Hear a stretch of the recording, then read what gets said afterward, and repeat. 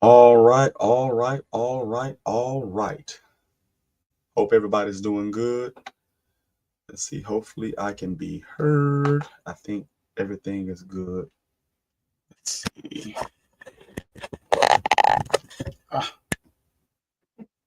oh, there we go. All right. All right.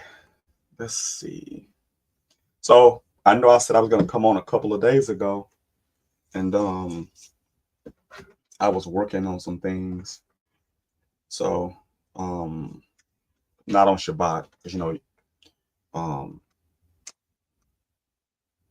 going into actual Shabbat or whatnot, I didn't work on that, but I was waiting on some information, and I'll contact you in a bit, Sue, maybe afterwards with some good news, because I told you I'll keep you updated. Let's see. Try to put my other phone up real quick. Let's see.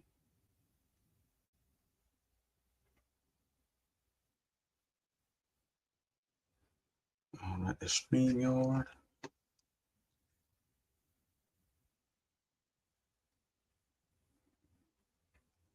All right, entering the studio.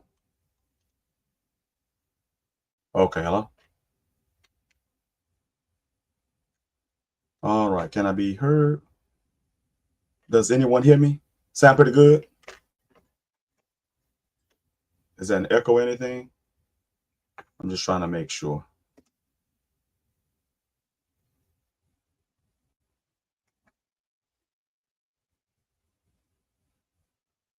Okay, perfect. I guess it's probably because I don't have the devil on, Lewis.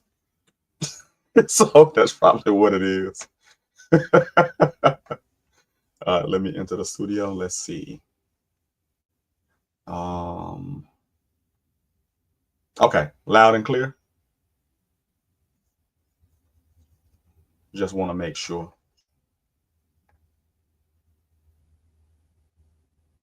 Okay, perfect. No echo. That's what I'm talking about. That'll work. Okay, there we go. All right.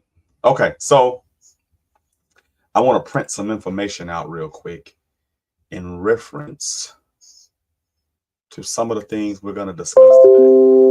Okay, so let me just print this out. I should have been had it out, I guess, Um,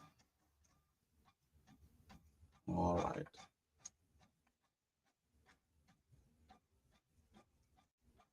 Hello? Okay. All right. So I'm still clear, guys. Everything is still good. I just want to make sure before I start. And I'm just trying to hit these deals here. Okay, perfect. Thank you. Thank you. Thank you, Delta Roots. Let me just grab this stuff.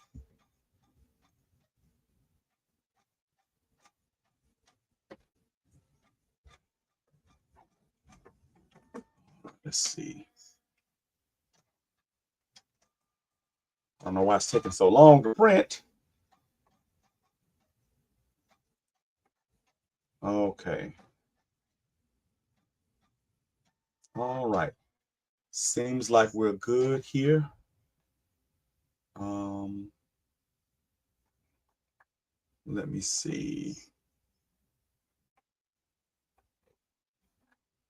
All right. I don't know why I can't. Let me see something.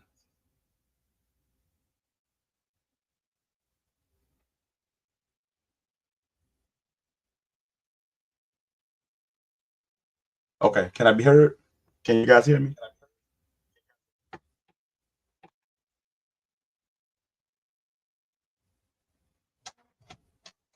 I just want to make sure it's not a crazy echo or anything.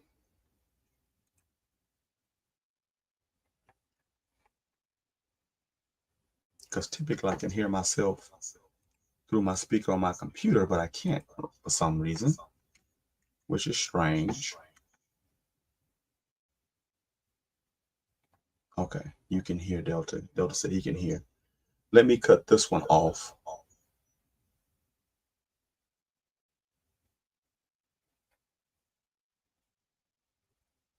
Okay. All right, let's see.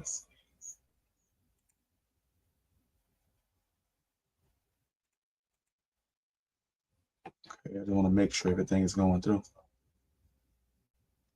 so I can really hear myself. I don't know why I'm not able to hear myself.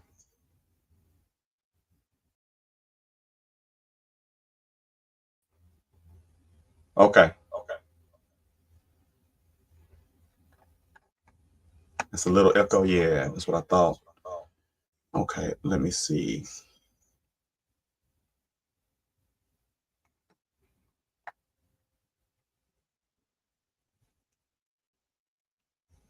What about now?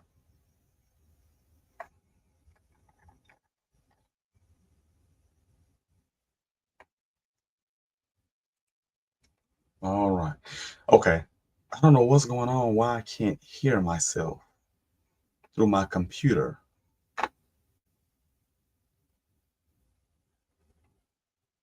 Microsoft Edge is using my microphone. Why would it be doing that?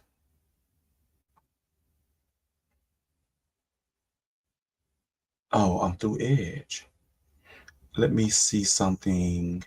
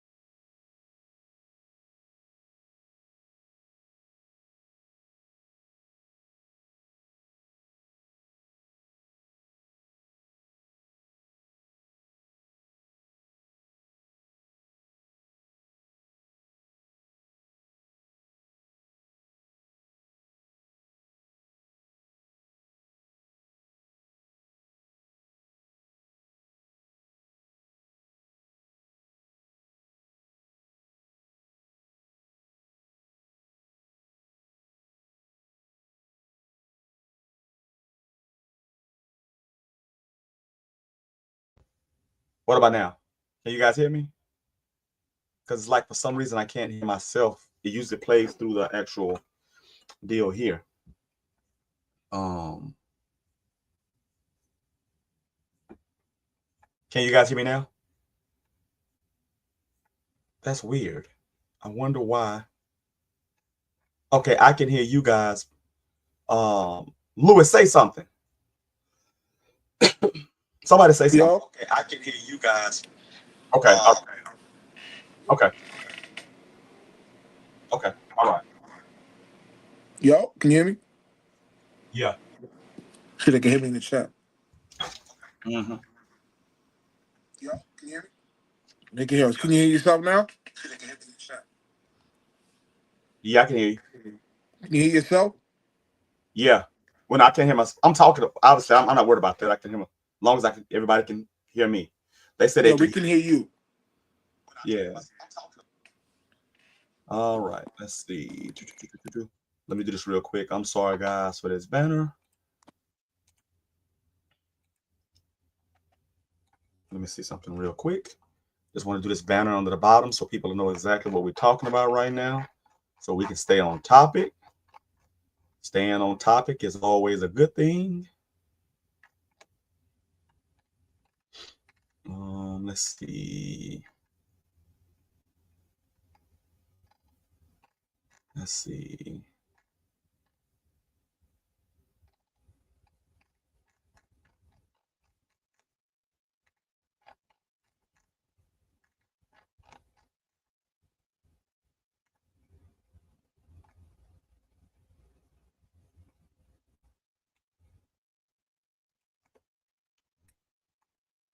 All right. Looks like we in business.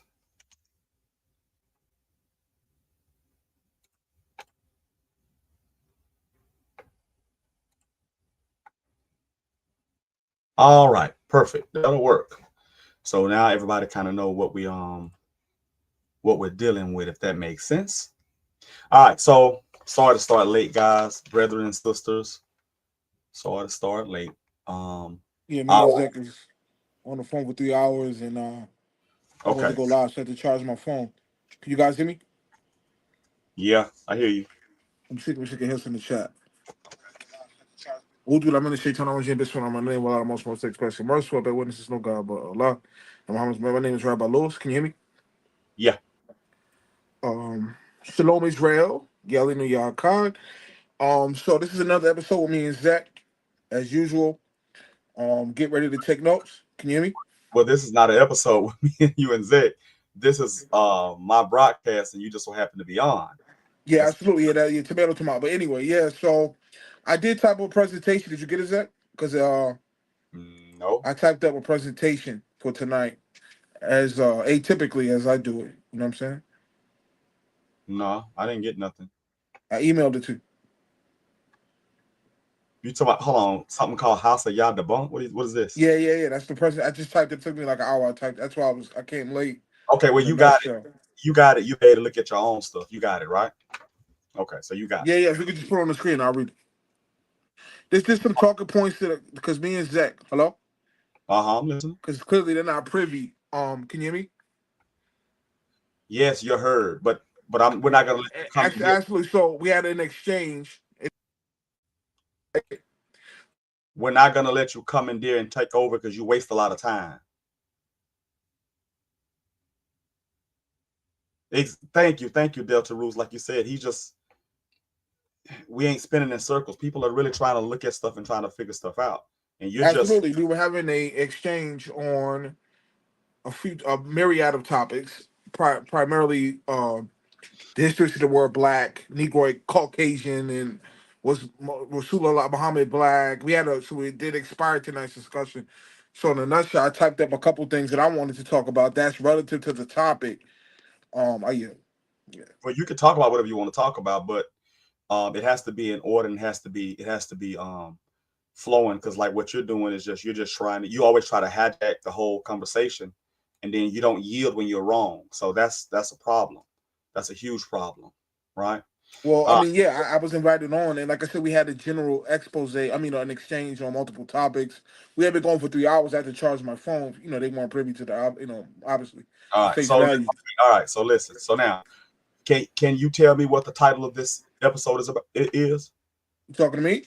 Yeah. Absolutely, I inspired it. So I mean, our discussion inspired it. I don't stop. You didn't inspire nothing. I was going live today anyway because I told the Right, people I was going to go live the last couple of days. So again, can you just explain but I what was clearly invited on. He invited me to come on. That's why I came on because I was invited you want on. me to remove you? No, I'm here. I'm on deck. So can you answer the question I just asked you? Absolutely. It says wait, on the blue thing or the under that. No, the title of the actual deal. The title of the discussion is Origin of Black, 12 Tribes Chart Inconsistency, and Random Q&A. All right. So if you got questions, then you can save them for the Q&A. So the origins of the word black. So we'll play this game basically. This is the etymology of the word black. This is because this doesn't take, or it shouldn't take forever to explain these basic things, right? I don't think it should take forever to explain what most people already know. And as most people know, that when I tell them that if you're looking at the Bible or history from the mindset of black, white, brown, red, yellow, Chinese, etc., then you're gonna always have an issue because you're looking at it in a revisionist standpoint, from a revisionist standpoint. I don't know if that makes sense to you, but you're going to be looking from a revisionist standpoint. So now, as everybody can see here, thank you, Delta Roos. Delta Roos says etymology. That's the key to it. It's not about feelings, it's not about opinions, but it's about etymology, the etymon of an actual word, right? So with us seeing that, if you want, I'll show you something real quick, and I want you to explain this to me. Again, we're not going all around the world trying to beat a dead horse, because then the things just go off topic. All right, so can you see that on the screen? Certainly, certainly. All right, what does that say?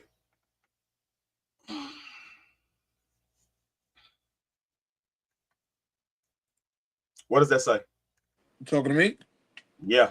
I'm tonight's designated reader. Okay, no problem. Old English black, absolutely dark, absorbing all light of the scroll down of the color suit or coat. Okay, of the color soot or coal, right? Right. Yeah. That's literally the color black. Literally, like that's the color black, like this phone case. Is it not? Absolutely. Okay. So is anybody the same color as a phone as that phone case? Okay. Can I respond? Sure.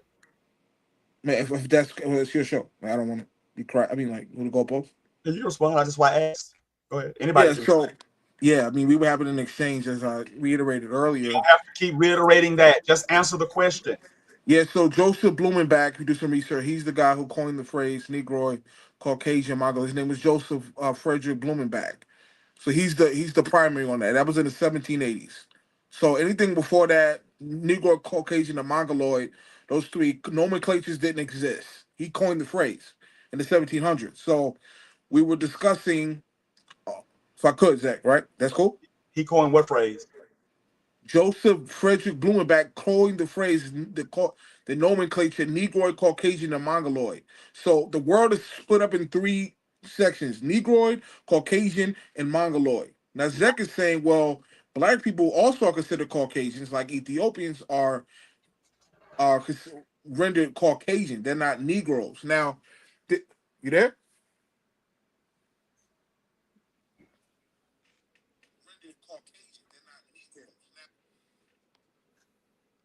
Go ahead. Go ahead. Go ahead.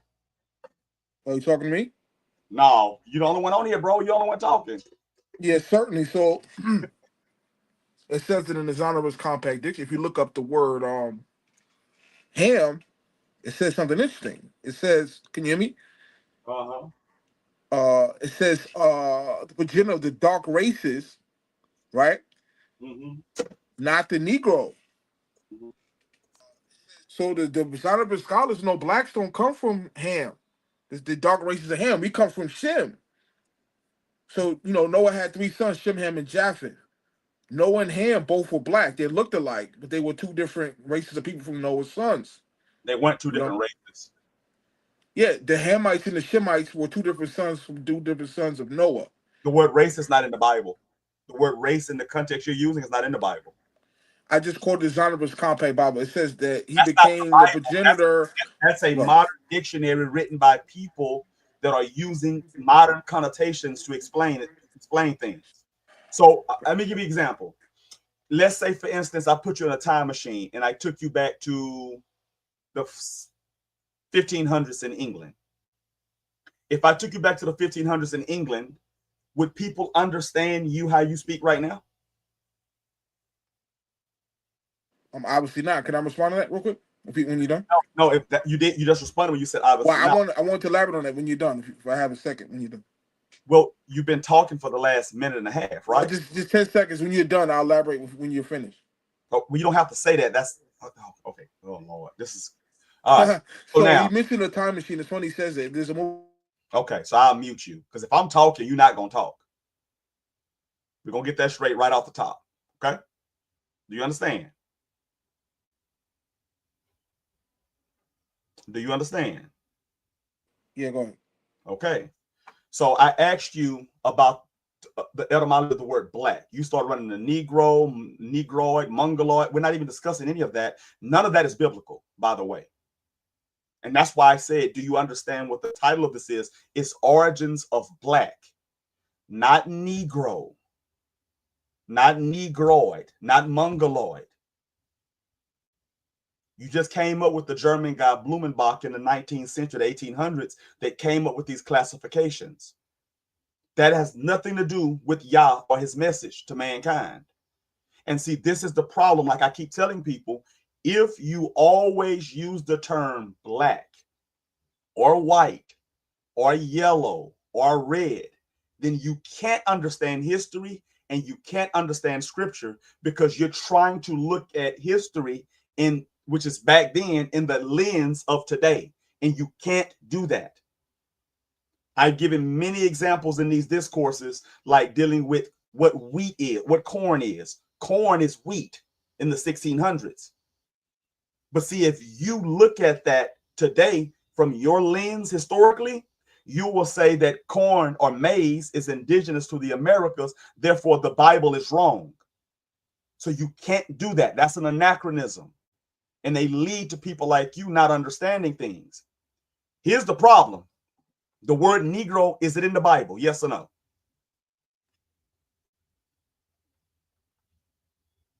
No. Okay, so therefore we shouldn't even be using the word Negro. So when you look at the Zondervan Compact Bible Dictionary, it's trying to use modern descriptives to try to superimpose on things in the past. And then you'll have people and scholars that'll say the Israelites are not Negroes.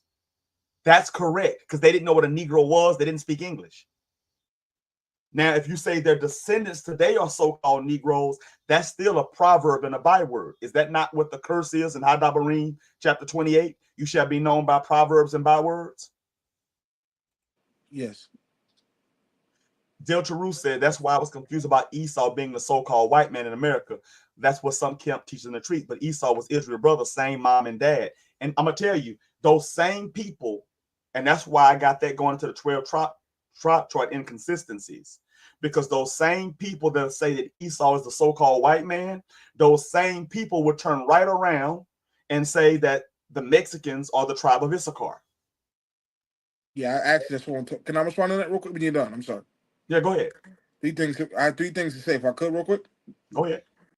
Absolutely. The first thing you mentioned, the time machine, is a movie called The Dark Knight with Martin Lawrence, and he's an African American Negro. Can you hear me? Yep. He went back in time to the Middle Ages, and the white dude kept calling him a Moor. Mm-hmm. He said, "Hey, what's up, Moor?" And quick. Martin Lawrence is an African American boneheaded Negro. He didn't know what a Moor was. He's like, "What's that? Why do you keep calling me a Moor?" You know what I'm saying? Because Moor was the bandit term for black. Now, second thing, can you hear me? Mm-hmm. As far as the address Delta Root's searching about Esau, the word hello? What am I say? Oh, you're going all over the place. When you look at the Middle Age, when were the Middle Ages? No, I mean he went back to medieval Europe, and the white boy the Albion kept calling him a Moor, and he didn't know what a Moor was. He said, "What is that? Why do you keep calling me that?" You know. Anyway, second thing to address what he said about Esau, the word Esau comes from the Hebrew word ashashia, which means wasted away is he, which is talking about his pigmentation was pale with red skin, red hair. He was pale skinned, right? Last thing, if you go, hello? One thing at a time. Yeah, that's the last part. I yield the floor. No, Concede. no, one thing at a time. Okay, go ahead. You want to stop me here? Yeah, sure. Yeah, because you're just rambling. This is the definition of rambling. I was addressing 3 things. I was addressing Delta Roots, about Esau, the thing about the time machine you mentioned earlier, and the last thing about the word black. So the last thing I was going to say, if you go to Revelation chapter 6, it does use the word black as a euphemism. It mentions the black horse, which is a reference to the Byzantine Empire, because the Byzantine Empire was ruled by black people. So the Bible calls the Byzantine Empire the black horse The because black they horse. were people of color. So the No, Bible does use the word no, black, that and doesn't then even. changed it for people with dark skin. I hear.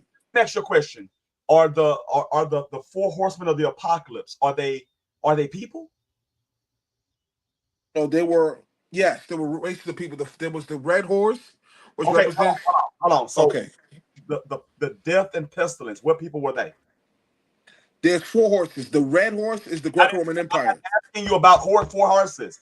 The horse of death, the pestilence, sickness, disease. What Let's people? get the. I don't remember which horse because it was 4. The one was the Greco. That was the red horse was the Greco-Roman Empire because it was ruled by Edomites. That's why the horse is red. Esau was known as red. The black horse was the Byzantine Empire. Then the white horse and the pale horse. Well, the white horse was the Ottoman Empire, and then the other one I forgot. So the red horse was the Greco-Roman Empire. That's Esau who ruled it. The black horse was the Byzantine Empire. The pale horse was the Ottoman Empire, and I forgot what was the other one. My apologies. So yeah, go ahead. So the Bible, go ahead. Yeah. You say what now? So the Bible does use the word black to describe the complexion of the Byzantine Empire rulers who they were black people. They had dark skin.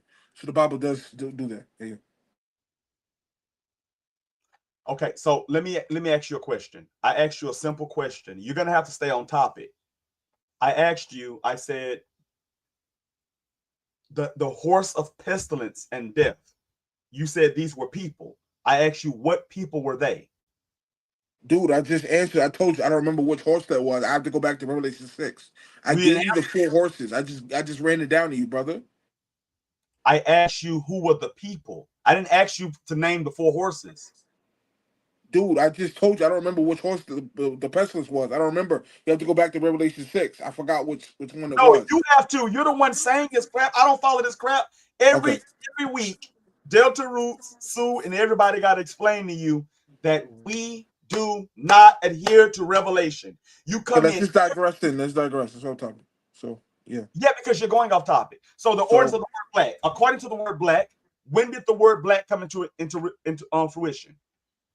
you Dealing just with read dark it. skinned people. No, we didn't. It didn't give a date. So now look at the screen and tell me, when did the word dark come in reference to people? 1796. Okay, so how in the hell did anybody in 1795 and backwards refer to dark skinned people as black?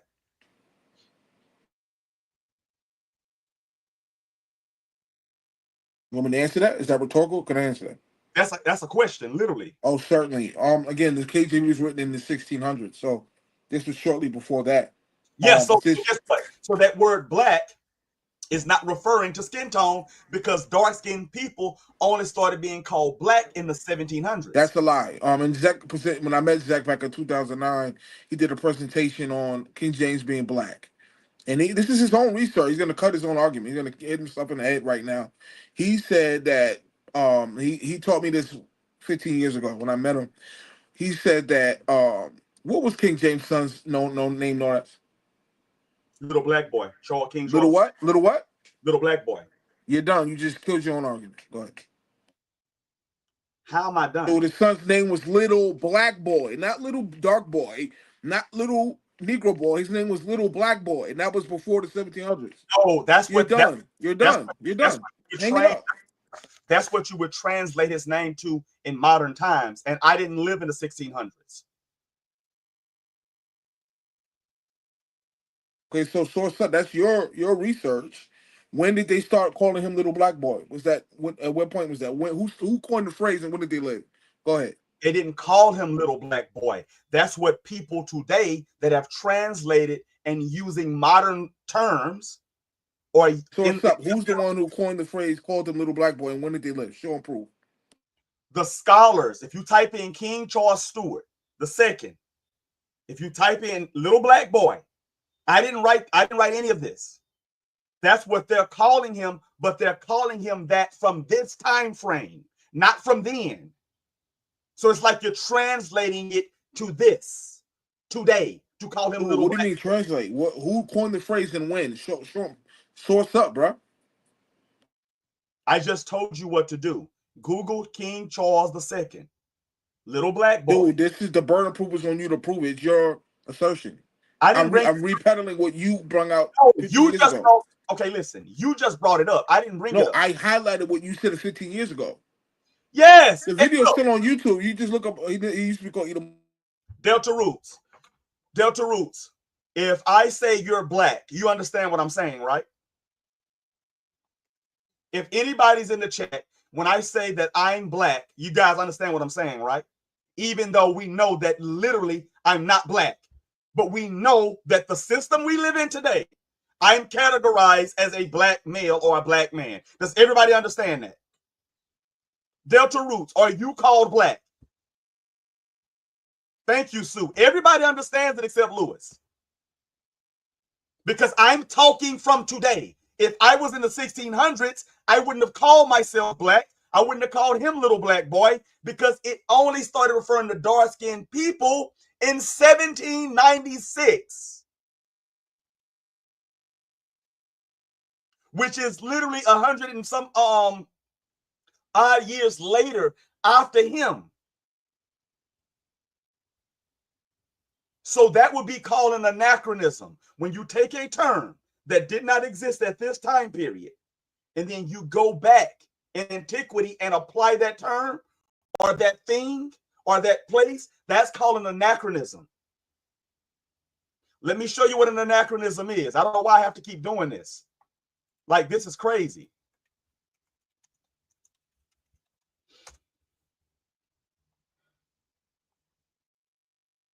Let me know if everybody can see this. I'm going to stop sharing here and then share my screen.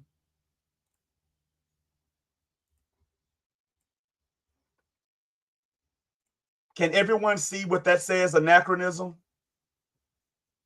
It says the representation of someone as existing or something as happening in other than chronological, proper, or historical order. So calling someone black in regards to their dark skin in the 1600s is an anachronism because the dark skin reference came later. We ain't discussed America yet because we're over in England. King James is the king of England. Thank you, Delta Roots. Delta Roots said King Charles II, born 1630, died in 1685. That is before the word black over there was being used to refer to people that had skin tone like mine.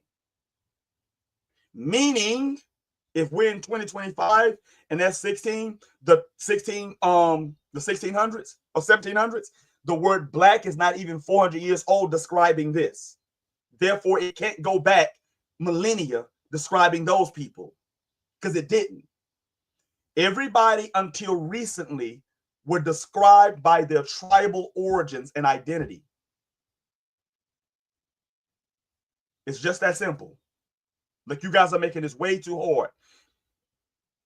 For number 3, a misplacing or error in the order of time, an error in chronology by which events are misplaced in regards to each other, especially one by which an event is placed too early. So that's the same thing. That's an anachronism. So when I go back and I show anachronism, I show etymology. Black was used. It says, so you can see it. It says black was used of dark-skinned people in Old English. Of coffee with added, attested by 1776. Okay. Then it says the figurative sense often come from the notion of without light, moral, or spiritual.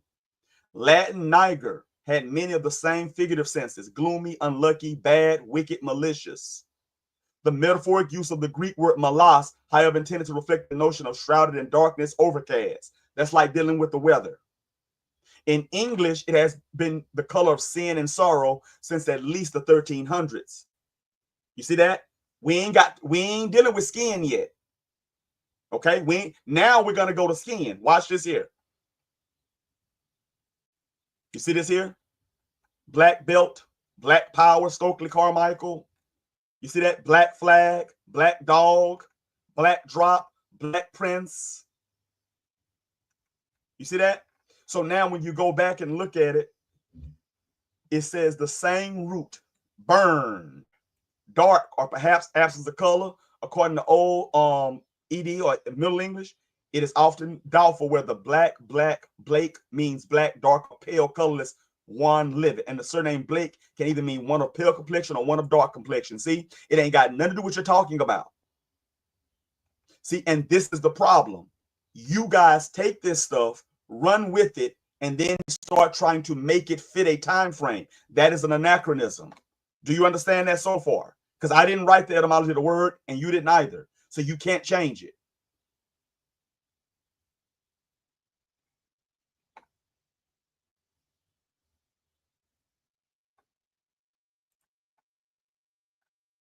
Delta Ru said Joseph and the Egyptians had the same melanin. How would you, but yet two different nations? Exactly.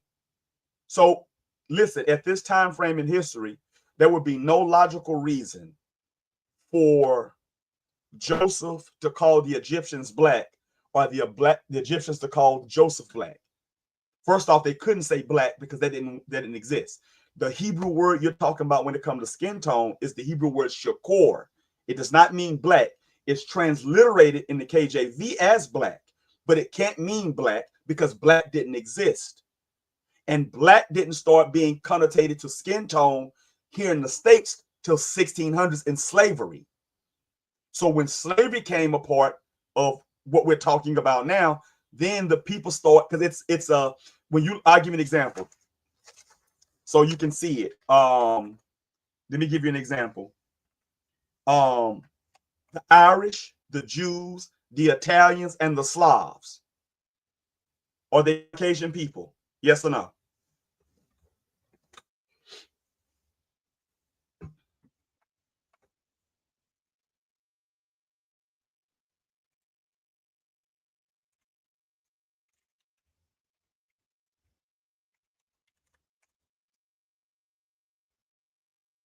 Hmm? Talking to me? Yes. Yeah. So I'm asking you a question. Yes. The question isn't yes. I'm asking you a question. Yeah, they were. Yeah. They were. So why is it that? So who is? Tell me who is this right here? Who is this person here?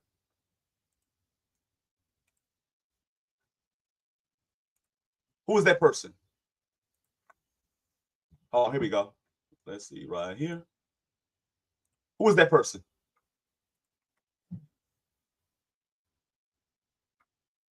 An Irishman?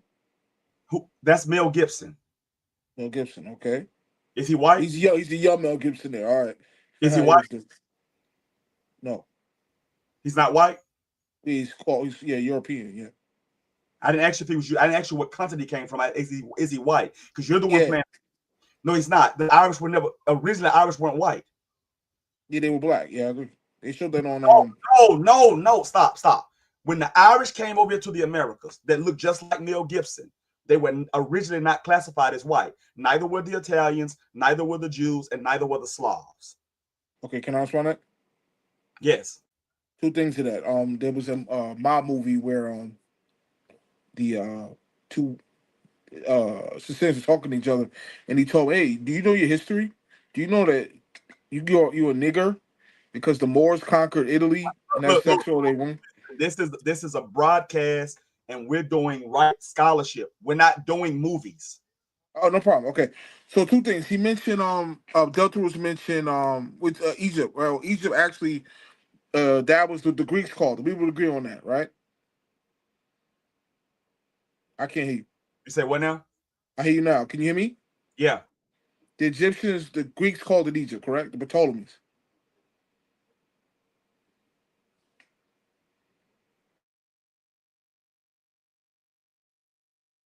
Go ahead. I can hear you now. Do we agree on that? I'm not talking about the Greeks. I asked you about the Jews, the Irish, the Italians, and the Slavs.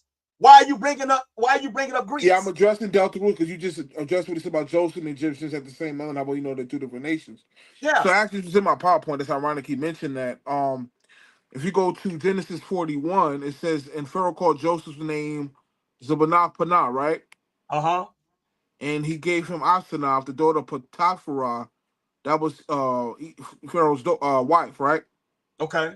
Priest to On for his wife. Now, if you look where On was historically, that was today called Goshen. That's where the Hyksos were. So, some scholars assert that All his right. wife was not an Listen, Egyptian. man. She Listen. was. We're not. Listen. You're talking about something we're not even discussing. Okay. So the Egyptians called it Egypt, they called it Kemet, which means the land of the black land. It was also known as Tamaray, the land of the Moors, the land of the blacks. So No. No. Stop. See, we're not doing that. See, this is what. Pardon my French. This is what we call Coon scholarship. Let me show you. Let me show you. This is Coon scholarship.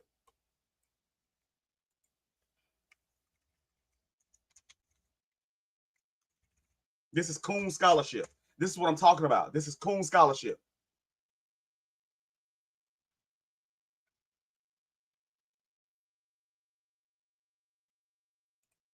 Check this out. This is Coon scholarship. This is what I'm talking about. We're not, see, y'all playing so loose with words and with different things that y'all are just saying things and you want people to take you serious. This is more.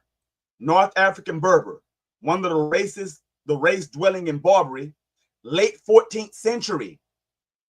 From Old French more, from medieval Latinus morus, and from Latin maurus, an inhabitant of Mauritania, Roman Northwest Africa, a region now corresponding in northern Algeria and Morocco, from the Greek maurus, perhaps a native name also cognate with maurus, black, but this adjective appears in late Greek and may as well be from the people's name. So again, we know the term black, which is why it's in what? What is the word black in right there?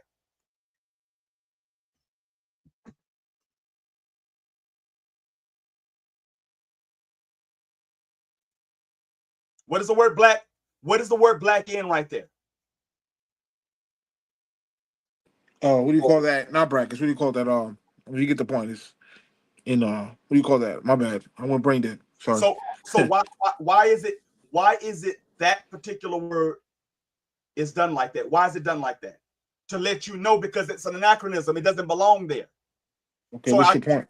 When you go down, it says what's your also, point, bro? It says also applied to the Arabic conquerors of Spain, being a dark people in relation to the Europeans. Their name in the Middle Ages was a synonym for Negro later, the 1700s, being the name of the nearest Muslim to Western Europe. So this is not an antiquitous name. No, there's two words for black in Spanish. They spoke Spanish. Latin. Louis, there was no Spanish at this time. Okay. Look, the Moors controls what we call today Spain, Portugal, and France for 700 years. That's irrelevant. They also, and I can show the evidence here. I have it here. They also ran West Africa. The Moors during the transatlantic slave trade, they own West Africa and I have the source. What does that have to do with if somebody's with the origin of the word black? Yeah, because the Moors called West Africa Balad al Sudan, which in Arabic means land of the black. Now Sudan, because that's not West Africa. Yeah, it is. Sudan is in West Africa. Sudan's not in West Africa? What is this guy talking about?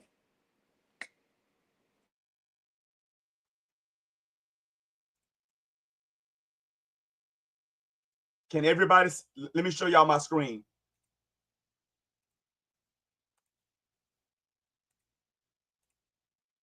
Where's Sudan, y'all?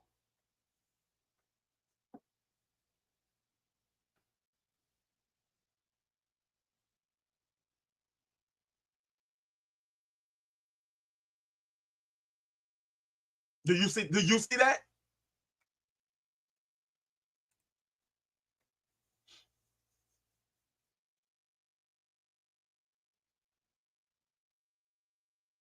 Do you see that? My apologies. Yeah, some people say it's Northeast Africa. My apologies. So again, the people calling that you're saying Sudan, they didn't call themselves Sudan. That's an Arabic word, correct? Yeah, it comes from the word aswa, means black. I didn't ask you where it came from. You're not impressing anyone here doing that. Is it an Arabic word, yes or no? Absolutely. The Arabs called it that. Yeah, when they took it. Were those the people that were called there, were they Arabs? No. Checkmate. So again, if they didn't call themselves that, you can't. You know what you're doing? You're playing the so-called European game. How so? The modern Dr. Ben or the modern scholars call. I'll explain when I mute you. Where people come in, they meet a people, they rename them and reclassify them. And then simple people like you will take that and run with it. You came onto this broadcast and you said, Shema Yisrael, Yalehnu Yahakah. Hear, is the Lord our God is one Lord. The Israelites, African Americans are not Israelites. That is a proverb and a byword that was put on the children of Israel. That is not who we are. We did not call ourselves that. That term African American, even in itself, is from Jesse Jackson. There was no consensus where all the Negroes, quote unquote, came in the Americas, sat down and said, yeah, call us African Americans. I'm older than the word African American, and so is Sue.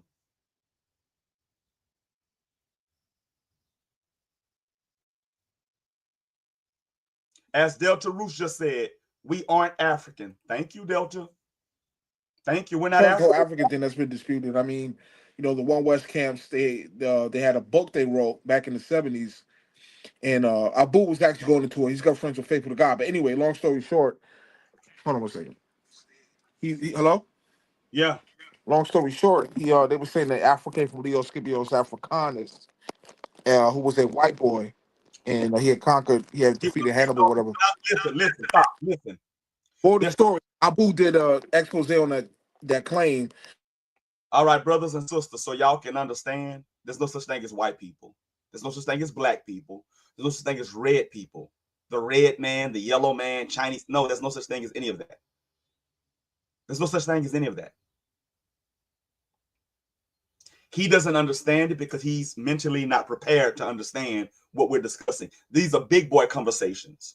And he doesn't understand that you can't take a word that was created at this time, in modern time, and superimpose it on the people back in antiquity. You can't do that. He doesn't understand that, though. He doesn't understand that.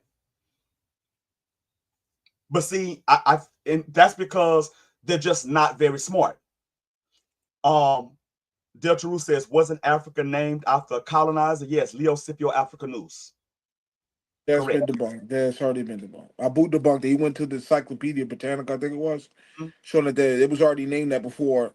He got it. He named it after what it was called already. He didn't name it that. He got the names from the continent. It was already named that when he got there. What language is Africa? So, yeah. So, I mean, this conjecture, but some scholars say it came from afar. Listen. You can't sit here and say something has been debunked, and then when I ask you a question, you say it's conjecture. Brother, I didn't say that. You cut me off. I said Abu showed in the encyclopedia. No. You said it's conjecture. No, that's not conjecture. The subsequent thing I said was conjecture. The first thing I said is empirical. Leo Scipio didn't name it that. He named himself after the con. It was already named that when he got there. And Abu showed it in the presentation. When has a colonizer who control the people taken their name? It happens all the time historically. I can give you multiple examples of that. Give me one example.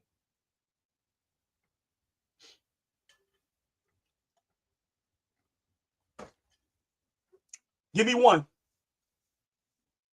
Wait, repeat the question, please. I'm sorry. You just said it happens all the time. I shouldn't have to repeat the question. You said, yeah, my apologies, because I was going two ways in one direction. You said it happens all the time. Give me an example of when a person comes in, subjugates another group of people, and then takes on the customs and the name of that people.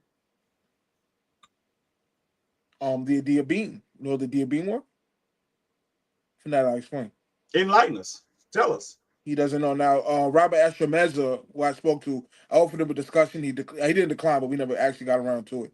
He did this documentary called "The Jews Were Not White," and he did an expose. I'm going to mute you every time you go on these tangents, just rambling. So long story short, the Ethiopian people, they had conquered. They were living in the Levant in what we call Palestine today. Today we call it Israel Palestine. No. Tomato, right? You with me? Hello? Hello?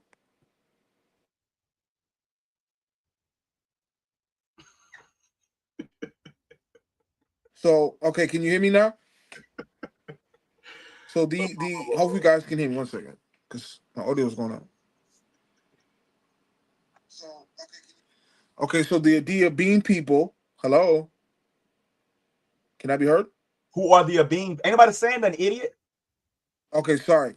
The Ethiopian people, Robert Ashman showed in his presentation, they converted to Judaism, despite the fact they were ruling the Levant at the time. So in the first century, they all had their whole empire converted to Judaism in the first century. Then they migrated, they became known as the Sephardic Jews.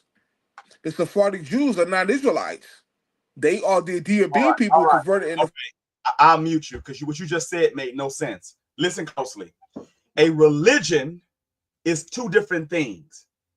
I said, when do the people come in, subjugate another people, and become those people?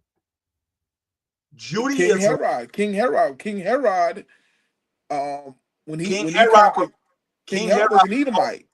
Yes, and he was never known as an Israelite. Yeah, yes, he was. Who was his wife? Dude, are you listening to what you're saying? King Herod was never called an Israelite. Yes, go to Acts 24:24. You don't know what he's talking about. Go to Acts 24:24. You don't know history. So before he goes there to cut his argument. Did this So man just say Acts 24 is history? yeah, dude, Acts 20. Go to Acts. We gonna get them. Hold on. Let me say this in a year. So King Herod married into the Maccabean bloodline. His wife. Lewis, nobody's talking about marriage. I'm asking you, when does a person that subjugates another group, come in and becomes that group, not a Didn't religion? I just answer that? The Herodian Empire. They were Edomites who took on the name Jews, and they Jew, conquered the Jews. Jew is not a people. Oh my God! The Okay, hold on, Herodians conquered Israel. stop. Can anybody help me understand the word Jew? Are they Ethiopian Jews, y'all? Yeah, they're from the tribe of Dan. Dr. Ben showed the Ethiopian Jews from the tribe of Dan. They were Danites. I'm warning you, that's your last time. You're kicked off next time. I didn't ask you for Oh, any of that. I asked you a simple question. See, you like to play the black and white game. So are the Ethiopian Jews and the Sephardic Jews and the Ashkenazi Jews, are they all the same people? obviously not. I just said the Okay. Sephardic Jews are the Shut Diabim. your mouth. Shut your mouth. If they're What? not the same people, then how did they come in and become a different people? Jew can't be a Jew cannot be a nation. It's a religion. Because you got three, I just gave you three types of Jews that are not related. So how can it be a nationhood thing?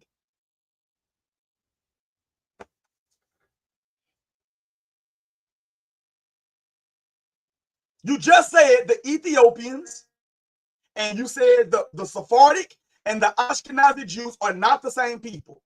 But those three categories are all Jews.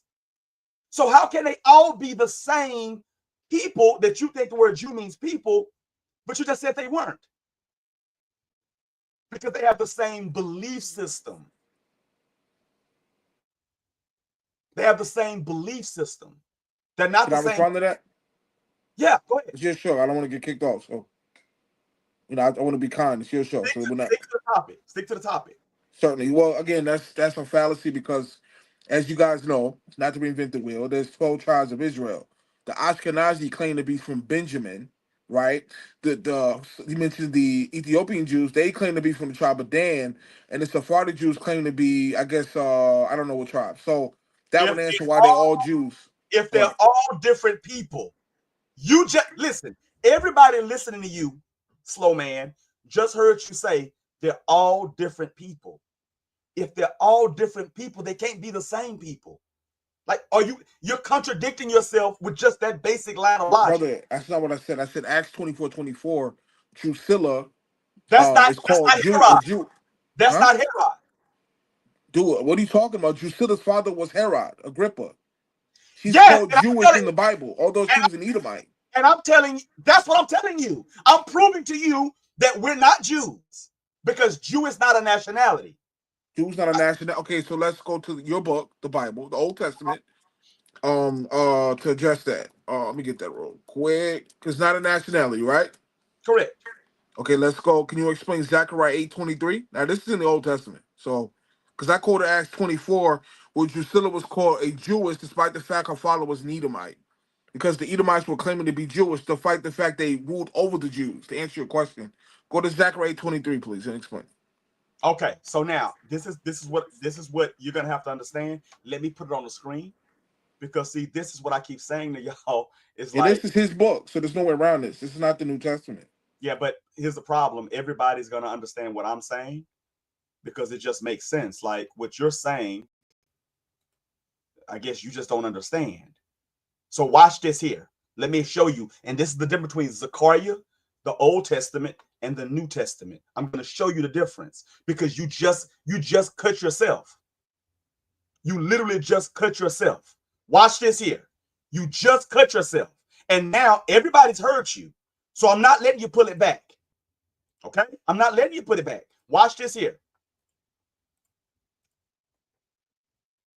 Is that Zechariah chapter 8, verse 23 right there?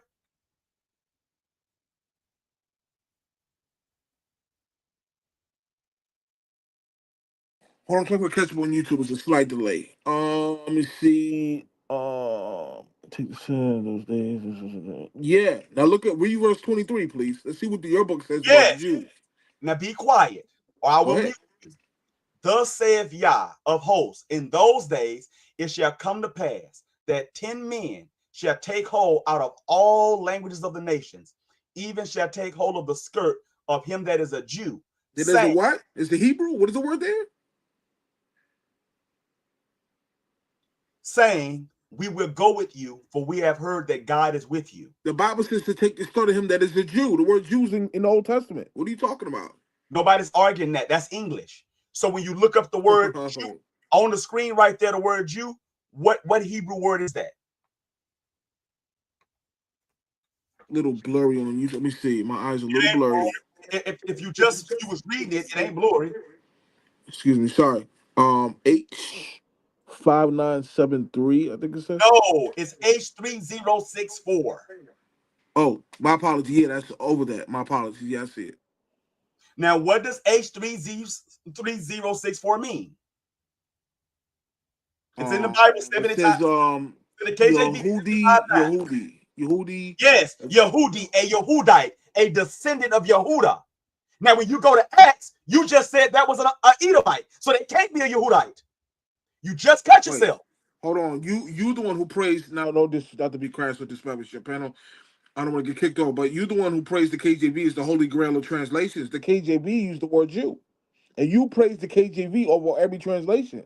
So you have to do the math here. I just did the math, idiot. Literally 3 No, zeros. how am I an idiot? Dude, this is the KJV says Jew. You praise the KJV as the only translation that comes from the original tongue. So why is the best using the word Jew, which is a misnomer? Because the KJV was written for a people at that time. It was translated for the people it was given to. It wasn't translated for the people in the 14th, 15th century BCE.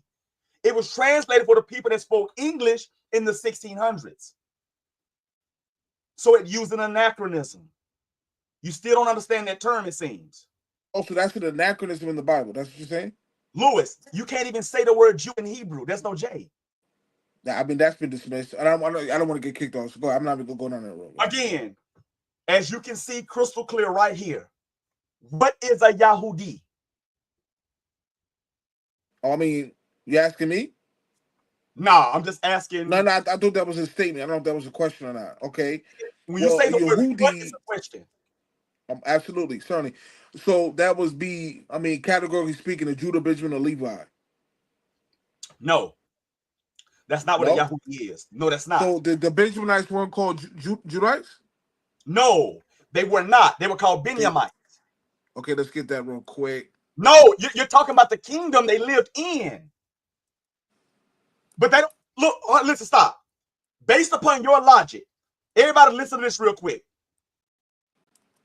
You got Reuben, Simeon, Levi, Yehuda, right? Dan, Naphtali, Asher, Issachar, Zebulun, Ephraim, Manasseh, and who? Benjamin. They lived in the southern kingdom of Yehuda. They were not Yehuda. They were not Yahudi. They were not Yahudim. They were Benjamin. They were Lewites. The Yehuda, the tribe of Yehuda, could they lift the Ark of the Covenant? No. Could the tribe of Yehuda and Benjamin, could they be high priest? No. So then stop being retarded. Hold on. Wasn't there a Benjamin called Judah? Let me get that verse. I forgot where it's at. Doesn't matter what you try to come up with. Look, just like he said earlier, Del said earlier, we're Black Americans because we're in America. They say it says American, right? That's what we're called because of where we live. But we're not American. We're not in any way, shape, form, or fashion related to Amerigo Vespucci or any other person of Italian descent.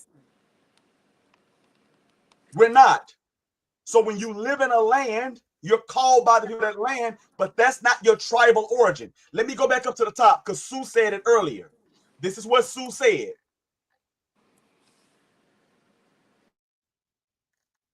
This is what Sue said. Sue says, Yah didn't make black or white. He created nations. That right there is so simple, but it's so complex to people like you that you can't grasp it. It's really that simple. The black and white paradigm wasn't created by Yah because he never called us black or white. That language, that vernacular happened 300 years ago. So Yah definitely didn't tell Moshe he was black. Or Abraham. They missed the memo on that. Because the English language didn't exist, which is where the word black comes from. Then if you want to say Negro. Okay, can I respond to that? Now you go. Can I respond to that? Yeah, go ahead. So you said the Benjaminites were not Judites, right? Correct. You just said, listen, don't stop. You just said the Benjamites were not, you just called them Benjamites, dummy. Okay, let's go to Acts chapter 2, verse 5. I found it. Let's see what your book. Now the word Jew is here again, and what you said is anachronism, and it calls a Benjaminite a Jew. Let's get that. Esther. So let's start at verse 4 through 5. Headshot. Esther 4 through 5. Esther chapter 2, verses 4 through 5 to show that there was a Benjaminite called a Jew, despite the fact he was not from the tribe of Judah. Okay. I'm looking at here in 4 through 5. Can y'all see it on the screen, y'all? Hold on, it's a slight thing you told me. Let me look. Hold on, because I clicked out. 1 second. Yeah, start at verse 4, please. And let the maiden which pleaseth to the king be queen instead of Vashti. And the thing pleased the king, and he did so. Verse 5. Now in Shushan, the palace, there was a certain Jew. A certain what? Jew. A certain Jew whose name was what? Whose name was Mordecai, the son of Yair, the son of Shimei, the son of Kish, a Benjamite. A Benjamite. So Mordecai, who was from the tribe of Benjamin, in Esther 2 and 5, is being called a Jew. He wasn't from the tribe of Judah. He was from the tribe of Benjamin. Can you explain that? Yes, because it's an anachronism, idiot. Look, all this is in hindsight. This is not happening the day they're doing it. So when you look at him calling him a Jew, and it says a descendant of Yehuda, he's not. Remember, when you get this time here, they had already split. So now you got the southern kingdom in Babylon. They're in Persia right now. Babylonian Persia, Medo-Persia, Babylon territory right now, right? Certainly. They're not even in the land. They're literally in Persia. They're literally right there before the kings, Xerxes Ahasuerus. That's why it says Queen Vashti. You can't even name a queen from the children of Israel besides Jezebel, and that's because they were going off. It never calls Bathsheba a queen. Ever. Sarah, Rebecca, Rachel, Leah, they're never called queens. Ever. We're in another people land here. So it's showing you the word Jew is a misnomer. How do we know it? Because it just said the son of Kish, a Benjamite. If he's a Benjamite, how can he be a Yehudite and a Benjamite? And it told you his daddy, Kish, was a Benjamite.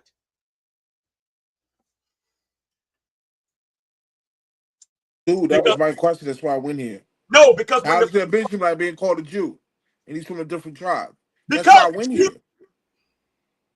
Because at different times in history, a Yehudite or Yehudi is always one that's a descendant of Yehuda. But then they started using it interchangeably to say what? One that dwelled in Judea or the southern kingdom, or one that was what? Of the tribe of Judah. Since we're in captivity, we're in the captivity amongst the southern kingdom of Yehuda. Because they ain't really in captivity, they just chose to be there, because that's Esther. That's under Ahasuerus. They weren't slaves. Remember the the 42,306 had already been sent back to Israel to build a temple, right? Under Darius, right? After Cyrus gave the decree, right? Yeah, Ezra 4. I mean, Ezra chapter 4. Yeah, Ezra chapter 4. Yeah. Okay, this is way after that. This is in the 400s. This is not in the 500s. That's why she's able to marry a doggone king, because they weren't slaves. Right. So, right. So you got Lawai, Benjamin, and Yahuda living in this territory all together. But it makes it clear to let you know he's a Benjamite. That's why he couldn't be governor. And then it makes it crystal clear that Nehemiah, you know him as Nehemiah, is what? What tribe? Oh, if you don't know, just so you don't know. Judah. Okay, thank you. So again, so now, if every nation is given an inheritance, if every nation is given an inheritance and a land allotment, can Benjamin take the land that belongs to Yehuda? And can Yehuda take the land that belongs to Benjamin? Scripturally, yes or no?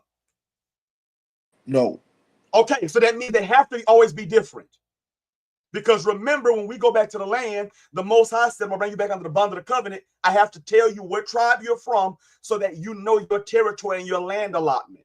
If you're from the tribe of Lawai, do you get any land? No. Okay, but according to you, Judah, Benjamin, and Levi, they're all Judah.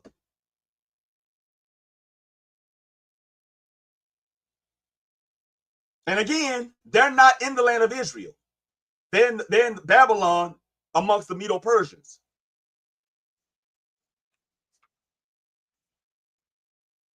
Now, that's either true or it's not true. You had a precept real quick? Can we go to Judges chapter 21? Yes, you can go to Judges 21 where every man did what was right in his own sight. You sure can. If you can put it up. My bad. 1 second, because something popped up. 1 second. Hold on a second. Let's go to Judges chapter 21. Start at verse 16. Hold on. 1 second. Let me pull it up. It's already on the screen. Let me just 1 second. Let me pull it with my back. Judges 21. Let's start at verse 16. Go ahead. No, you read it. You pulled it. Oh, you want me to read it? Yeah, because I don't know where you're going with it. Certainly. Verse 14. Can you hear me? Let's start at verse 14. And Benjamin came again that time, and they gave them wives which they had saved, allowed them from Jabagasalah, right? And they sufficed them not.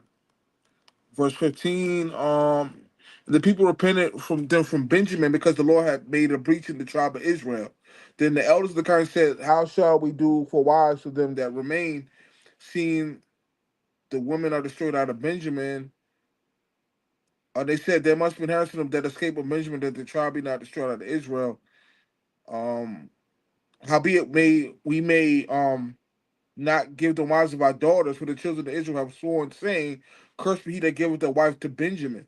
So they had made a pact in Judges to not intermarry with the Benjaminites, the other tribes. That's all I was getting at. Okay, now stop. So if that's the case, how can they be Yehuda? Because then Yehuda just promised they weren't gonna give them a wife, right? Yeah, they made a pact not to intermarry with the Benjaminites. So are they Yahudi now? No. So okay, thank you. You cut your own argument. Shut the hell up. You cut your own argument. All right, Okay. so now, back to the origins of the word black. The word black, etymology, it does not exist at that time frame. There are no white people. There are no black people. These are social constructs created by people here in the Americas. Even in Rome, they didn't call people black. And don't come with that blackamoor nonsense, because that term didn't even exist at that time. Blackamoor came much later. Blackamoor came after the 1400s. After the Blackamoor? Yes, blackamoor. Blackamoor is like saying chicken yakitori in Japan. Yakitori means chicken. Chicken yakitori is like saying chicken. If people say chicken yakitori, it's actually wrong. So blackamoor is like saying more. I mean, it's the same word.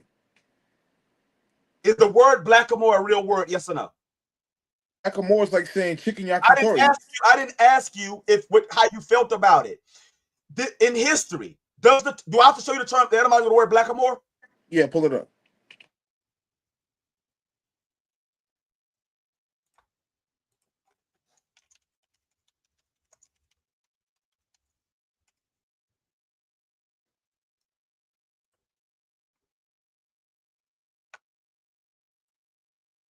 Everybody pay close attention to the time frame of blackamoor.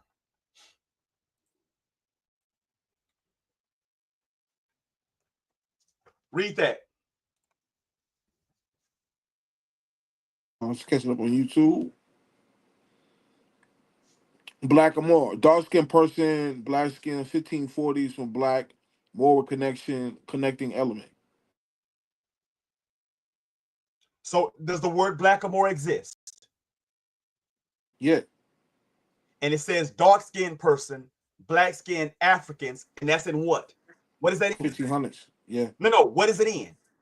The phrase I just read, it's in what? Quotations. Quotations, yes. And it says what? 1540s. Right. Is that not after the Moors were kicked out, like I just said, after they were just kicked out of Spain? Yes or no? When was they kicked out of Spain? In 14 what? Well, yeah, Spain, but they still rule Belgium, I asked you Germany. about Spain. When were they didn't Yeah, they got kicked out of Spain in 1492, but they still okay. running parts of Europe. No, they Like weren't. Germany, Russia, and other parts. No, they weren't. Yeah, they were. Benjamin Franklin wrote letters, and I have the source here, how the Moors were still ruling Europe in the All right, guys, as you guys can see, this is what I'm talking about. This is what we call coon talk. See, when you look at, and this is where the Moors, they got some information on the word black. They're correct, but you can't take what they're saying. You have to take everything we're saying with a grain of thought, a grain of salt, because they'll sit there and say, "Oh, the Moors were ruling this." No, they weren't. At this time frame in the 1700s, the Moors, the black, so-called blackamoors, they were pirates. They were outcasts. There was no Moorish empire in the 1700s. Mauritania, Morocco, that was ruled by those pale-skinned Arabs. It's not true. Benjamin Franklin talked about the Moors that were ruling parts of Europe when he lived in the 1700s. I have the source. You want to see it? Yes, but stop. Now the word they were now still ruling Russia, parts of Germany, Belgium. Stop. What the time frame Moor and blackamoor is dealing with what color people? Brother, I just read it, brother. Thank you, Dark skin, black skin African. He says the Berbers rule. Thank you. So now watch this here. You got the black, you got the Moors, blackamoors, etc. Those are dark-skinned, swarthy people. Now watch this here. Were there any white Moors? So-called white Moors? Yes. Thank you. And that's later. They were not running in anything in the 1700s. When you talk about the flags going over the 7 seas, those people that was, hold on, what did America pay Morocco for?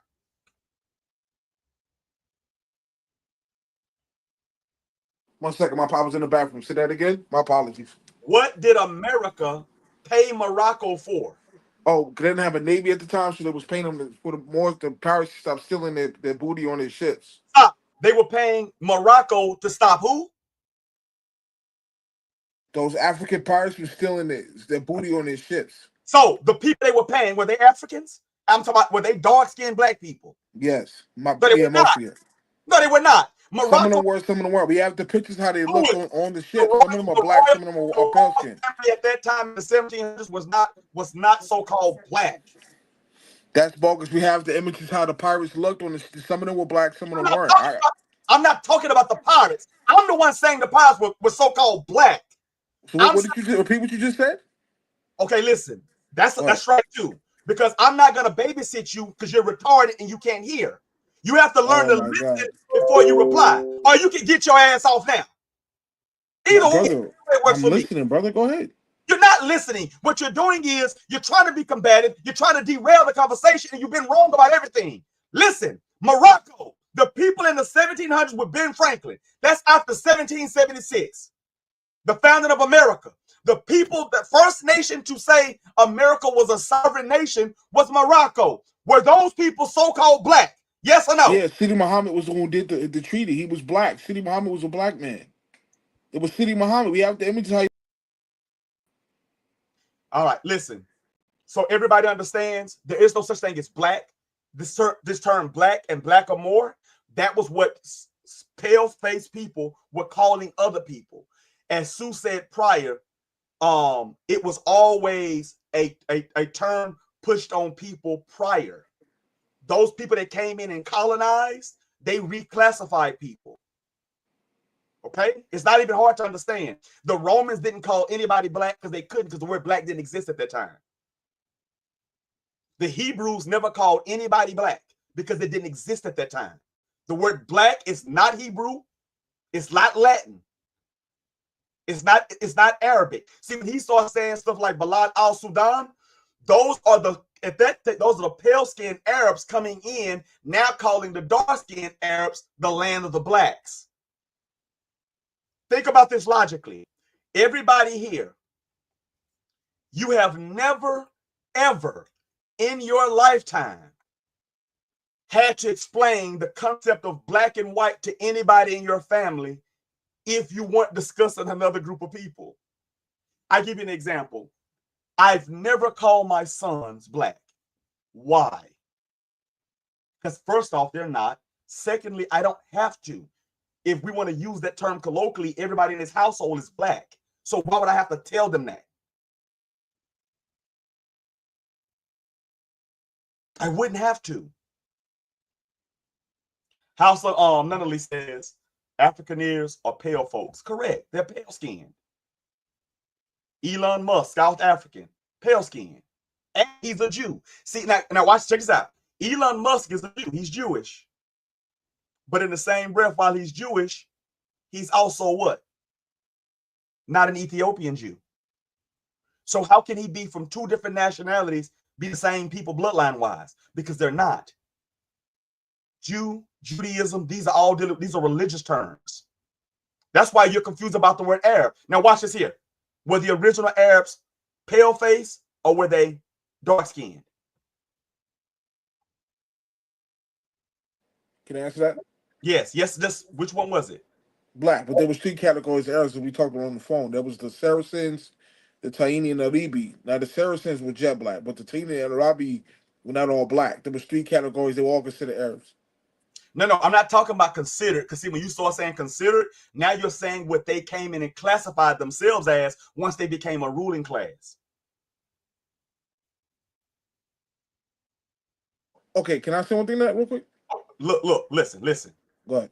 If I have children with a pale-faced woman, those kids will be lighter, but they'll still have my phenotype. Now, if those kids also do the same hundreds of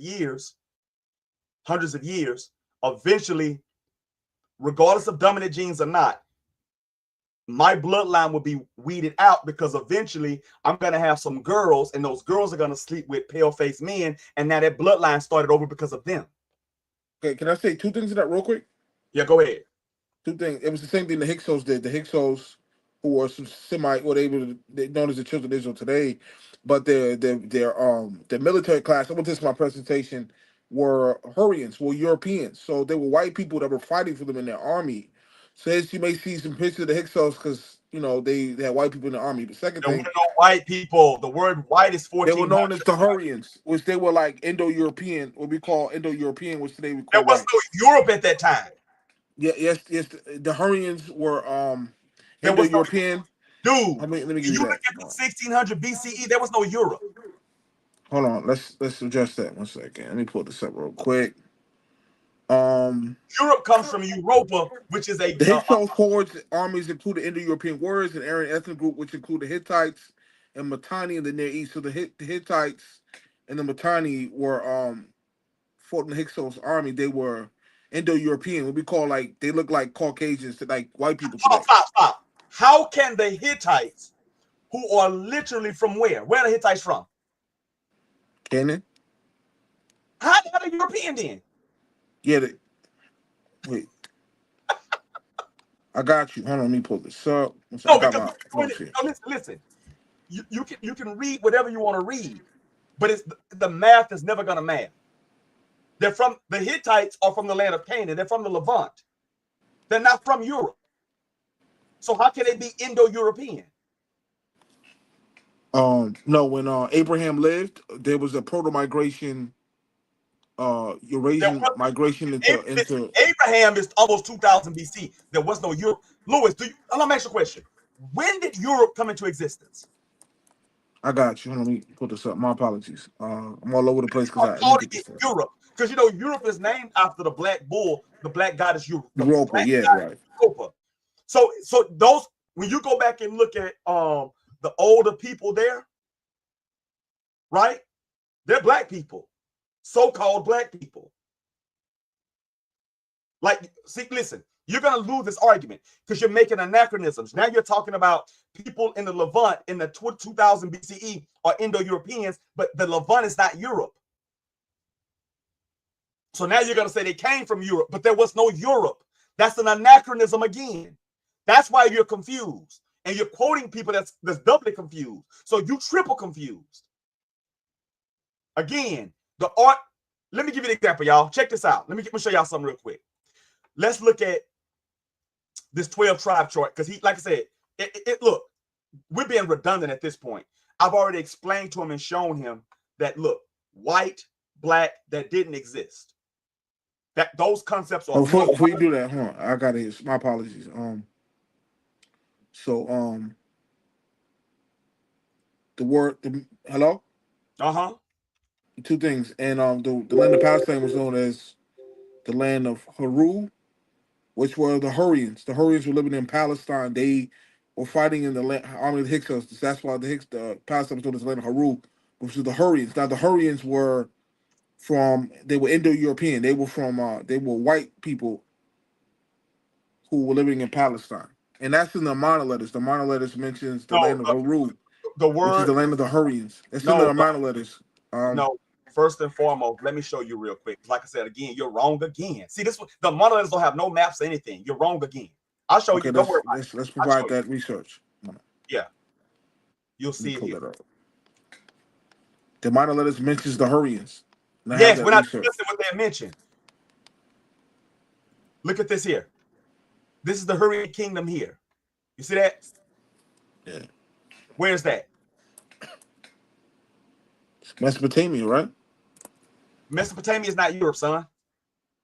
No, they were let me pull that up real quick. I want to quote it verbatim. Lewis, I don't listen. Ain't nothing to quote.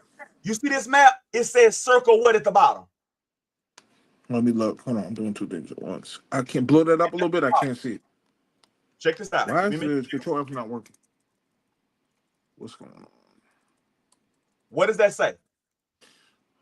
Sorry, 1 second, because I tried to control off the document. It's not working. I can't At the see it. very bottom right there, left-hand corner, circle what? I can't see it. Just say it. I can't see it. It's blurred. 2300 BCE. There was no Europe 2300 BC. This is before Abraham. There's no Europe. There was no Europe at that time. I'm gonna have to research here. 1 second. Do you know what? Do you know what? You know what the word Europe is etymology wise? You just said it. Oh, what I language? didn't see the thing. Yeah, what language? I don't remember. Go ahead. I'm trying to control the document. I'm not. Europe. No, it's not. Europe. Let me show you. Before I move on to this, let me show you. Europe.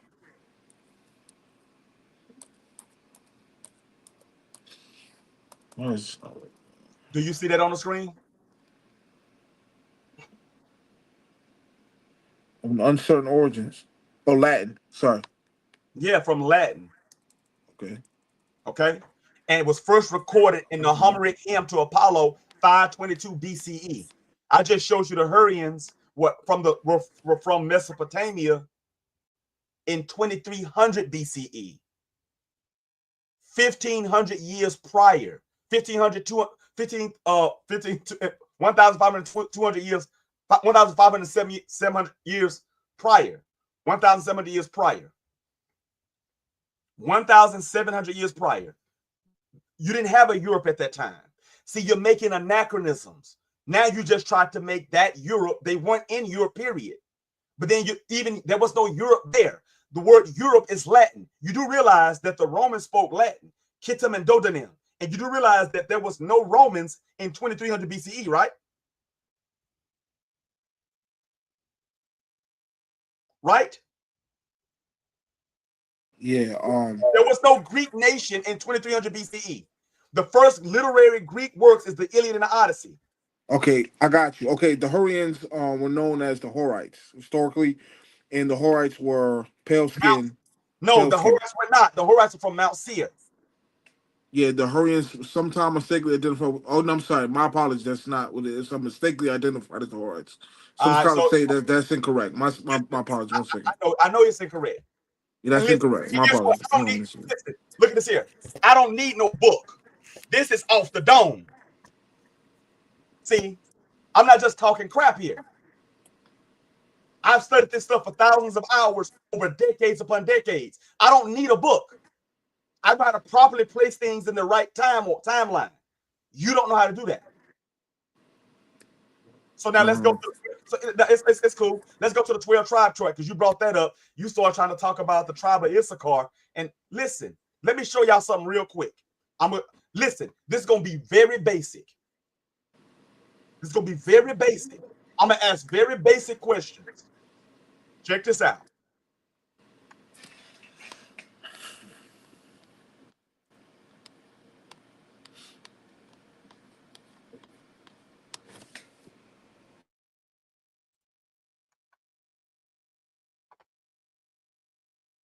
And look, read verse 17. Read that for me, please.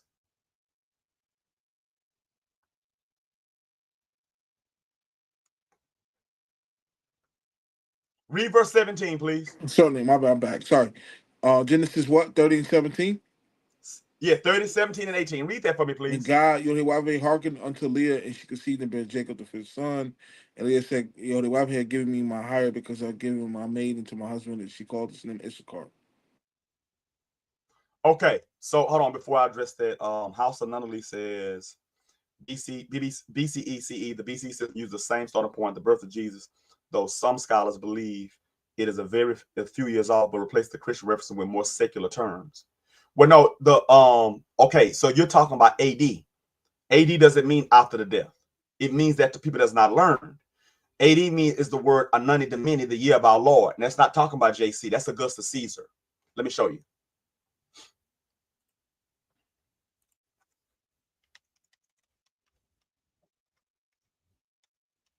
Let me show you real quick.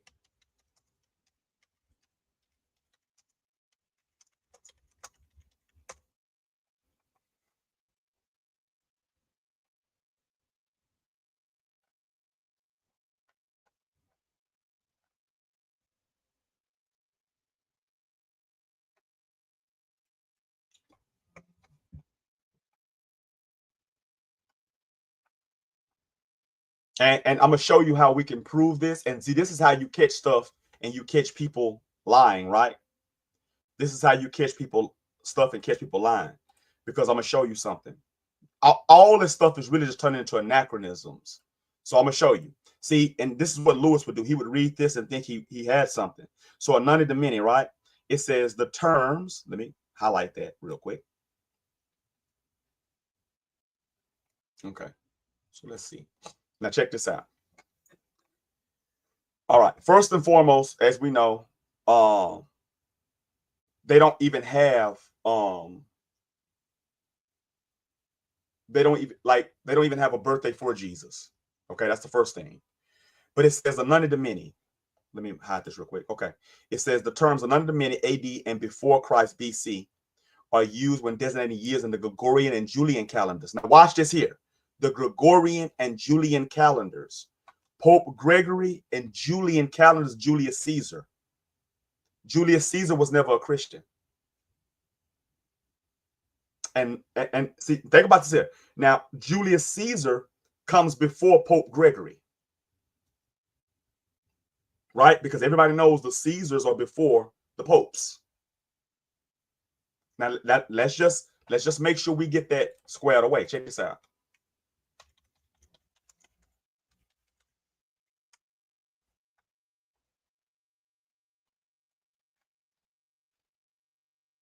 Check this out. All right, so remember that. So I'm gonna show you, because Augustus Caesar was literally worshipped. He was literally worshipped as God in the flesh, and he actually created what was the precursor for the nuns in the Catholic Church, which is called the Vestal Virgins. You can Google the Vestal Virgins. Vestal, Virgins, Vestal virgins. So when he created the Vestal Virgin, it was women that didn't have sex. That was the precursor to the nuns. Okay. So watch this here. Let me show you.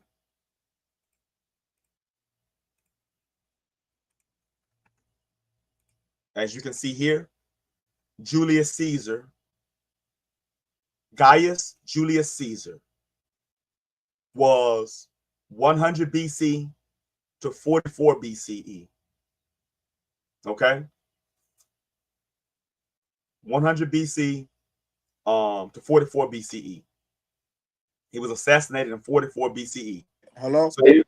So now in 44 BCE, there was no Jesus yet. So when you look at that, That's not true. The AD BC timeline was created by a guy named Dionysius Exiguus. He lived in 470, 544 AD. He coined the phrase AD BC. It was Dionysius Exiguus. Look it up. we're not talking about, okay, we're not talking about AD BCE. So you need to look it up. We're talking about Anani Domini, the year of our Lord. Yeah, he coined the phrase Mount Domini. It was Dionysius Exiguus. He coined the phrase Anno Domini in the 400s AD. His name was Dionysius Exiguus. We just looked up Anani Domini, and it told us about Pope, the Julian calendar and the Gregorian calendar, and Julius Caesar, who created the Julian calendar comes from. He died 44 years, so-called, before your Christ.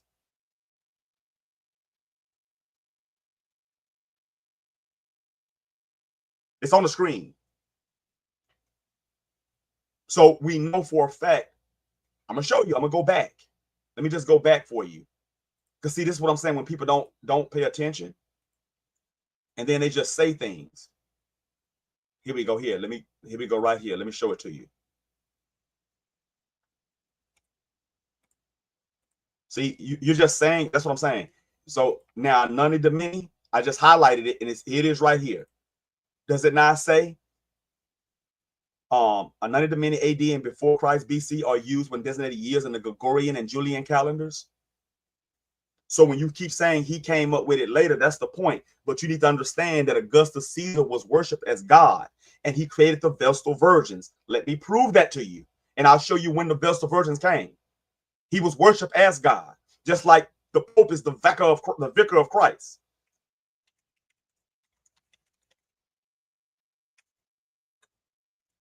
I'll lift out the eye. Let's see. The Vestal Virgins in ancient Rome. Does everybody see that? Let's go back down and let's look at it for the slow in the class at the back of the bus. It says the Vestal what? What is that word right there, Lewis? Virgin. Okay. In ancient Rome, the Vestal Virgins or Vestals were priestess of Vesta, virgin goddess of Rome's sacred hearth and its flame. The Vestals were unlike any other public priesthood. They were chosen before puberty for several suitable candidates, free from any legal ties and obligations to their birth family. Okay, that's the Vestal Virgins. This is your precursor for the Catholic Church nuns. During the time of Julius Caesar, there was no Catholic Church. Remember, Constantine in 325 legalized Christianity. I just showed you in 44 BCE, Julius Caesar died. The Vestal Virgins came around the time. Now watch this here. Let me go back to it.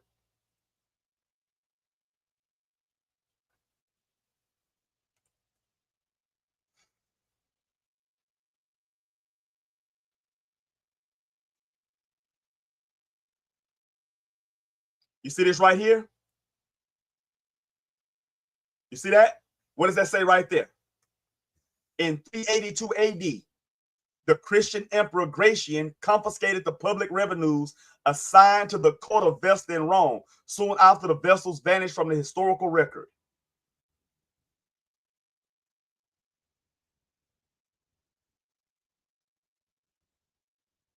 Do you understand that? Yeah. Okay. So now,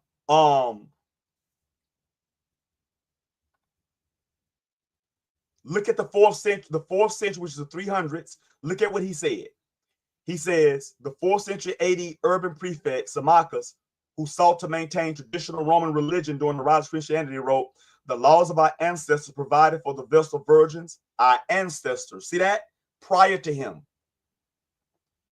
The ministers of the gods, a moderate maintenance and just preserve inviolate till the time of the degenerate money changers, who diverted the maintenance of sacred chastity into a fund for the payment of base porters. A public famine ensued on this act, and a bad harbor disappointed the hopes of all the provinces. It was sacrilege, which rendered the year barren, and for it was necessary that all should lose that which they had denied their religion. Okay? Do you understand that? Festivals, the whole nine. Do you understand that? Yeah. Yeah. So again, so like, see how you just came in and just started rambling? That's what we're not trying to do that. So now let's go to this because you've already lost. Like I said, ain't no black people, ain't no white people. There are no black and white people. Those are social constructs created by the colonizers here in the Americas. So when you say black people, this is why you have people like in the Dominican Republic, my skin tone, and they say, I know black. I know black, papi.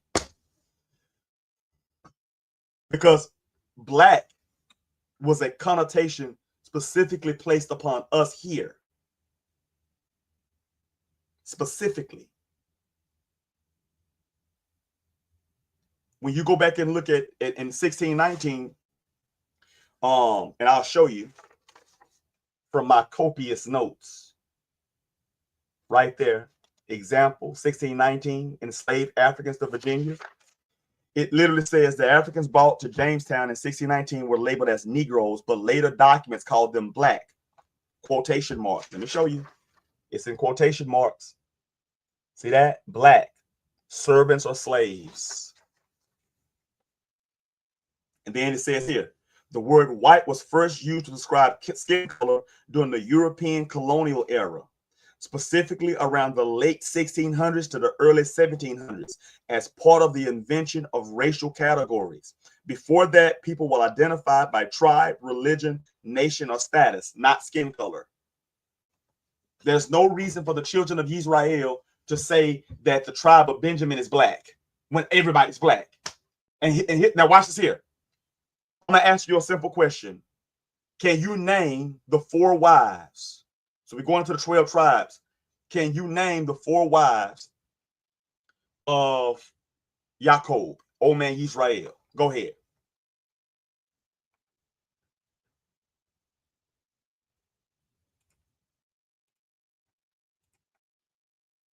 See, you've been trying to talk and interrupt all this time. I'm asking you a very basic question. My apologies. I was looking up. You can look up if you need to. Go ahead. I was looking up King Edgar, the brother that put in the chat. I was just looking that up. Name the 4 wives of Jacob. 4 wives of Jacob. Jacob the patriarch? Yes. But his name is not Jacob. Jacob, and then it goes into Israel. Y'all are just comfortable calling people by the wrong names. That's been transliterated. That's the problem. If you know, I don't say Nehemiah, I say Nehemiah, Daniel, Yeshaya, because you're so accustomed to calling people by these anachronistic names that didn't exist at that time.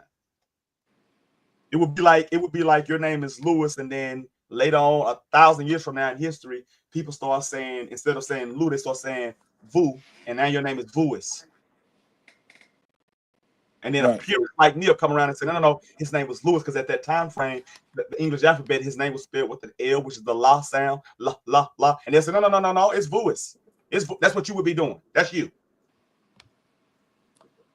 Right.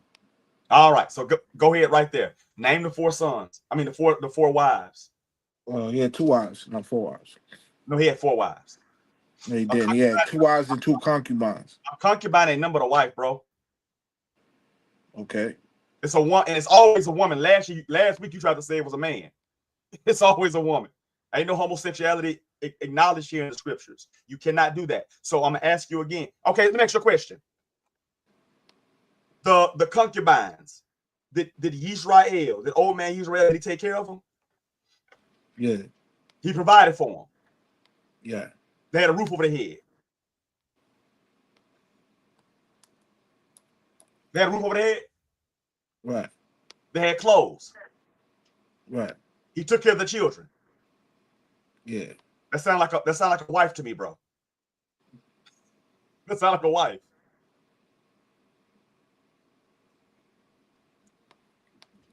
I mean, That listen. makes sense. The Bible says that listen. The children of that union are patriarchs, are they not? Right, yeah. Okay, so how the hell they royalty, but they're not really his sons? They're not really his wives. But the Most High is literally saying, no, these boys here, they came from your loins. Through them women right there, and their royalty. True or false? True. Okay, so what the hell are you talking about concubines? They wives. So now I'm going to ask you again. Name 4 wives. Certainly. So that was Leah Rachel, Bilhah, and Zilpah. Okay, so finally looked it up. Thank you. Now watch this here. So can you tell me who Leah's sons are? Yeah, I got you. I was looking into that King Ed, the brother was saying in the chat. No, listen, we don't have time to deal with that. We're not. The show isn't about that. All right. Whose son? Leah. Okay.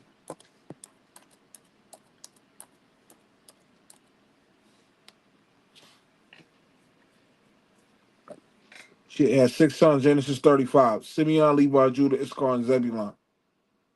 So she had 6 sons. Yeah. Who was the son's father? Jacob. So hold on, how does Yehuda look? Black. Well, we say black today. Shakur. Hold on. How does Reuben look? Reuben, is the modern day North America, the No, Native Americans. We're not doing that bullshit. First off, the Seminole Indians are black, son. If you want to use colloquial, is that black? Let me show them to you. Yeah, they were black. Yeah, they were dark. Okay, yeah. Hold on, stop. So that's two. The tribe of Levi. Who are they?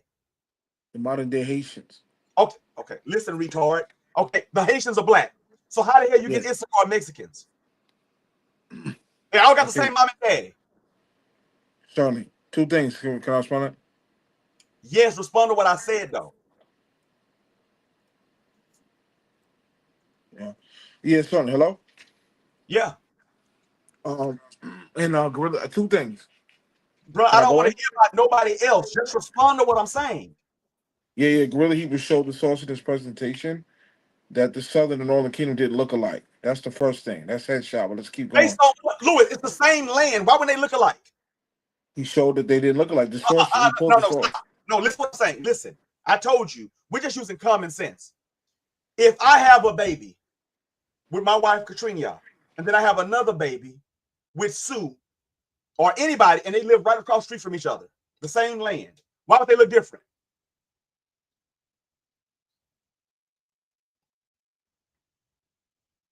Hold on. We live in the same land. It's not like they're on another, they for thousands of years, they live in another continent somewhere. We live in the same exact land.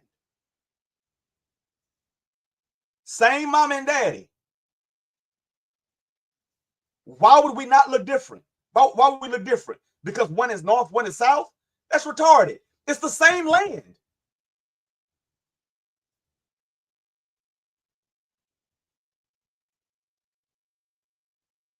Look at that screen. That is not okay. Delta roots. Delta roots. Do you see that screen right there?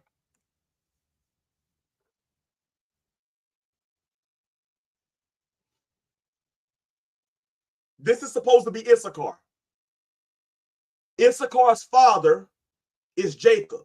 His mother is Leah.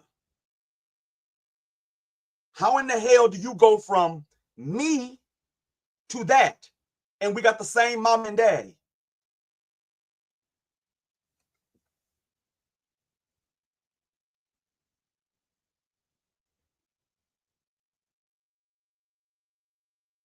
Your first answer was insufficient. Northern and southern. No. That's not addressing.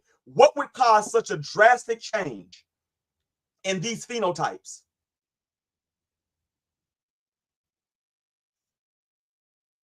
And I'm waiting on you to say it, because as soon as you say it, you're gonna end the whole argument. The whole 12 tribe chart falls down. Go ahead. Okay. So can I respond now? Go Because ahead. I don't want to get kicked off. Okay, certainly. So do I have the floor? You done? Mm-hmm. Like I said, the Hyksos, we have pictures of how they look. And I showed this a second in the back chat before we went live. The Hyksos are not the Israelites. That's a banner I agree term. with that. The Northern Kingdom were called the Hyksos. No, they weren't. There's no Yeah, scripture they that were. says. We have pictures of how the Hyksos look. They look like the modern day Mexicans. We have the bust. I said this second. You can put it on the screen. When did the We have Hyksos? the bust of how they look. When did the Hyksos come out of Egypt? Well, yeah. So the Bible, Igor Lebowski, he's a PhD. He goes into his work how there were two exoduses that the Bible created one story out of two stories, but that's neither here nor there. So No, stop. Without that story, you don't have an argument. he said Igor Lebowski showed in his work, which I piggyback on his I'm work on my talking work. to you. I'm talking to you. Yeah, there was two acts. There was one under Ramesses the Great, and then there was another one before that in the 1500s. There was two exoduses. So Lebowski shows that the Northern Kingdom were called the Hyksos. Now, we have pictures of how, the bust of how they look. And Zach can put it on the screen. They look like Mexicans, the modern day Mexicans. Hold on, stop. How? I'm asking you a simple question. How? Because remember, Ramesses is the 13th century, is the 1200s. When in the hell did the Israelites come out in the 1400s, then go back into Egypt somehow, and then come back out again? What are you talking about? Are you high? Okay, let me find out. What was that dude's name? 1 second. I'm trying to remember. The dude that sacked Jerusalem. The Hyksos dude. I mean the Edomite dude. What was his name? I forget his name. Let me see if I can pull it up real quick. 1 second to answer that question. What's his name, Zach? You remember the Edomite dude sacked? I want all of y'all to take a real good, solid look at this picture on this screen. And I want you to take your behinds in the restroom, bathroom, wherever you are, on your phone, and look at yourself if you're so-called Negro of African descent, African-American descent, and explain to me why you guys have the same mom and daddy, but we don't look alike. Now, here's the crazy part. The 12 tribe chart. Levi, the Haitians, okay? Haitians are my skin tone. They have my phenotype, lips, nose, the whole nine. Seminole Indians, my phenotype. They're right down in Florida. My phenotype. Went to Oklahoma. My phenotype. Skin tone. Whole nine.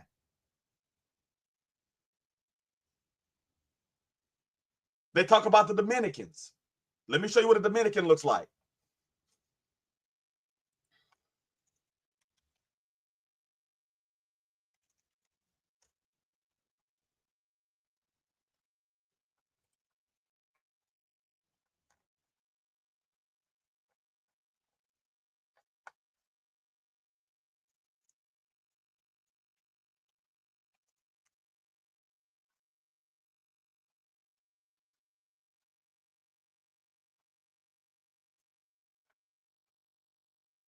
Check this out. We're gonna take Issachar off the screen, okay? Let's put Simeon on the screen. According to them. That's Simeon.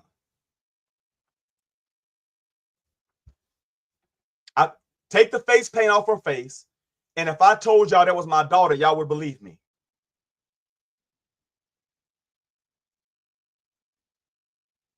So we got the Haitians. Let's look at the Haitians. Let's look at a popular Haitian, right? Any Haitian. Let's look at, give you an example.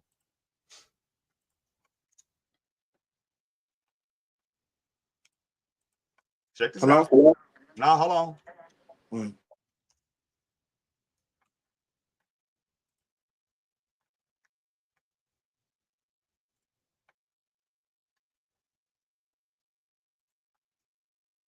So remember, this is Simeon. Abigail Williams, I'm going to put that on the screen because I'm going to get into that. I got you. I'm going to put that on the screen because, see, we're going to destroy all these myths. So now, everybody see, this is Simeon.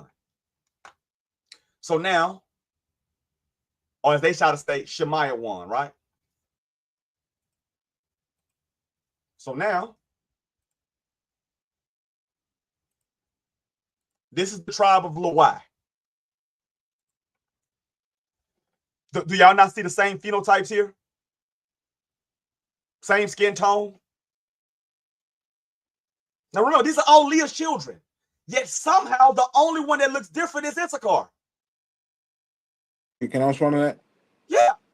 Let's go to 1 Samuel chapter 30. Go where? 1 Samuel chapter 30. Okay. 1 Samuel chapter 30. What verse? 11 through 13. Okay, hold on. Let me change it, put it on the screen so people can see it.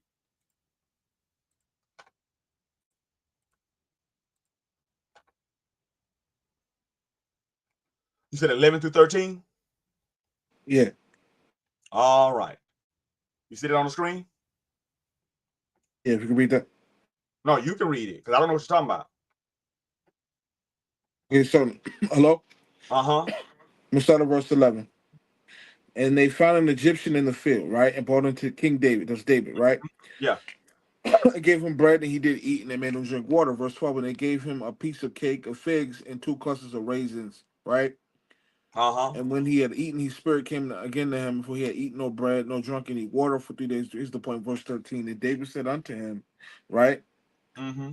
To who belongest thou, and whence art thou? He said, I'm a young man of Egypt. He was an Egyptian servant to an Amalekite. Uh-huh. And my master left me because 3 days ago I fell sick. So the Egyptians were subject to the Amalekites at the time. Now, the Amalekites were the Hyksos. The Hyksos No, they were took not. is Oh, the Amalekites are Edomites. yeah, the original Hyksos were Amalekites. They were Edomites. Okay, hold on, stop. So now we're gonna roll with this angle that you're running the same problem. So now let's make sure we get this crystal clear because the sister said, "Oh yeah, you can be taken down, sister." She said, "Okay, yeah, I got you." The sister asked, she said, "If that's the case, what about Jacob and Esau?" Because see, it's gonna go right there to it. So now check this out. You just said that the Amalekites were what? I read first. It says that there was an Egyptian boy who was in a slave to an Amalekite. The No, Amalekites. we heard that story. We're not. No, he ain't related by blood to that Amalekite, so that's irrelevant. Well, what are you talking about? I said the Egyptians were subjects to the Edomite. They were under their reign. The Edomites took Egypt. You can be under somebody's reign. It doesn't change your nationality. Wait, what are you talking? Do you know my argument? You don't have it, or I'm telling you don't have an argument. Just like, look, we're colonized by America right now. We're under the reign of the British and the English right now. In America, we're still Israelites. Being under the reign of somebody doesn't change your nationality. The only thing that can change your nationality is through procreation. When people sit down and sleep with people and make babies. That's it.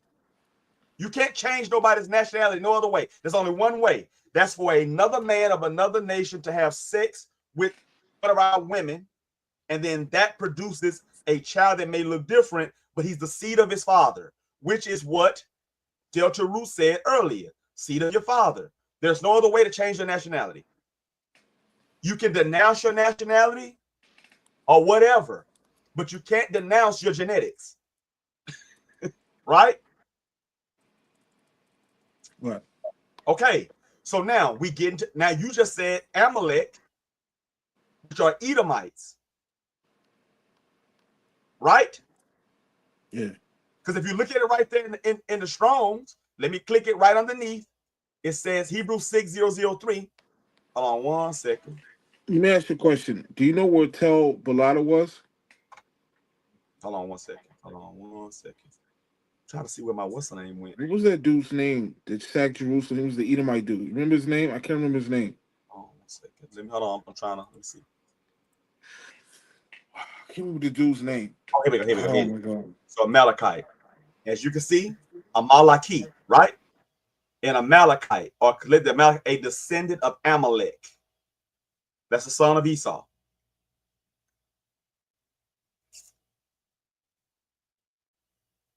Amaleki. Right?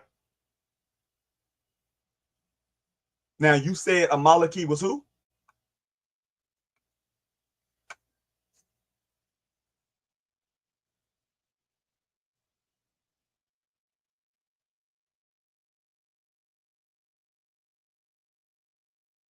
Come on, man. We don't have all day. You said Amaleki. Hello? You said No, I Amaleki was. said in first. I can't remember the Amalekite king who took the ark. I forgot the dude's name. It's irrelevant. If you stack somebody, you don't change their nationality. I don't want to hear about Yeah, that. so the Egyptians, we just read in First Samuel 30, guys, that the Egyptians were slaves under the Amalekites. What does that have to do with? What does that have to do with anything? So, the land that was given to the children of Israel in the Torah was the land of Avaris, which is called Goshen. Now, at that time, the people who ruled Avaris were the Hyksos. So the scholars are saying that the Israelites were slaves under the Hyksos and Avaris. They weren't enslaved by the native Mitzraymites. They were being enslaved by the Hyksos and Avaris where they were But living. you just said the Hyksos were the Amalekites. You're saying they're Yeah, Edomite. the Amalekites were ruling over the Israelites in Avaris. Okay, They were slaves. hold on, stop. What's your point? Look, listen. I'm rolling with your argument. How does that make them white? Wait, can you repeat my argument? No, how does that make them white? Who white?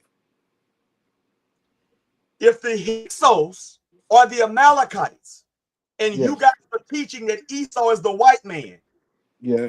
that's why the sister just asked about it.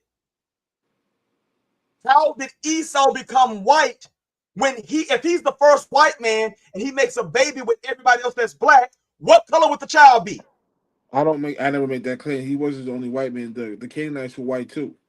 The The Canaanites Canaanites were are white. white. The children of Japheth were The white. They were. Canaanites are sons of Ham. Stop. Early on this Oh. broadcast, watch this here. Delta Roots. Do you remember early on this broadcast?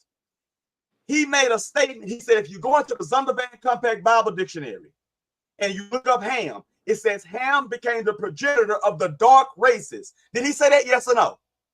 Did you say that, Louis? Okay. Yes. Now the Hamites, they're progenitor of the what? Dark races. So are the Canaanites one of the sons of Ham? Yeah, this is so simple. I dealt with this when I was on pseudo killers a couple years ago. That's called the Hamitic hypothesis. The Hamitic hypothesis No, divided no, into. no, listen. We ain't starting that bull crap. We ain't talking about no hypothesis. Dude, that's not bullcrap. The Hamitic hypothesis is. All right, I'll mute you. Get your ass off of here. Get your weak ass off of here. We ain't doing that. So, Abigail, I'll explain it to you real crystal clear so you can understand it and everybody can understand it. It's real simple. But we're not doing this foolishness where people start talking about the Bible as a hip hop. We're not doing all that because you wouldn't even know what an Israelite was if it wasn't for the Bible. Let's cut the BS. Matter of fact, get your ass off of here. Remove your ass. Get your ass out of here. We're not doing that. Like I said, I'm not going to sit here and argue with a jackass. Excuse my French, y'all. So now, let's look at this real crystal clear. Abigail, you are a woman of color. Okay? You have a child with the first man that is pale-faced, aka so-called white. Remember, he's the first what? Put it in the chat. Everybody put it in the chat. He's the first what? Because this is what they teach. Esau is the first what?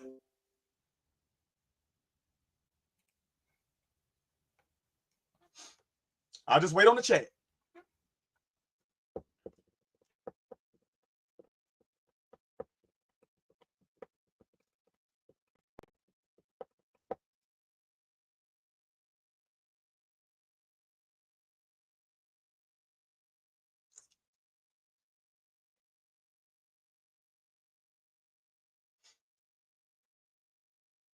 Esau is what color, according to these camps and all these retards? Can somebody tell me?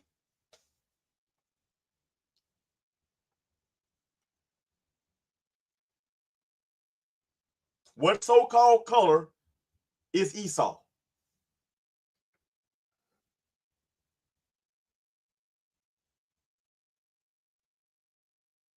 No, I know he's the firstborn. What color is he? According to these camps. What color is he according to these camps?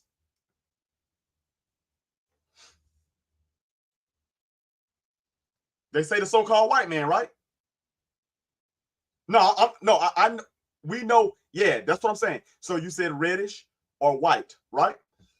This is what they teach. They teach that Esau is a so-called white man.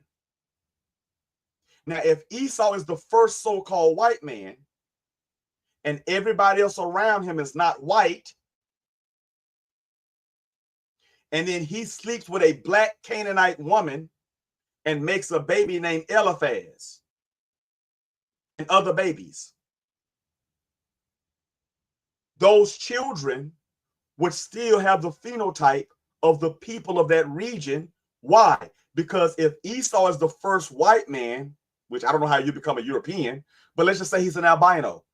If he sleeps with a woman and that child is a person of color, he's the only person that is so-called white at that point. Which means now that child has to sleep with another what? Black person. Because there are no other white people besides Esau and that baby that came from Esau. So if that baby is a so-called, if Esau is an albino or a so-called white man, like I said, that's why I don't like using the term white and black, because no such thing as white and black people. But if Esau was a so-called white man, and then Esau had a baby with a black woman, then that child would be of color. But then that child grows up, whether it's a man or a woman, it has to have a baby with someone else too to continue the bloodline. But the other people are what? Black still. If they're all so-called black, then how can Esau be the first white man? Let me show y'all something real quick. Like we learned this in like 4th grade. Check this out.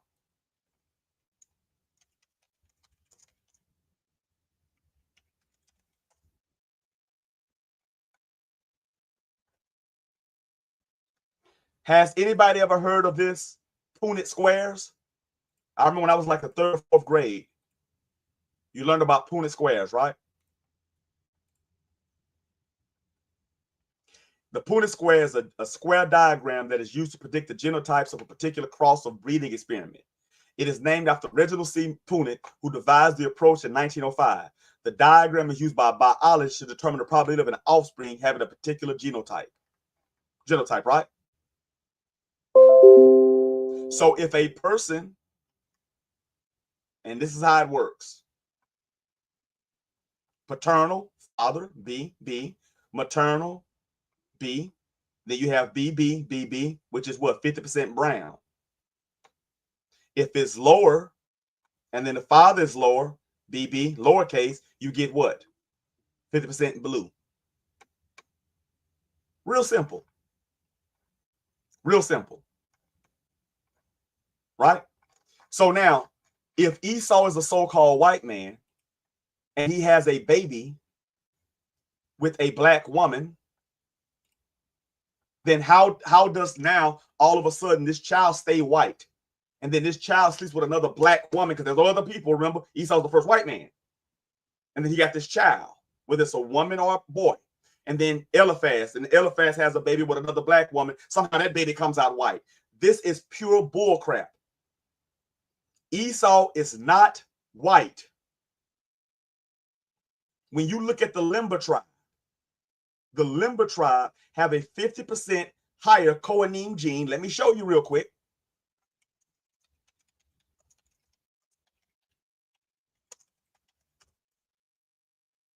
Let me show you something real quick.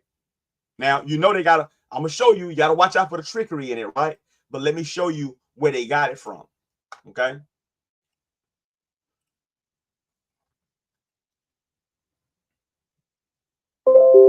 Okay, that's the coenine, the Y chromosomal error. Is the name given to the hypothesized most recent common ancestor of patrilineal Jewish priestly class known as the coenine, right?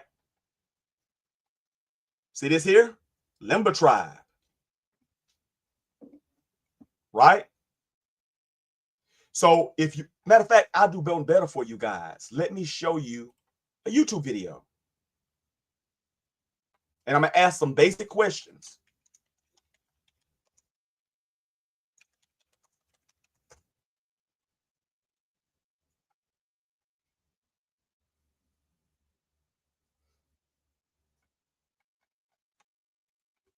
And remember, guys, he was the main one on there talking about that Jew was a nationality. But I'm showing you the Limba tribe, who don't look nothing like the Ashkenazi Jews. But they're called what? Jewish. They're wearing little yarmulkes and stuff. Come on, bro. They getting, listen, that's Esau. That is Esau. Let me show you.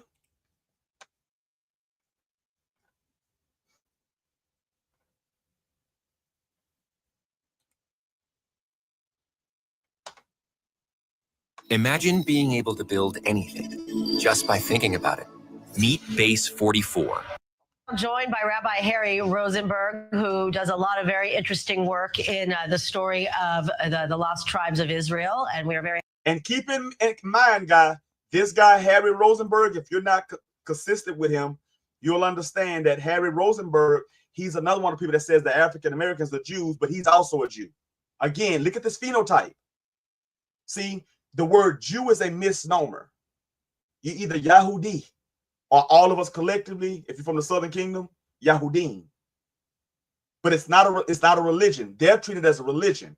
That's why they can convert. How you go convert to a bloodline? So if I convert, my DNA changes? And this is what I'm talking about, because that's Edom right there trying to explain it. That's why they do it through the maternal side as well. They take the lineage through the maternal. Do they not? They say the lineage goes through the maternal. It goes through the mother, not the father. But in the scriptures, it's through the seed of the father. So everything they teach is anti-Yah. Shabbat, when Shabbat starts, how Shabbat starts, when Passover starts, it's all anti-Yah. So let's play this so you can see it. Very happy to have him back in studio. Hello, and good to see you. Wonderful to be back. So we just had a very interesting interview before the commercial break with an anthropologist and a community leader of the Lemba community in Zimbabwe. You talk a lot about this. You do a lot of coursework. So what do you have to say first about the Lemba and what makes them unique as opposed to some of the other groups that are considered lost tribes? Correct. Lemba are fascinatingly unique because we could trace them directly to the oldest Jewish exile community in the world from Yemen. And the Yemenite Jewish community, when they came back to Israel, they had customs that were preserved for 2,000. Look at these people. Where did that little hat come from? That's what he's wearing. That's the yarmulke. That's not in the scriptures. Yisrael, are y'all listening to me? That is not in the scriptures. These are converts. But this man on the screen, Harry Rosenberg, he's showing you the real original Edomites. And watch what they say. He said to Yemen, these people tell their story that when they left Babylon, they came down to South Africa, to Zimbabwe. Ain't nowhere in the scriptures. But that's Edom. Now watch this here. Why were they so quick to accept them as the children of Israel and then say that they're Levites and amongst their people, they have a 50% higher Kohanim gene, meaning they're from the priestly caste of Aaron. That's what these Caucasian Jews here are saying about them.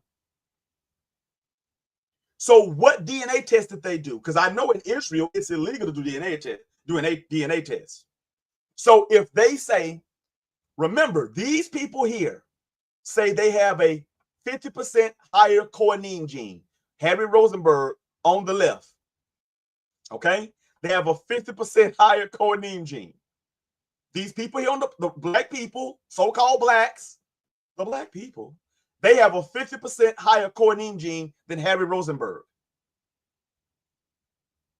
Meaning they're genetically closer to Aaron than he is, which means they would have had to test their blood against each other.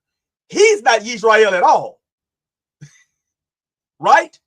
So now we know that the Jews today are the Amalekite Edomite Jews. They're Amalekites. That's Amalek that he was trying to talk about, and they're called Semites because over time they have lightened up. How did they lighten up? I'm glad you asked. When we go into the book of Esther, watch this here. Let's go. We're going to go to school. Let's go to school. Let's go to school real quick. And I'm going to go back to the video. But let's go to school. Esther chapter 1. 8 through 7. Okay. Can everybody see this? Hold on. Let me see something. Let me go back. Make sure you can see my screen. We're going back to the book of Esther, right? Let's go ahead and put this, get this squared away. We're going to put this baby to bed. All these camps, they lying to y'all, bro. They are lying to y'all. And they know they're lying. But I'm going to do a detailed video on this trash 12 tribe chart. It's trash. It doesn't even account for anybody else in the world, even though Israel is scattered to the four corners of the earth. Oh, but everybody on this side. If we're like the sands of the sea, they only brought a handful of, and that's another lie. Oh, they brought 100 million people over it. Mathematically, that's impossible. You cannot bring 100 million people in a span of 300 years from using boats that take between 4 to 6 month voyages to and fro. 4 to 6 coming here, 4 to 6 going back. It's impossible. You would have to have ships, literally thousands upon thousands of slave ships running consistently, just passing each other, and you still couldn't do that. And they'll lie and say, oh, well, 100 million died on the way here. You know how crazy that sound? And then in America, it wasn't even 1 million people that made it here. The estimate was like 600K max. It's actually less than that. But then the biggest bulk of them went to Jerusalem. See, we finna cook now. Esther chapter 8, verse 16. The Jews, 3064, Yahudi, had light and gladness and joy and honor. Verse 17. And in every province and in every city, whithersoever the king's commandment and his decree came, the Jews had joy and gladness, a feast and a good day. And many of the people of the land became Jews. Now watch this here. What's up, Nickelball Media? Oh, I'm going in on this. Okay, Abigail, I got you. Come on, we gonna cook. So check this out. Can somebody look at that word on the screen for Jews 3054? I'm gonna put it underneath. Look at what it says. Yahad, from a form corresponding to Judaize, that is to become Jewish, become Jews. That's conversion. And who are these people in Esther chapter 8? I'm glad you asked. Let's go back to Esther chapter 1. Let's go back to Esther chapter 1.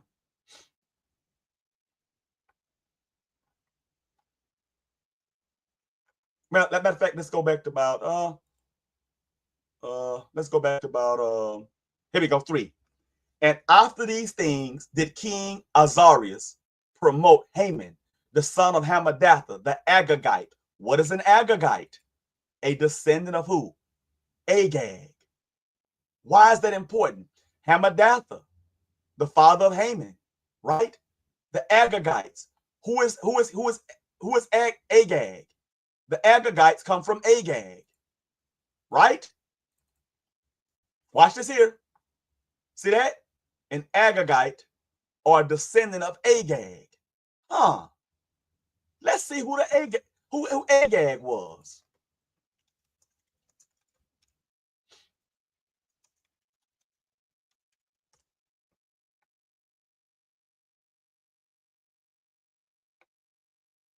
Uh-oh, here we go. We finna go to school. Let's go to school. All these lies gotta stop. Who was Agag? Agag. Can everybody see the screen? Agag is a Northwest Semitic name or title applied to a biblical king. It has been suggested that Agag was a dynastic name of the kings of Amalek. Amalek. Who is Amalek? So we know Haman, the son of Hammedatha, was an Amalekite, Amalek from the Agagites, and it says what? Amalek. Well, let's see who Amalek is. When we go into the Bible and we search Amalek,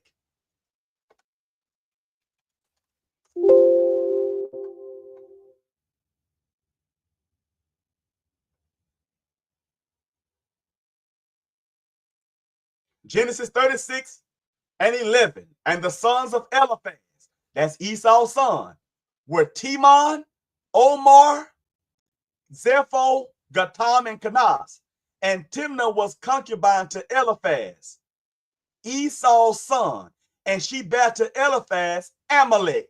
These were the sons of Adah, Esau's wife. Esau's wife. And when you click Amalek, what does it say? Hebrews 6002. Amalek, a descendant of Esau.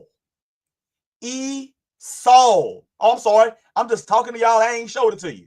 Let's go back. Let's cook. Let's go back. I'm cooking. I ain't. Let me show it to you real quick. Because we got to prove all things, right? Right here. Genesis 36, 11 and 12. And the sons of Eliphaz were Timon, Omar, Zepho, Gatam, and Kenaz. Verse 12. And Timnah was concubine to Eliphaz. We talked about this last week. See, he was trying to change it because they're wicked. They're trying to get Esau off the hook. And it says to Eliphaz, Esau's son, and she bare Eliphaz. Right? Amalek. These were the sons of Adah. Now, who is Amalek? 6002. A descendant of Esau. So I'm going to show you again. When you go to Agag, let me show you.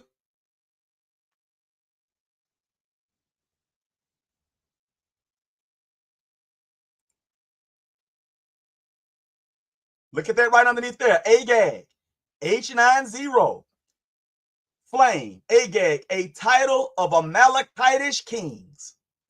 Good night. They're Amalekitish kings. They're Edomites. So now when you jump back over to Esther, chapter 3, Esther chapter 8, and many of the people became Jews, for the fear of the Jews fell on them. They so-called proselytized, which we had never done before. This is not even in the land. Esther is not in the land. Esther is in Medo-Persia with Azarias and her uncle Mordecai. Okay? So I got to put you up there for a little bit. Sister says 12 tribe chart is false, but there's evidence that so-called Hispanics are our people. Oh, there is. Let's see. Let's see. And I'll take you off the screen. Now watch this here. You said Hispanics.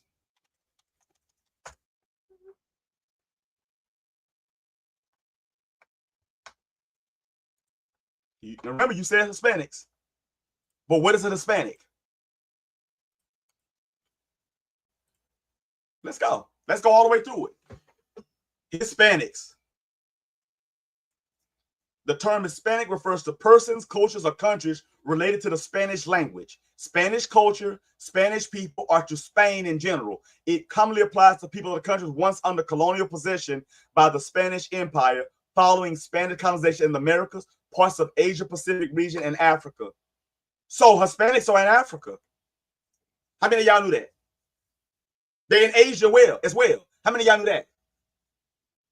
No, because when y'all say Hispanics, y'all think about people right down in Mexico and right down in the islands. Let's keep it a buck. Right? Let's be honest. Now, I'm not the smartest man in the world, but if I go into my concordance and type in the word Hispanic, I'm not going to see it. And look how loosely this is. Hispanic refers to persons, cultures, or countries related to the Spanish language. So if you speak Spanish, you're Hispanic. You can be blacker than an ace of spade. You can be from Zimbabwe and be a limber, but if you're Hispanic, if you speak Spanish. The cultures, if you like a lot of Goya powder, countries related to the Spanish language, Spanish culture, the Spanish people, or to Spain in general. The people of Spain are not even Mexican. They're not Hispanic. That's Hispaniola. You're talking about the name they gave it, and then they changed the name. So you'll say, okay, well, yeah, you said in one African country, which is Guinea, Equatoria, right? Okay. So are they, so They're the children of Israel. So all it takes, listen what I'm saying. Listen what I'm saying. Because I'm not beating up on your system like that. I don't do that. But listen to what I'm saying. Are you saying that the only thing it takes to be an Israelite is to be Hispanic and be abused by Spain? If you're abused by Spain and speak Spanish, you're an Israelite. Think about that logically, because that's what a Hispanic is. Now, let's get down to brass tacks. This is what they're not showing you. Because when you look at them camps, you see, hold on one second. Hold on one second. This is what you see.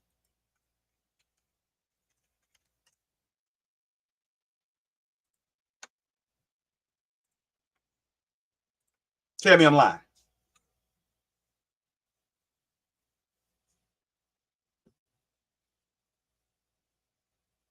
What's their nationality?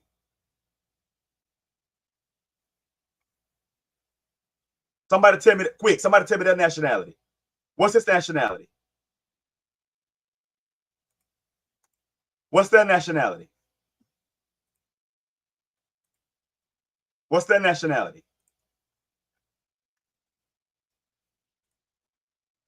This is Leah. These are the children of Leah.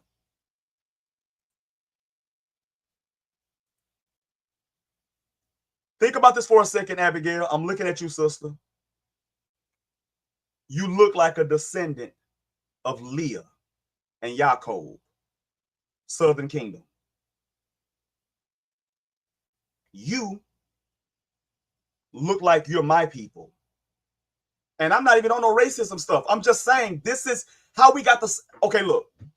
We got the same mom and daddy. We know what happened to us here in slavery. Women were sexually assaulted, right? And taken advantage of. We were literally chattel property. And we still retain Israelite phenotype from Babylon. I can show it to you with the locks, the whole nine. So how did they change so drastically? Because you're not, see, you're saying Hispanic, and that's a loose term. But what you're really talking about, and I'm gonna show you, and you can see it everywhere. This is what you're really talking about. And they play loose with it. They play loose with it. They play loose with it. They play loose with it. That's what you're really talking about right there. That's what they play loose with. The Afro-Mexicans. That's what you're talking about right there, sister. When you look at that phenotype and my phenotype and your phenotype and Delta Ruth's phenotype, that's what you're looking at. Those are also Hispanics, but they're Afro-Hispanics and they're treated like crap. Just like Hadabarim chapter 28, 15 through 67 stated. You said, I'm an Afro-Latina myself, but we have a huge range. Listen, that's what I'm saying. Listen, I'm saying it because I'm looking at your feet. I'm an artist, by the way. I'm an artist. I can look at phenotypes and tell what you are. That's why I'm using you as an example, but you look like me. It's not a huge range, because watch this here. If a man sleeps with a woman, then that child is whatever that man is, not the other way around. But here's the deal. When you go into Hadabarim 28, what is the curse? The fruit of the Israelite woman's womb. So if you lay down with a person that was a heathen, that was not a follower of Torah, and it was not a Israelite, that baby would still suffer the curses. Why? Even though that baby is whatever that person's nationality is, that baby would still suffer the curses because he's the fruit of your womb. Let's get that in Hadabarim.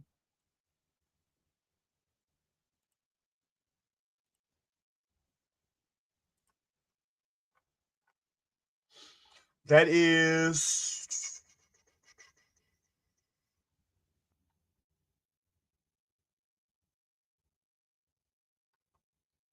let's see, that is Hadabarim.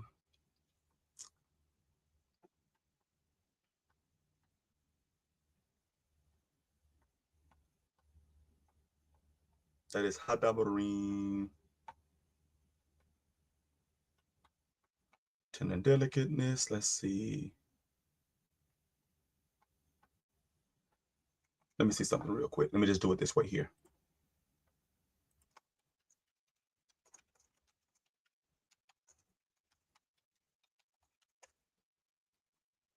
Oh, my bad.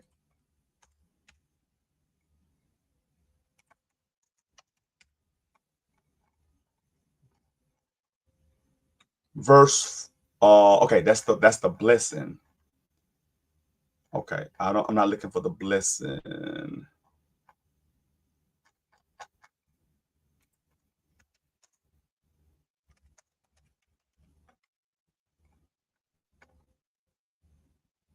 $18. So let's go to 18. Because remember, so if a person that put a child in you, you being an Israelite, cursed shall be the fruit of thy body, and the fruit of thy land, and the increase of thy kind, and flocks of thy sheep. So the fruit of thy body is the babies that come from the Israelite women. So they're cursed, whether they're old man Yisrael, the descendants of old man Yisrael, or it just says the fruit of your body, whether it's just, you had a child with a person that was a stranger. The police and everybody else gonna still attack, and if they don't keep the law, statutes, commandments, precepts, ordinances, and judgments. So when you say I'm an Afro-Latina myself, Lord, but we have a huge range. Every nationality has a huge range, but you can't get. Okay, listen, you're an Afro-Latina. Now let me ask you a question. What is a Latina? Because I'm gonna show you. That's why these terms keep coming up. Hispanic, Latina. Okay, let's see what a Latina is, right?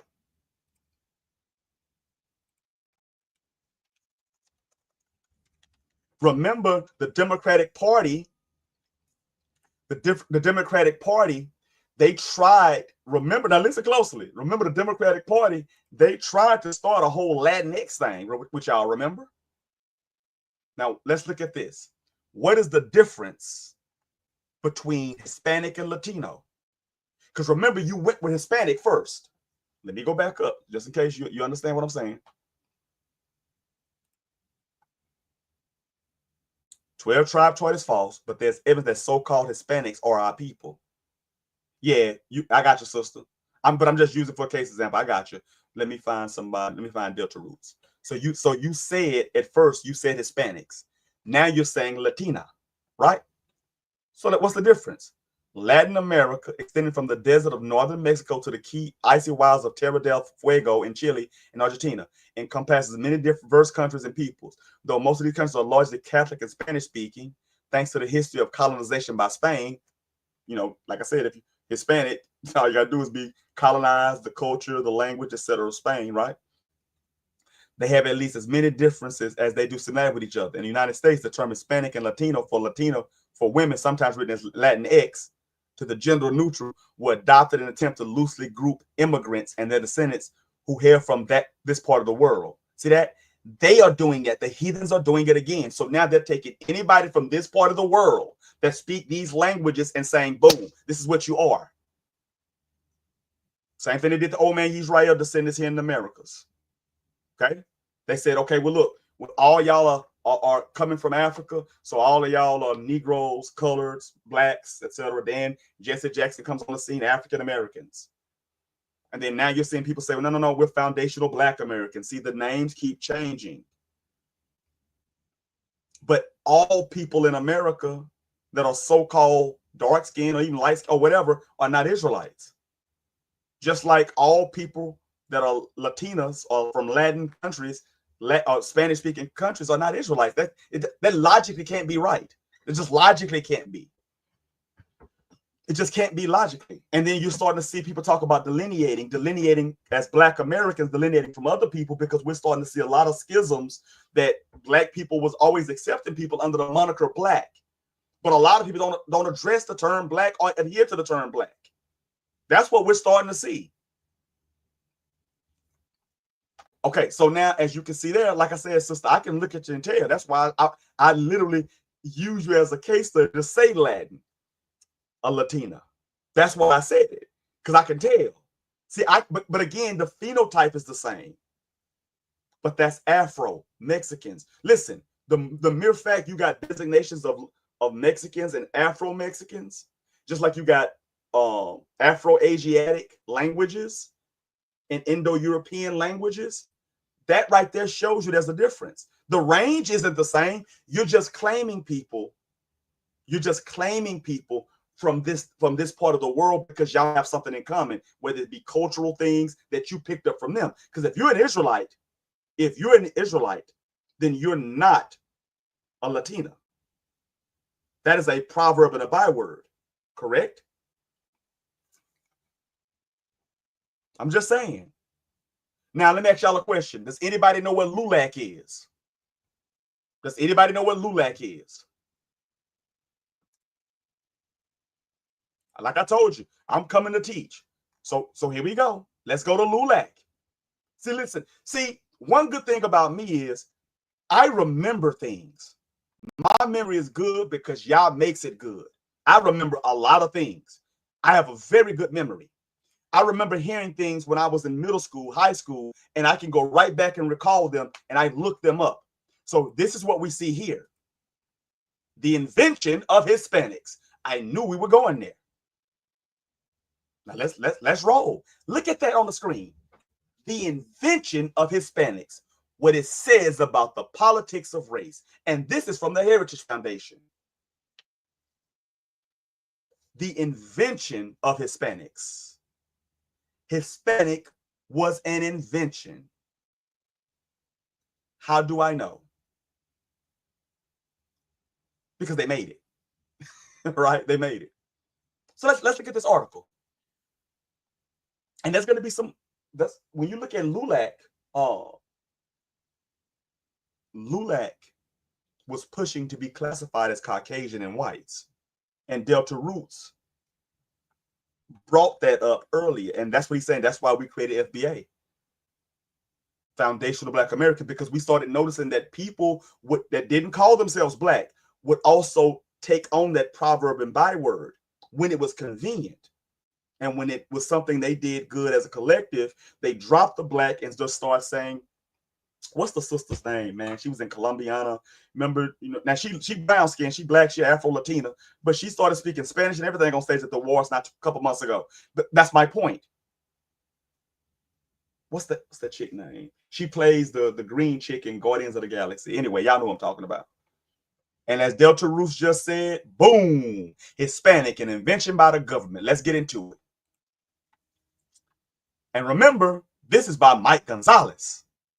Okay?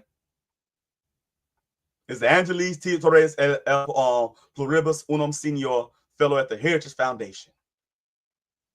This is the key takeaways. These were the goals of LULAC. Assimilation has been a goal of Mexican Americans for most of their history. Assimilation. Does anybody know what assimilation means? Let's go there.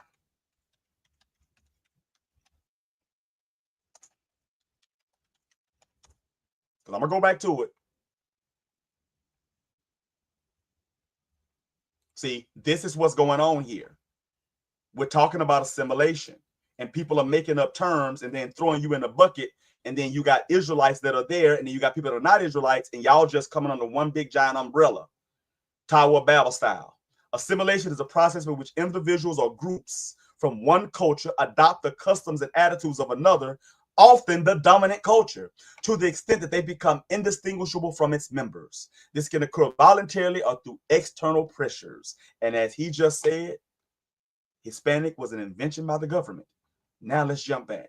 I got you, sister. We're going to do whatever questions you have.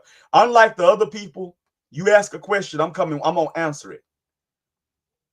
So now here we go. Number 2, when the 1930 census classified Mexican American as a race, leaders of the community protested vehemently and had the classification changed back to what?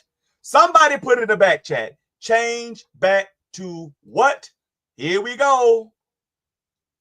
Let's read it again. When the 1930 census classified Mexican Americans as a race, leaders of the community protested vehemently and had the classification changed back to white. This is why I don't play the whole black and white game. It's obvious Mexicans are not white, but they're claiming the white because what they're doing is they're la raza. That's the phrase. Purify or strengthen the race by having babies with whites.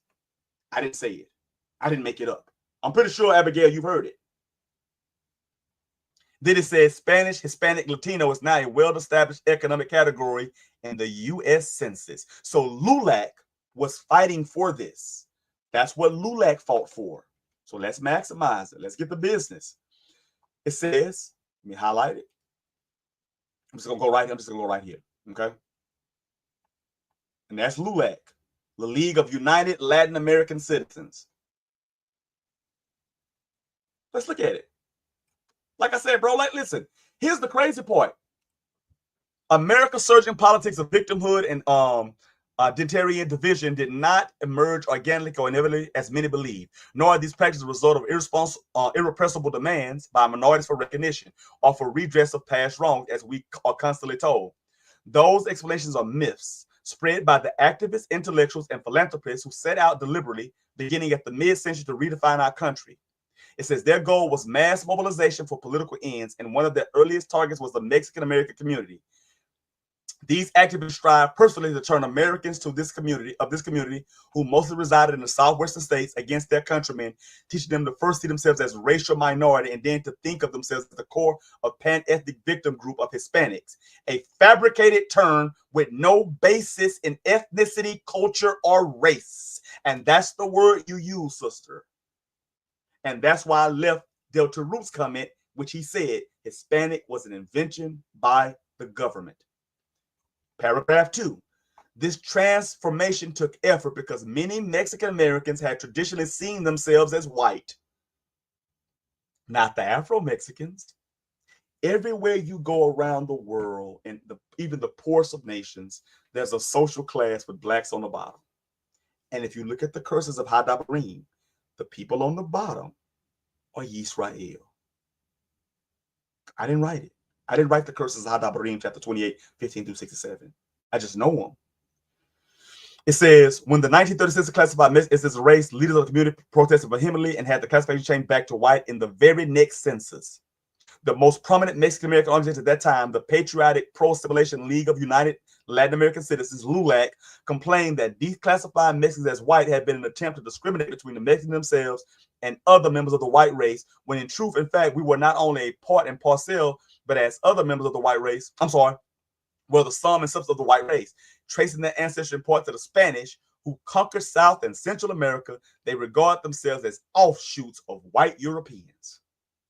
And that's why that man I showed you don't look like you.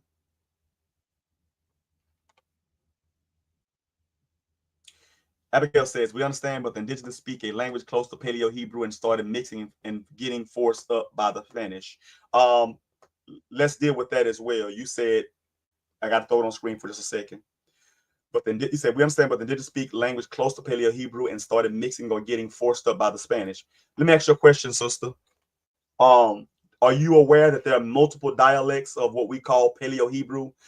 Paleo is just English. It means ancient, like you say paleontology, right? So there's no such thing as ancient Hebrew. What you're talking about is Proto-Semitic. And even that's English, but it's Proto-Semitic. It's the language from the Sinai Peninsula. And Proto-Semitic, or what we call pictograph Hebrew, comes from Egypt. It comes from the Medu Neter. It doesn't come from the Americas. Let's prove it. Let's prove it. Because I mean, I think we see this here, that the Mexicans fought to be white. I'm just listen. It ain't me saying it. I didn't write. I'm not from the Heritage Foundation. Okay, the Mexicans fought to be white. That's fine. I don't have a problem with it. But it's obvious that we're not the same people, and that's fine. But to sit there and make a whole 12-tribe chart and then hold on one second.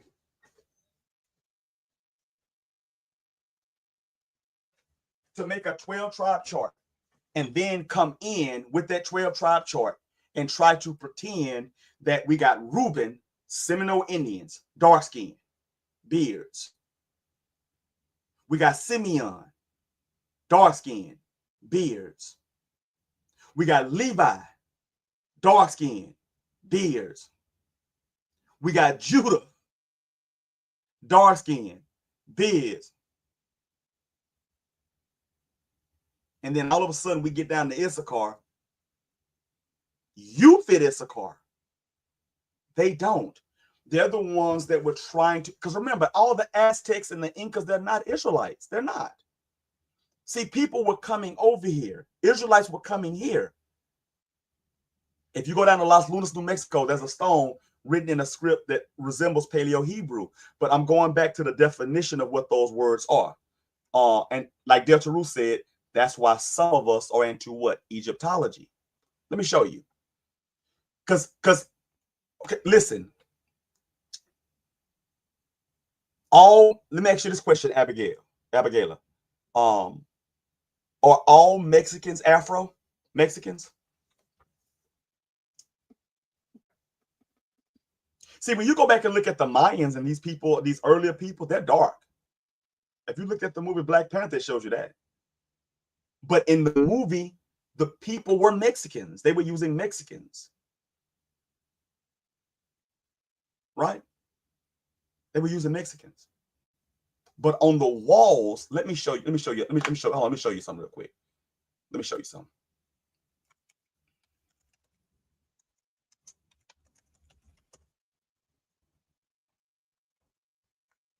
Let me see if I can do it this way.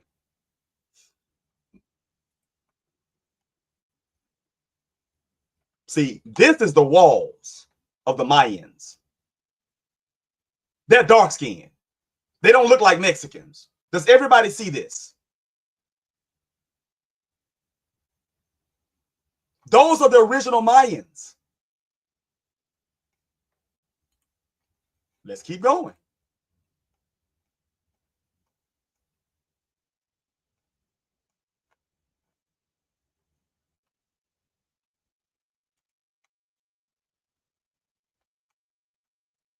I mean, I don't see no fringes in them, but those are the Mayans. See, a lot of that stuff comes in when you guys read the Apocrypha, and it talks about people coming to Osiris. And then they say Osiris is the Americas. Osiris is not the Americas. Matter of fact, there's a video, a very educational video. You can find it on YouTube. I'll try to find it. I might show it next time. Of the people literally that you can look at them and they look more like Israel, and they're literally right there in Africa saying this is Osiris right here, not in the Americas. Because watch this here. I'm gonna show you something for a second. Let me ask y'all a question.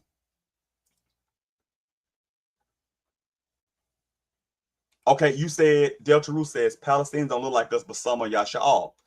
No, watch this here. That's what I'm saying. Watch this here. You say Palestinians, but notice what I keep typing in. Afro. I keep putting the word Afro before. And then you get this.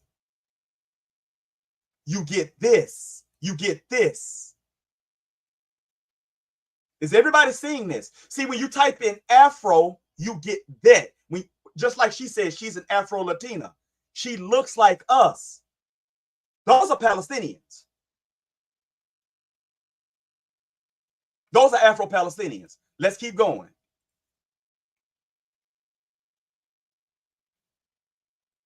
Watch this here. One of the most famous politicians is Ali Jiddah, right? Those are Palestinians. Afro-Palestinians. No, they're not of Ishmael. No, they're not of Ishmael. See, just like us in America, we're under Christianity and Islam. They're just over there where it's predominantly Islam. They used to be Christian. Then when the Muslims took over, then they became Muslims. Just like here in America, if you're in Philly, most people in Philly Muslims, because the Muslims pretty much took over that piece. But you come down to the South, most people Christians, because we were enslaved. So now you look at Afro-Palestinians. See that? These people here are called Cushing. Cushing means nigger. I'm just saying.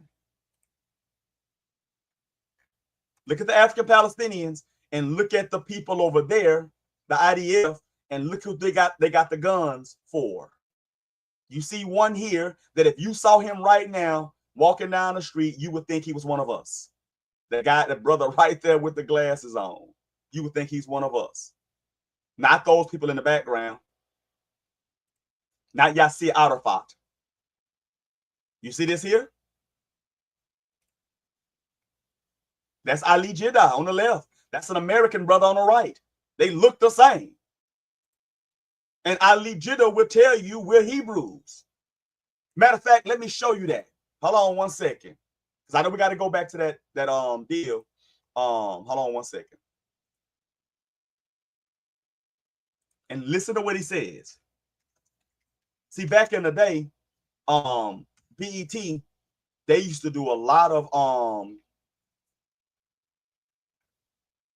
you see that? What it says right there. Hold on. What does it say right there? Discrimination in Israel. Afro-Palestinian, a message to the black man. Hebrew. Jerusalem, Afro-Palestinians feel more integrated. You see that? They look like us. Afro-Mexicans. Afro-Palestinians. Afro-Asiatic language, Hebrew. And I said I was going to show you about the metaneta too. So let me show that real quick. Hold on one second. Let me go. Proto-Semitic.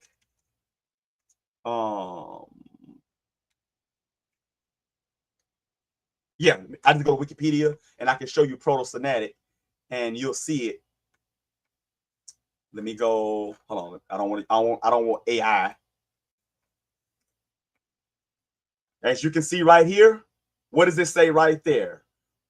Related scripts, the parent Egyptian hieroglyphs, the parent system, then it says Proto-Semitic script, the child systems, Phoenician, South Semitic, Lipko-Berber.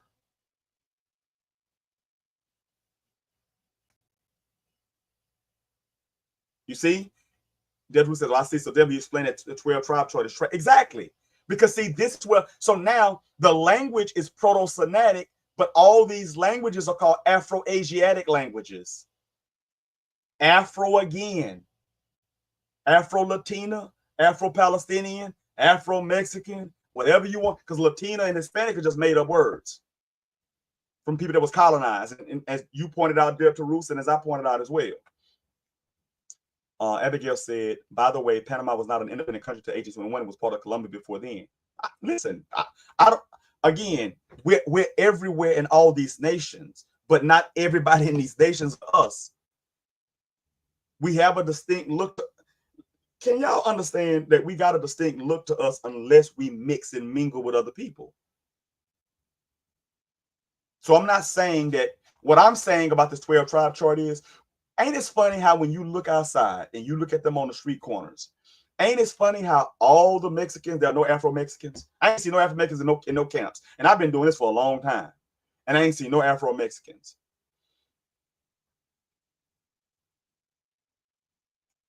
You see, that's what I'm saying.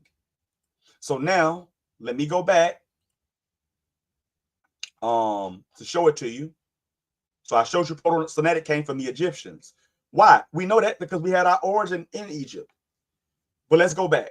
All right. So I want to find that where he tells you what Cushing means. Here we go. Boom. Afro-Palestinian. So the more they exercise brutality, the more. Now listen, look at the sister. You can see her face. He gonna say, because this is my land, and as a Palestinian, Afro-Palestinian who's been deeply rooted here. See that Afro-Palestinian / Israelites? Everybody's not slow to what's going on here. You see? So this is Ali Jeddah, the guy I showed you that was the Palestinian, the Afro-Palestinian. Now watch what he does. He's going to claim you guys. He's going to claim you. The only other people that claim you are the people when you invite them in and say they Israel and then give them a sign they got a camp outside talking to the children of Israel crazy. They only come to you with you then. But watch what Ali Jiddah says. Check it out. They exercise oppression against me, the more we are determined to stay, because this is our homeland, and we have a message, we have a holy message that this land should be the land of real peace, not the false peace that they are talking about. Now, she's the sister from BET, from America. She gonna ask him, okay, if you're being mistreated, why stay here? And you see those prisons behind his head? That's in Jerusalem. You can go there and look at that today, okay? In the Palestinian sector. Watch this here. Listen. As I did the interview, I couldn't help but be amazed at the dismal setting. We were in Old Jerusalem, in the city of walls, sitting in an old jail called Prison's Gate. It had been built by the Mamluks. The Mamluks. Which are? They are Arabs, Muslims. They are Arabs, Muslims. Hadabarim chapter 28 again. You shall be the head, the tail, they shall be the head, and the people above thee give above thee very high, and you brought down very low. Came from Syria and occupied this area. We are talking about a period of 1358, about 600-700 years old, this place. Then afterwards, this place was taken by the Turks, when the Turkish Empire occupied the whole area over here. So those places were transferred to jails. Originally, those places were built for pilgrims, people who come from Mecca, have better conditions, so they not only me, or sitting just there, but it's a prison. Not just this building. No, not just expression. Listen. Why stay? Here we A go. lot of discrimination. Now watch what this sister asked him. She gonna say, hold on. Matter of fact, I want to show you where it says Kushi, because they're, Kushi means nigger over there. They're called niggers, just like, and she makes the connection. She said, hold on. So you're called nigger like we are in America? She makes the connection. See, BET used to show stuff like this, but now no, it's trash. God, and we are cousins, and there should be total equality. But once you come to the practice, when you come on ground, you will find that there is a lot of discrimination, and there is a real divorce between what they say and what they exercise. Blacks and whites who watch the show saying, so why stay? Why stay when you are called? Why stay when you're called what? That's it. That's it. Why stay when you are called nigger every day? Why stay when you are denied your rights? On the contrary, the more they humiliate me, the more they oppress me, the more I stick to my land, because this is my land. I'm so rooted. Now stop. Watch what he says. He's rooted here. Watch what he says. He's going to make the connection that you are his people. Watch what he says. His people from Palestine, which is Israel, Alia Capitolina. He's going to tell you where they left from and where they went to. Listen closely. He's claiming you. Not no damn chart. He's telling you who you are. I'll show you. I'll show you the descendants of Jethro, Moses' father-in-law, claiming you. Listen. Are deeply rooted as Africans, as Palestinian Africans in this land. And we know pretty well that our ancestors, I'm talking about thousands and thousands of years, had been here in this country, but they were spread away, taken to Africa, from Africa to the United States. Taken from Africa, and from Africa to the United States. That is a headshot. That's you. That's me. This is an Afro-Palestinian in the land of Israel saying that that's his land and his people were taken away, drove into Africa, and from Africa to the United States. Good night. What do we need? What else do we need? He looks like us. I'm not saying that no Israelites cannot look like us. So obviously don't think that. That's why I gave the example earlier. If I slept with an Asian woman or a Caucasian woman, etc., the child would look different and still be Israel, as Delta Ruth said, based upon the seed of the father. But to pretend that everybody in Mexico or the tribe of Issachar is just insane.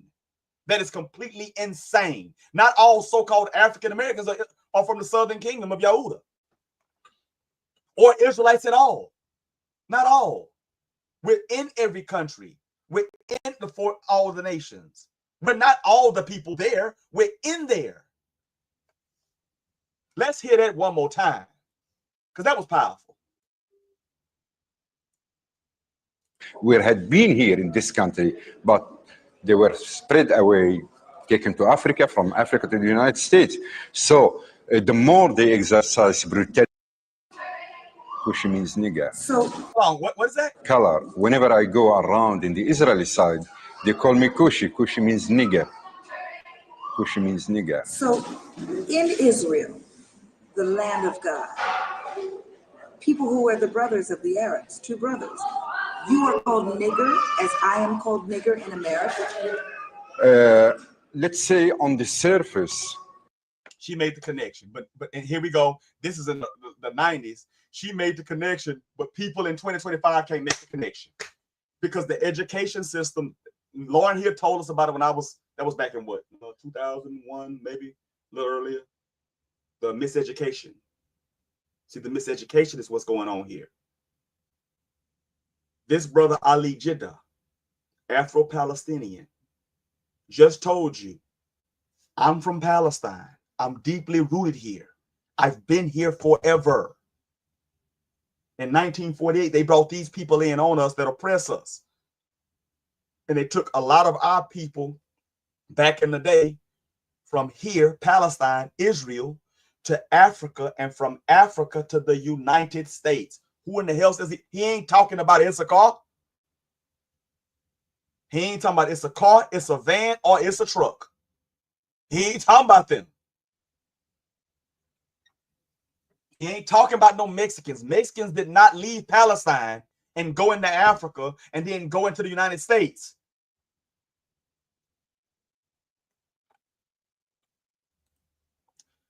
What's up, TT, brother? You doing all right? He says, Con. Exactly. He says, Judge Wu says, and sometimes question in the past, am I Yashar? Because I don't know my great-great-granddad. It was raped during slavery. My dad family were owned by Irish colonizers in Bailey, Mississippi. Okay, listen. Let me tell you. I'm gonna tell you how easy this is, and this is how people. I know people kind of struggle with that too. So let me explain this here. I tease my wife sometimes about this, right? Right, TT. It's a wrap, bro. That's it. It's done. Look, hold on. Let me go back to it again. Hold on. Let me go back to it again. Hold on 1 second. Let's go back. Let's see.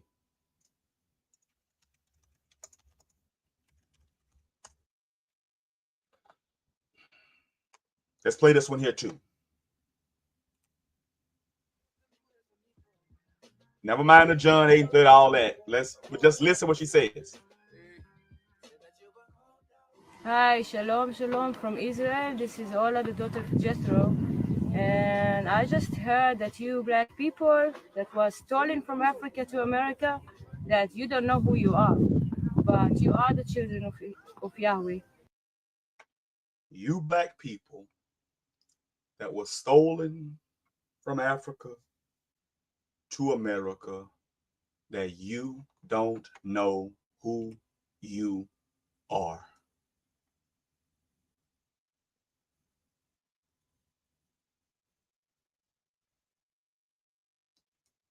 This is Ola, a descendant of Jethro, Moses' father-in-law. She knows who she is, and she's going to tell you who you are.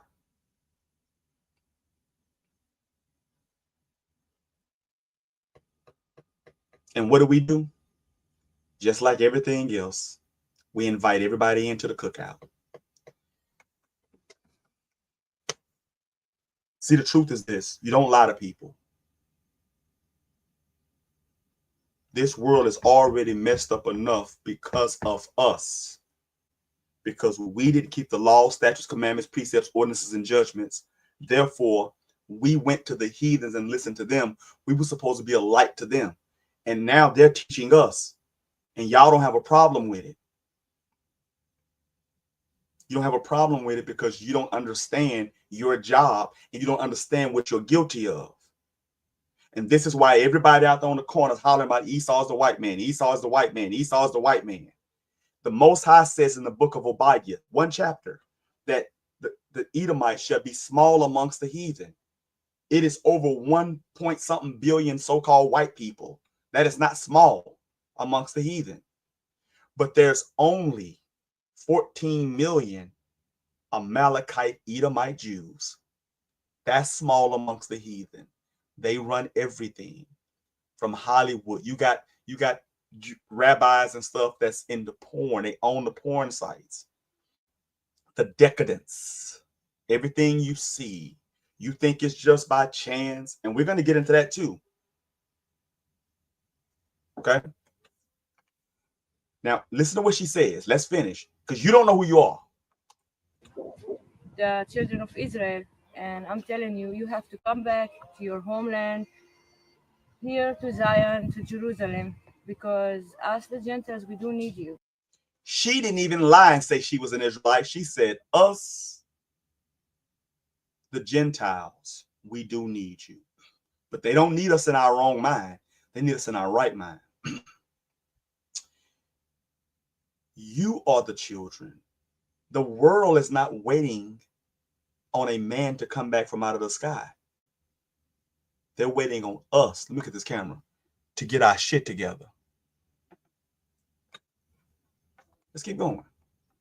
And I'm sorry for being crass, but it really angers me when we don't acknowledge the wrong, the wicked, the idolatrous, and we try to put all that on white people. But what did the Most High say in the 1 Kings chapter 8? He said that if you turn back wholeheartedly to keep my laws, statutes, commandments, precepts, ordinances, and judgments, then I will make them have mercy and compassion on you. If you're not getting mercy and compassion, maybe it's because you're not keeping the law. How about that? Catch me outside. How about that? Let's keep going. We need you to come and pray because you are our saviors. Oh my God. Obadiah chapter 1, verse 18, ring a bell. That woman said, we need you to come with us in prayer because you are our saviors. But what are y'all talking about? Oh, we waiting on Yahweh Shai. This woman waiting on you to get your black behind together. Black. And you talking about Yahweh Shai gonna come save her. And you.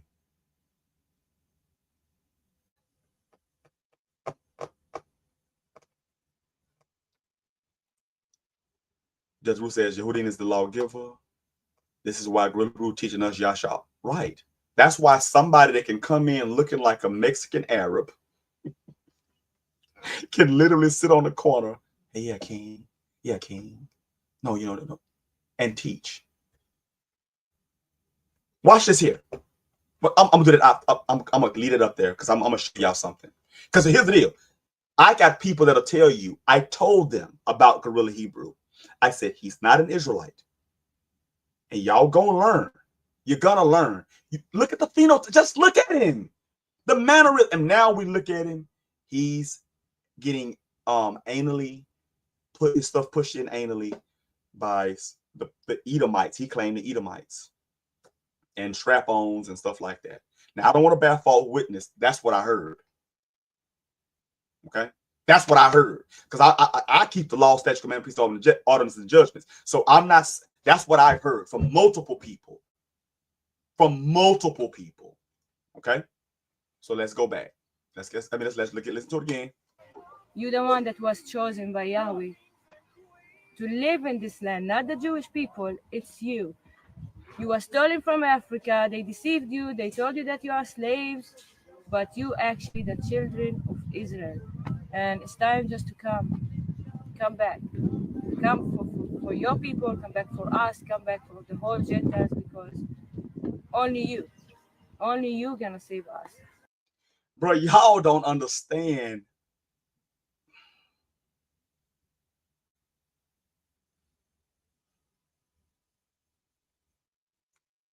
and y'all waiting on Yahweh Shai. You got people around the world waiting on you to help them. And you done passed the buck on to a myth that I destroyed 15, 16 years ago. 2 birthdays, the census. People can't even get past that. What year was he born? 4 BCE, 6 AD? According to Matthew, 4 BCE or before. According to Luke, 6 AD, when Cyrus became governor of Syria. So the people that walk with don't even know when he was born. They 10 to 12 years off. And y'all don't even see it because y'all don't really read. You believe. Let's keep going. So please come back to Zion. Y'all ain't royalty. Y'all give the throne to everybody. Y'all wonder why life's so doggone hard. Life hard because we ain't coming together. Gather yourselves together, O nation, not desire. Let me ask y'all a question. Don't y'all find it funny how when you look around at the true children of Israel, sister, you said Yahweh Shai. Sister, let me explain something to you about Yahweh Shai. First off, the name is not Yahweh. Okay? And Yahweh Shai. I can show you in Paleo Hebrew or Proto-Semitic, whichever you want to choose, because I can read it and write it. And I can show you that what the 12 what the camps teach, taking that and put, matter of fact, let me just show you.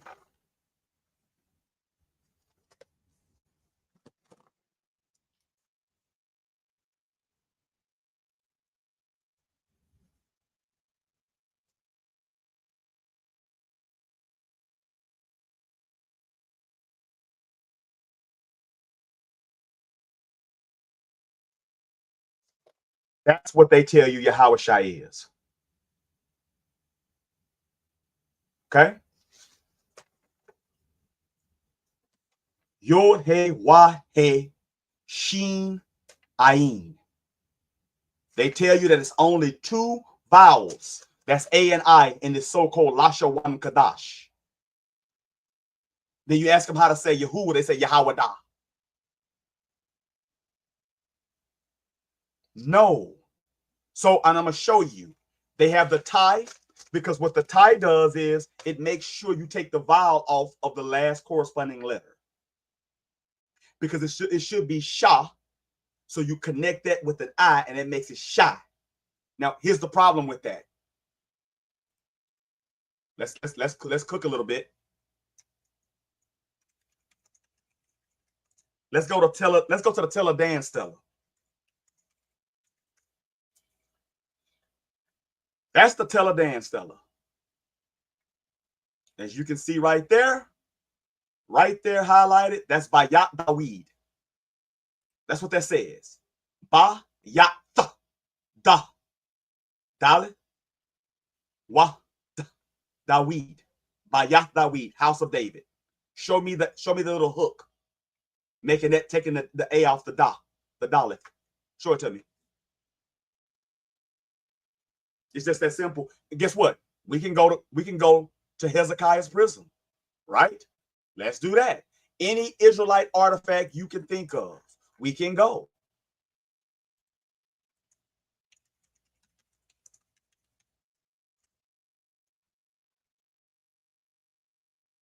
And we didn't even write this. And that's what I was saying to you earlier. When you go back and look at the dialects, you had Hebrew Edomite, Hebrew Moabite, Hebrew Ammonite, Hebrew Yisraelite. These are all Hebrew languages. See, these are different dialects. So they'll sit there and show you something in Las Lunas, New Mexico, but it doesn't look quite like that. Let's look at it. Let's look at the Decalogue in Las Lunas.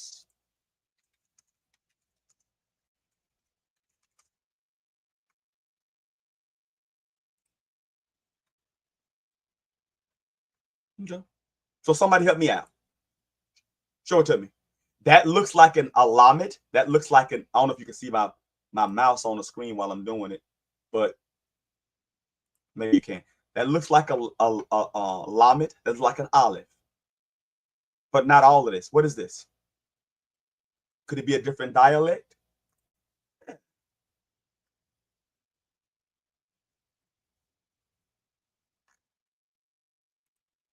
Simple. So when you look at this, okay, let me ask you this question, Abigail. And listen, I'm not putting you on front street, sister, because you are my sister. Oh, let me take you off the screen. My bad. Because you are my sister. TT says, I know such thing as Yahweh Shai.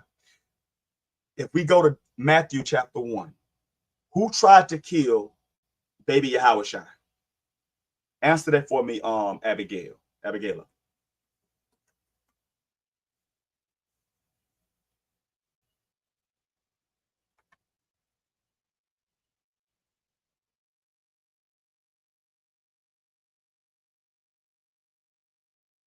Delta Rue said, this motive reason really keep the law. I'm getting upset at how we lost. These pastors and leaders are fault. Exactly. And these camps too. They're all, listen, they're all lying, man. They're lying. They're lying. I'm telling y'all, they're lying. And they know it. When I made that series 15, 16 years ago, I asked none of them even dare touch it. And they ain't gonna touch it. Why? Because they're lying. They are literally lying. Lying like a Persian rug. Let me see something real quick.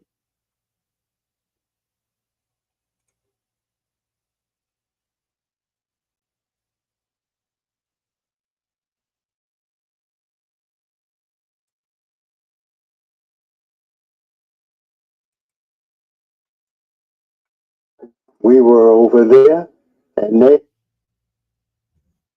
And I still didn't do this video, but Abigail, this is something. Okay, thank you. Okay, I got you, Abigail, but hold on one second, okay? You're right, King Herod. I'm going to show you something, okay?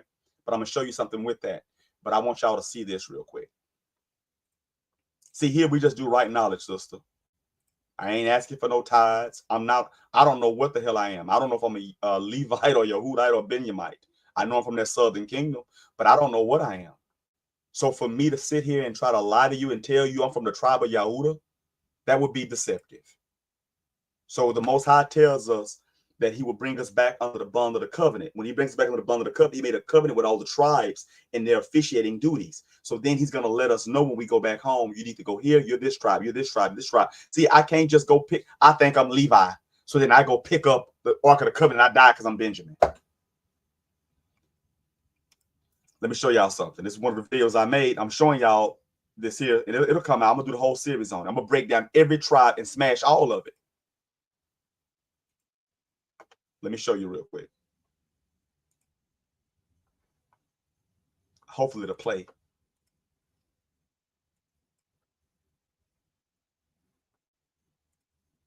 We were over there, and they had the charts up. And they had the charts. They said, if you're Jamaican, you come from this tribe. And if you're from Barbados, it's that tribe. And read the book. Said, hey, come on, Bob. What if you know that ain't right? He said, of course, Danny. I know that's not right. He said, but that's the hook. That's how we get it in place. And we wire them up to what's true. Began to teach those things as truth.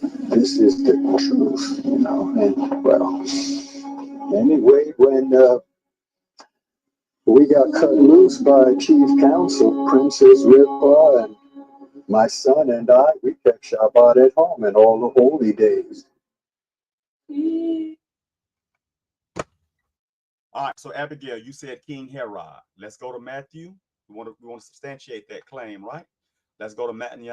Well, I ain't gonna give him Hebrew and say Matthew, but let's go to Matthew, right, chapter 1. And here we go. Oh, I'm sorry, chapter 2. All right. So as you can see here, you're right. It talks about hold on, am I sharing my screen? Let me make sure I'm sharing my screen with y'all. Because sometimes I just be cooking and talking, man, and I ain't sharing nothing. Okay, yeah, hold on. Let me go back to it. Because I'm sitting up for to start reading. I ain't showing nothing. All right. Okay. Can everybody see that?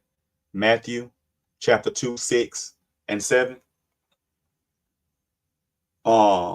It says, and thou, Bethlehem, in the land of Judah, art not least among the princes of Judah, for out of thee shall come a governor, and that shall rule my people Israel.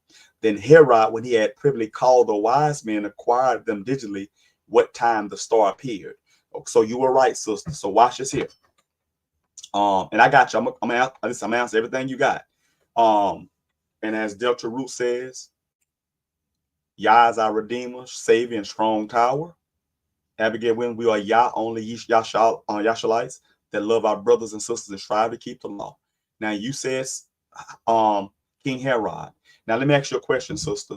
Again, and it's fine. Like if it's something I ask you, if you don't know it, that's fine. It's because we're not doing it for that purpose. I'm only asking questions so I can kind of like explain some things, right? So I just need to know exactly kind of where you sit in your understanding with things. What year did Herod die?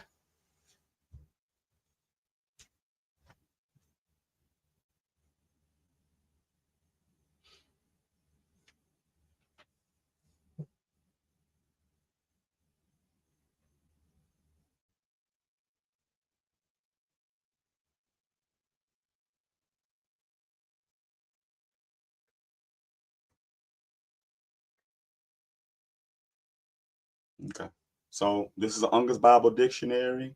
I got I got all kinds of dictionaries, but if you go here, okay, about 4 BCE, that's what I'm talking about. Sister, let me tell you something, sister. I can tell you study, so this is gonna be real easy. And then my brother TT said 4 BCE, and then the sister said 4 BC. That's what I'm talking about. Good. So let me actually, so he died. So he died in 4 BCE. So according to Matthew, if Jesus was going to be killed by Herod, that means Jesus would have to have been born before 4 BCE, correct? Because a dead man can't try to kill him, right? Is that logical?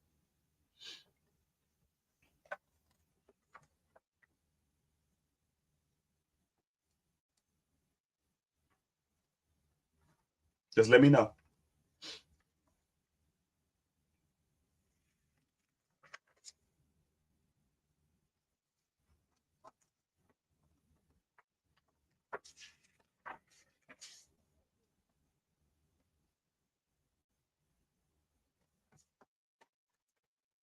And I don't know if you guys can see it. You know how it be with this Ungers, but I got it kind of right there. I got it kind of highlighted. It's unfaded from all the years I've been using it. But it says Herod the Great, 37 BCE to 4 BCE. The father of Herod was Antipater. So as you can see, that's 4 BCE. She's correct. All right. So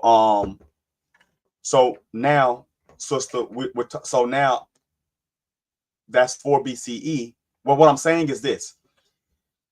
If Herod, according to Matthew chapter 2, is trying to kill Jesus, let's just do it this way. Let's see if he's trying to kill Jesus.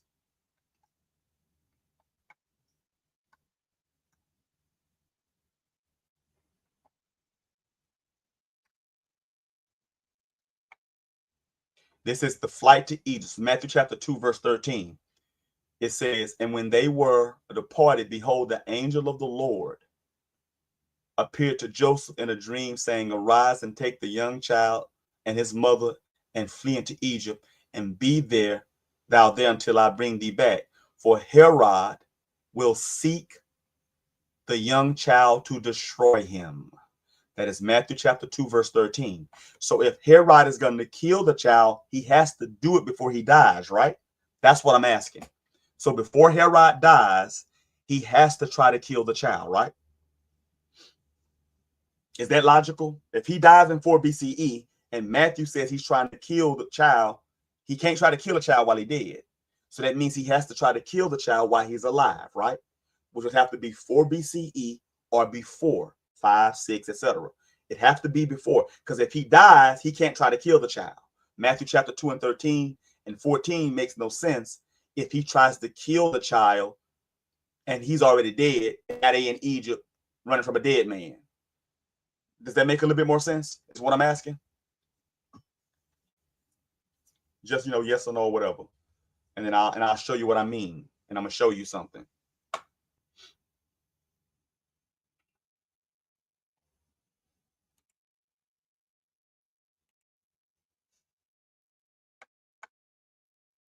Okay, that's what I'm saying. Khan. So that makes sense. So if he dies in 4 BCE, but he was trying to kill baby Yahushua, and baby Yahushua and his mama and daddy ran to Miriam and Yosef ran to Egypt, that means he had to try to kill him before he died in 4 BCE.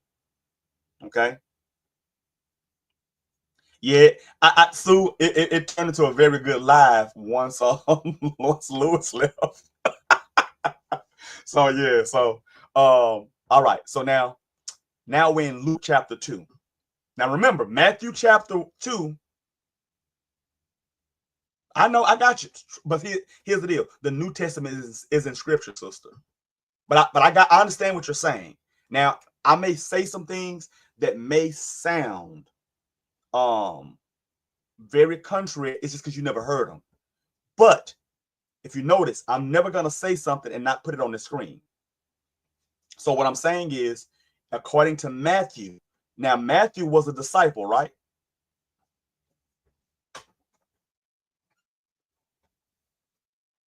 If you agree that Matthew was a disciple or apostle, just put con in there. If other people don't know con, this means yes.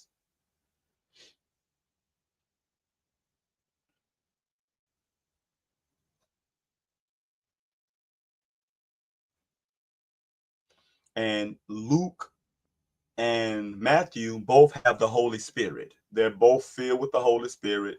Okay, that's what I'm talking about, sister. Okay, now let's go to Luke chapter 2, verse 1. And it came to pass in those days that there went out a decree from Caesar Augustus, that all the world should be taxed.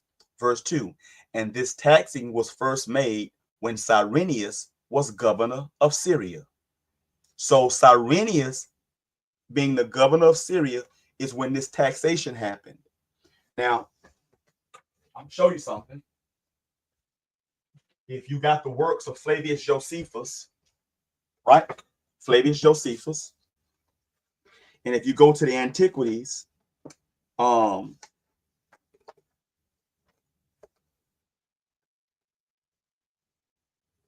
if you go to Antiquities of Flavius Josephus, in book 18, you see it's already highlighted in my copious notes. Book 18. It's about when Cyrenius was sent by Caesar to make a taxation of Syria and Judea, and how Coponius was sent to be procurator of Judea. Now, this Cyrenius census, and I'm going to show it to you. It happened in 6 AD. Let me show you.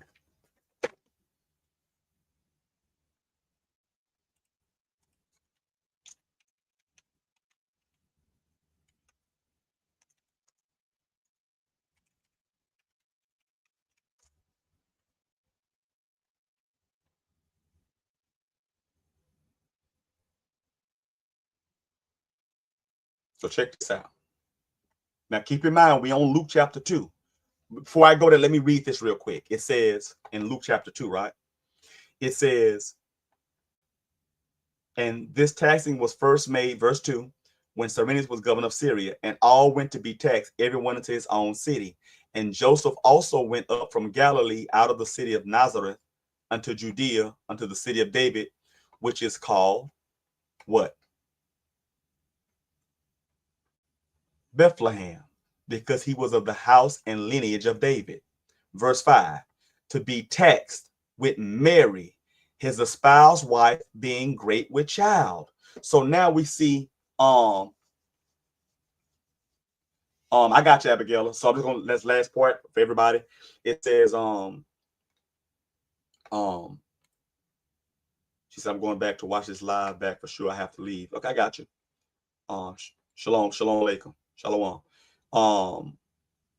It says, let me get off real quick. Okay. It says right here, it says that she was pregnant, being great with child. And so it was that while they were there, where? Going to keep the taxation in 6 AD from Cyrenius, the governor of Syria. it says that the days will come that she should be delivered, and she brought forth the baby, JC, Yahushua, right? And wrapped him in swaddling clothes and laid him in a manger because there was no room for them in the inn. See that? So this is on the taxation of Augustus Caesar. Well, here's the problem. This is the problem. This is the problem that everybody's gonna have to deal with, right? And this is just the first part of it. Nobody ever gets past this part, and I'm kind of sad. I'm saddened, right? Taxation, Cyrenius. When you click Cyrenius, and it tells you right here in Luke chapter 2, right? This account of Tacitus proved that Quirinius was governor militarily in the area well before becoming civilian governor of Syria and taking the second census in Judea. That's what they're trying to push, but it doesn't matter because they're trying to. I forgot. This is what it's a Bible here. Okay, never mind. Oh Lord. Okay, so my point is, Cyrenius became governor of Syria. They're not going to do a taxation 10 years apart. That's retarded, and they don't have any proof for that anyway. But anyway, in 6 AD. We know this because when you read Josephus, it says Archelaus, which is Herod the Great's son.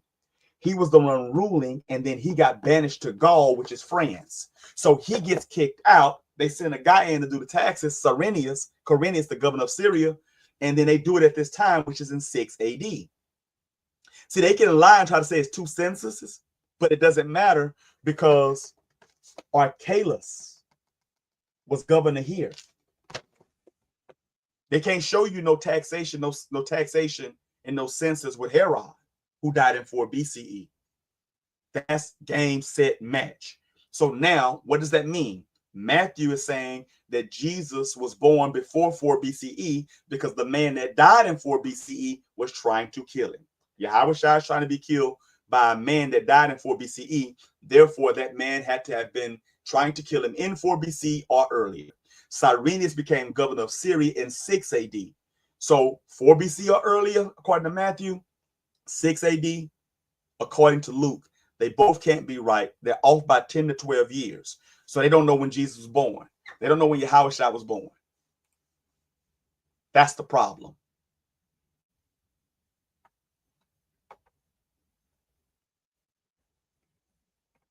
And as so Deadwood says, okay, I got you. Yeah, and never get past it. Like I said, listen, it's been going on 16 years now. Nobody want to tackle it. Nobody want to get past it. And like I tell them, that's the opening salvo. Like, bro, I remember one day I was so bored, I just conceded and said, okay, look, let's take it off the table. And then the dude was like, okay, let's go. And then what came behind it was so much worse that he was like, oh man. I was like, yeah, listen. He was like, no, you're right. He don't exist. I'm like, yeah, listen, y'all just can't get past this first part.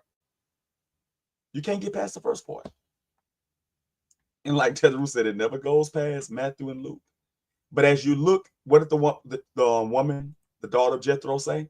She said, and I quote, she said, you're our savior. Right? She said, you're our savior. When she says you're our savior, or the saviors, she's talking to us. Right? When she's talking to us, I'm instantly pulled back to what the Most High told us in Obadiah. And what shall come on the Mount of Esau? Well, let's look. Let's take a look real quick. Ain't gonna hurt none. Obadiah ain't number 1 chapter, right?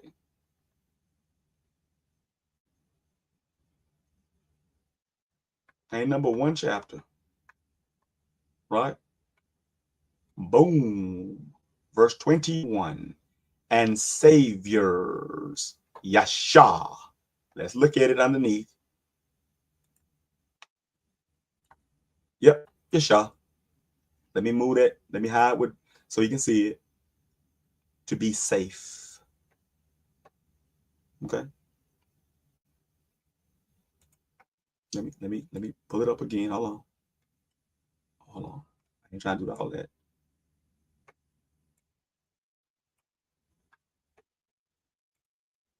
it says salvation, yasha, saviors, plural.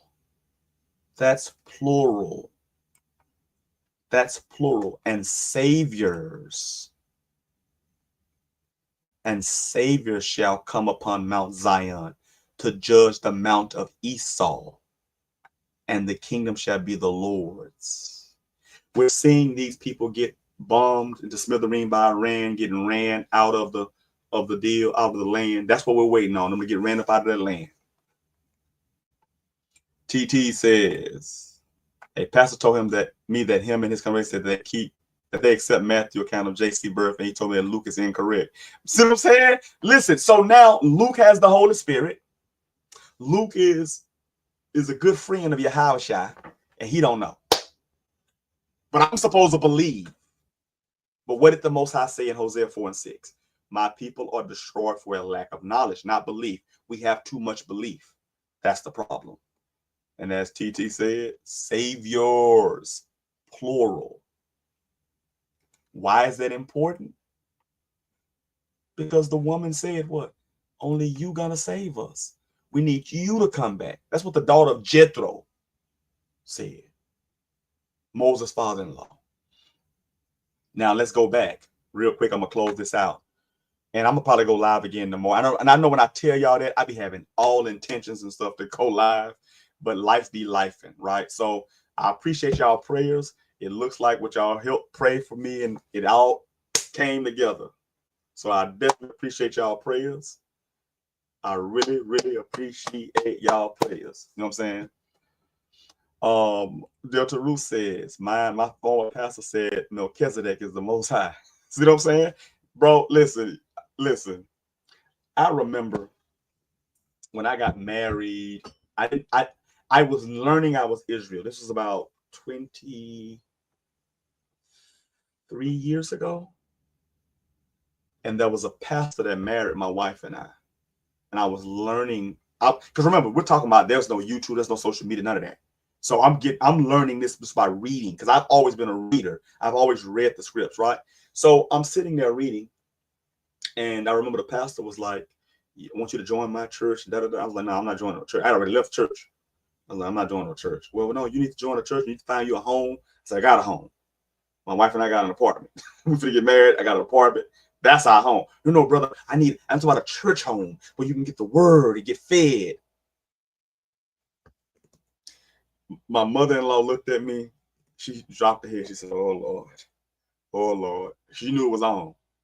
I guess my eyes must have got red because my wife said like he was seeing red. She said,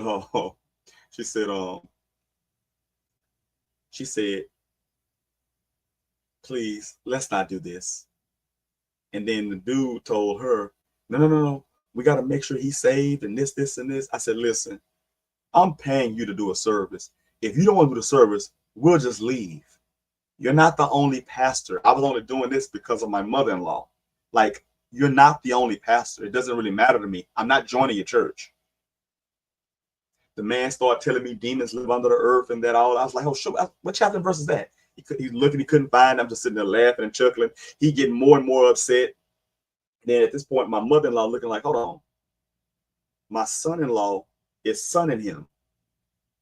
Because, I was always telling her about things, but of course, her man of God is special. So now when she sees that I'm sonning him, it's like, hold on.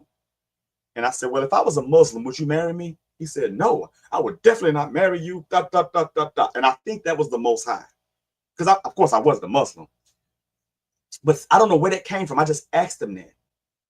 Not even a month later, my mother-in-law left the church. And you wonder why she left the church? Because he married a Muslim. I showed her that he was a hypocrite. And then a little bit after that, he died. So, Sue says, I emailed my pastor about all the teaching. He never tried to debate. See, Sue, you tough. That's why I could see too. Sue, let me tell y'all something about Sue. Listen, let me tell y'all something about Sue. Sue is like a sponge. And if you see Sue notes and stuff, Sue like be taking monstrous notes and her notepad and highlighted and thought, listen, Sue is sincere. That's why Sue is my sister. I love Sue. My wife loves Sue. My children call her Aunt Sue. That's why. Yeah, you sent me the email. They said exactly. Yeah, you sent me the email. Sue. Yeah, you sent it to me. But again, but like I said, once you have that knowledge, that wisdom and understanding, that the first light, let there be light, which is wisdom, the first 9 chapters of Proverbs, wisdom. Once you have that wisdom, can't nobody pull a fast one on you. And I had some other stuff I wanted to show y'all. I wanted to show y'all some stuff that I want to go in, because I want to go in this whole doctrine of hell. I want to go into all this, where it come from. You know, I had some notes I typed up, and I want to go into that. Like I said, I want to go into that doctrine of hell. Right? Let me see something. I didn't even make it there. But let's see.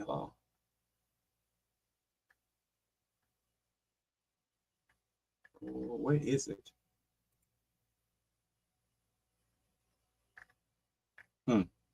I'll have to do it on the screen, because I got a lot of notes I had typed up or whatnot.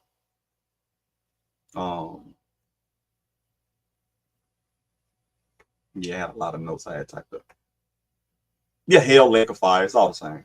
Yeah. Sue says, in 3 years I've been fast tracked by Yah. Yeah, but let me tell you, like Sue know, we all know it's painful. Like you Yah ease into it, and I'd be like, okay, yeah, here you go, sister. Yeah, you're doing right. Boom, boom, boom, boom, boom. And then all of a sudden, y'all like, okay, and calamity, go. Deal with it. And it's like, it's a lot. But he gives you the wisdom and understanding to be able to deal with it. So we got to thank Yah for that. That's the mercy and compassion.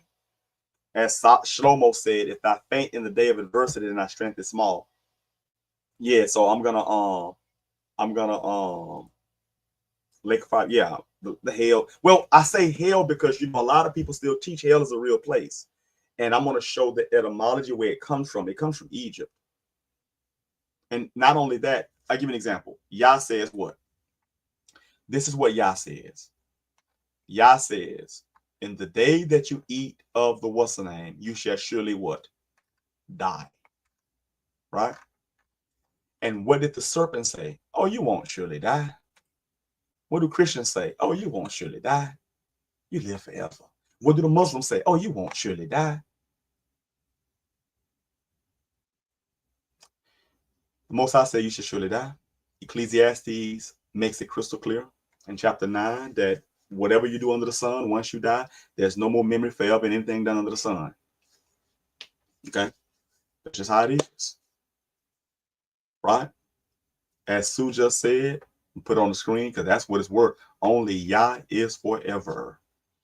And if we do right by Yah, keeping them laws and commandments, etc., then he will see our seed. That's Isaiah 53.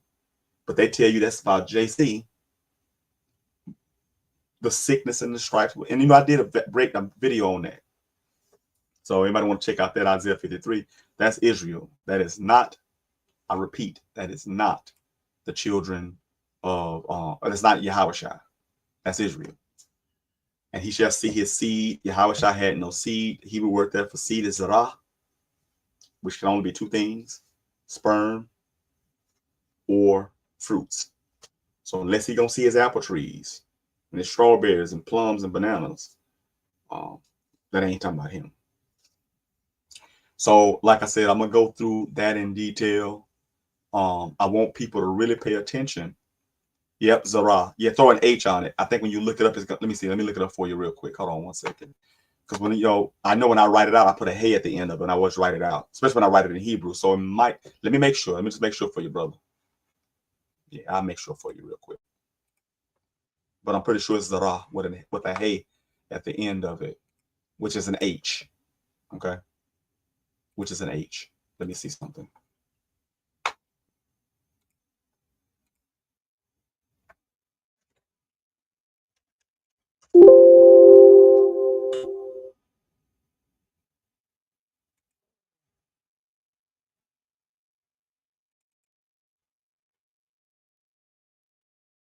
Okay, let's go to Genesis 1 and 1. 1 and 11, I'm sorry. Let's go to battle sheet 1 and 11. Seed. Okay, let's look at seed. Yep, Zara. Yeah, with a hay. Yeah, there you go. Zara. And it says seed, fruit, plant, sowing time. Then it says cornily, child, posterity. So it's either a fruit tree, like I said, or it's a child when he shall see his seed. It ain't talking about fruit trees in that verse, Yeshaya chapter 53. Okay. And here's the crazy part. I don't even feel like I'd be on here that long. I've been on 3 hours and 41 minutes. I don't even feel like I'd be on that long. That's the crazy part. I'm hungry, but I feel like I've probably been on maybe like an hour tops. But I think that's what Yah does. Yah sustains you when you with Yah. Everything is good. Like I said, if y'all want, let me ask y'all a question. Before we leave, then let's do this here. What do you guys want to discuss tomorrow? I just got 2 things for you guys. Just let me know what you guys want to discuss tomorrow, and we can go to it. I want to go through the absolute and relative truth. I want to go through this whole lake of fire thing, because like I said, Christianity is tentacles in Christianity. So you got to pull all that stuff out. You can't just say I don't believe in Yahweh Shai, I don't believe in Jesus. And again, people say all the time, well, man, he's trying to get you guys to not believe in Jesus and Yahweh Shai and all this. Listen, I'm just presenting the evidence. That's all it is. You know, I love the Most High. I love the Most High. Listen, that I can say that right now. And if I don't love the Most High, may he strike me down and take the breath out of my body. I talk to Yah every single day, all throughout the day. I correct my children with the word of Yah. I teach my children the word of Yah. Those of you that know me know my children know Yah. That's what I do. Okay, you said, what is true biblical marriage? According to Yah. Okay, so this is what I want you to do. When this video, I'm going to end this live stream. In the comment section, put that in there. And then my brother TT says, battle sheet 3 and 15. And then Proverbs 30 and 4. Let's see, hold on 1 second.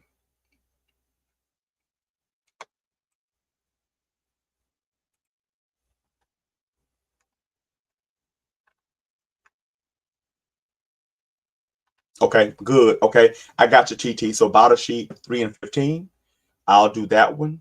And see, I'm gonna do them this way here because, like I tell people, you know, if y'all ever want to come on, y'all can always come on, right?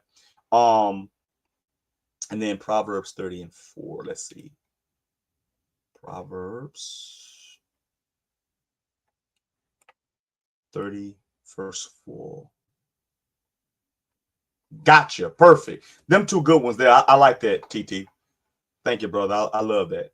And then Delta Roots, that's a good one as well. So we got what is true biblical marriage according to Yah. And then we got battle sheet 3 and 15 and Proverbs, books of Proverbs 30 and 4. 30 and 4. So what I want y'all to do is when this live ends, you can just copy and paste and put them in the comment section. So that'll remind me, because I'll go live tomorrow. And, you know, I asked you guys to help pray for me and things like that. So I got a better opportunity. And, you know, with a lot of stuff that's been going on crazy, I got a better opportunity. And I know it's due to brothers and sisters praying and things like that. So I greatly appreciate that from you guys. I love you guys. So if you guys can put that in the comment section, then that way when I go back, I'll see it. And then I'll do it. Because I think I don't think I had another job offer for next week to start Monday. But then I got the one I really wanted, which is supposed to start on the 28th. So I think I'm just going to take a much needed vacation break. Yep. As my brother said, when 2 more gathered. And then as Sue said, praise Yah. Y'all don't even know how happy I am.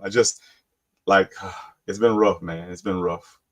It's been rough. And all of you that's been there for me to listen to me vent and talk and help and whatever, I appreciate y'all. I love all y'all. I appreciate all y'all. Just to be, and here's the deal, just to be able to talk to y'all is psychologically good, right? So like I say, I just ask, you know, that everybody don't have to be like me, meaning what happened, what you're trying to do. But I ask that all of us, we pray for Sue, we pray for TT, we pray for Delta Roots, we pray for the sister Abigail, right? That she comes to the knowledge of the truth, that there's only one creator, Yah Elohim, Yah the strong one, Yah of hosts, he who creates. All our brothers and sisters that's all throughout watching and doing, it's 10 people watching. So I pray that all of them, and like I said, the brothers and sisters that's watching, that's fine, brothers and sisters. Y'all can always come in and drop comments. It may, like I say, people all the time, it may seem like I'm very combative. I'm really not combative. I'm combative when you don't listen. I don't have a problem with people that follow Yahweh or Christ or whatever. I don't have a problem with that. My problem is really with people that try to debunk and throw away the Bible. Because see, I understand, I'm not saving souls. I don't have the ability to save anyone. Yeshaya says that the Lord God, Yah is our saving. Besides him, there's none else. I'm nobody. I'm nobody. I'm just a child of Israel. I'm just a follower of Yah, just like y'all. I'm nobody. I'm not even putting myself down. I'm just saying in the grand scheme of things, I'm not a general. I'm not a bishop. I'm not a captain over 59 people, 1,000 people. I'm none of that. You know what I'm saying? I'm just a brother with y'all of Yisrael. And as my brother TT said, and a stranger with a contrite spirit, that's it. Like, listen, a stranger with a contrite spirit is worth value. I know it because Yah said so. See, again, when I went through the whole little Mexican thing, just explaining that, that's not me taking shots at people. That's me showing y'all that something is wrong here. Sue, you are one of us. You are our sister. You are our sister. Definitely our sister. Definitely our sister. Definitely my sister. Right, TT, I don't need double honors. TT. I'm not a prophet. I'm a child of the prophets, but I'm not a prophet. I'm not giving y'all any prophecies, and neither are they. I'm just telling you what the prophecies were and how they explained them, because the Most High is using me, and not just me. Y'all, don't y'all see when we be talking, like in the comment section, how y'all be throwing these scriptures up and throwing these trains of thoughts up? You know what I'm saying? That's it. That's what it's all about. It ain't even a Hezekiah thing. Listen, people coming and talking, they got to deal with y'all. Not just me, they got to deal with y'all. Right? Right. No general or captain, brother. I ain't no general, no captain. I'm y'all brother. Y'all my brothers and sisters. Straight like that. That's it.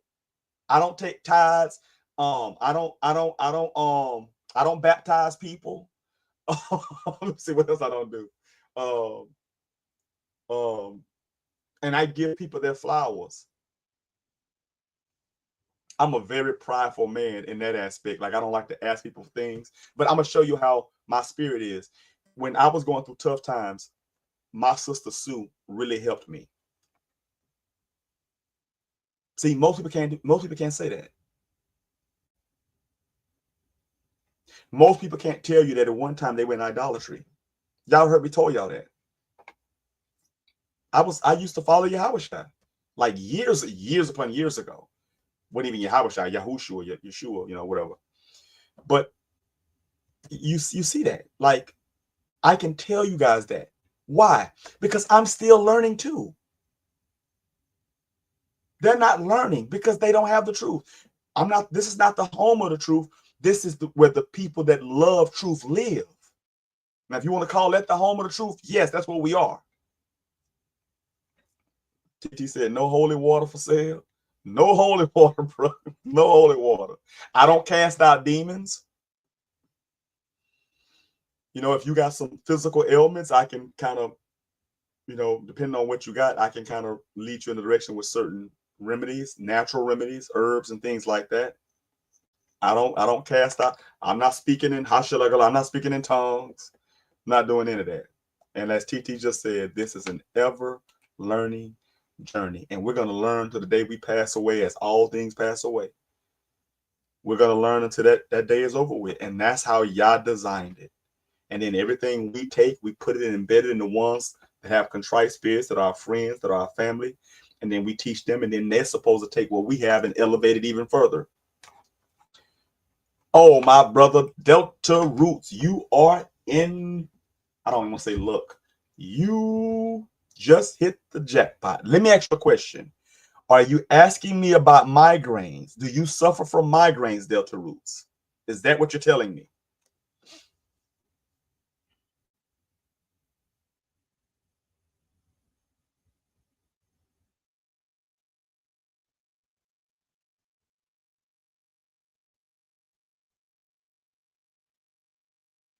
What up, Josh? Josh, that's one of my students from the Gaza War Drumline, section leader. All right, so if y'all know, my nickname is Turk. So okay, so brother, this is what you need. You need an enema bag. Hold on one second, okay?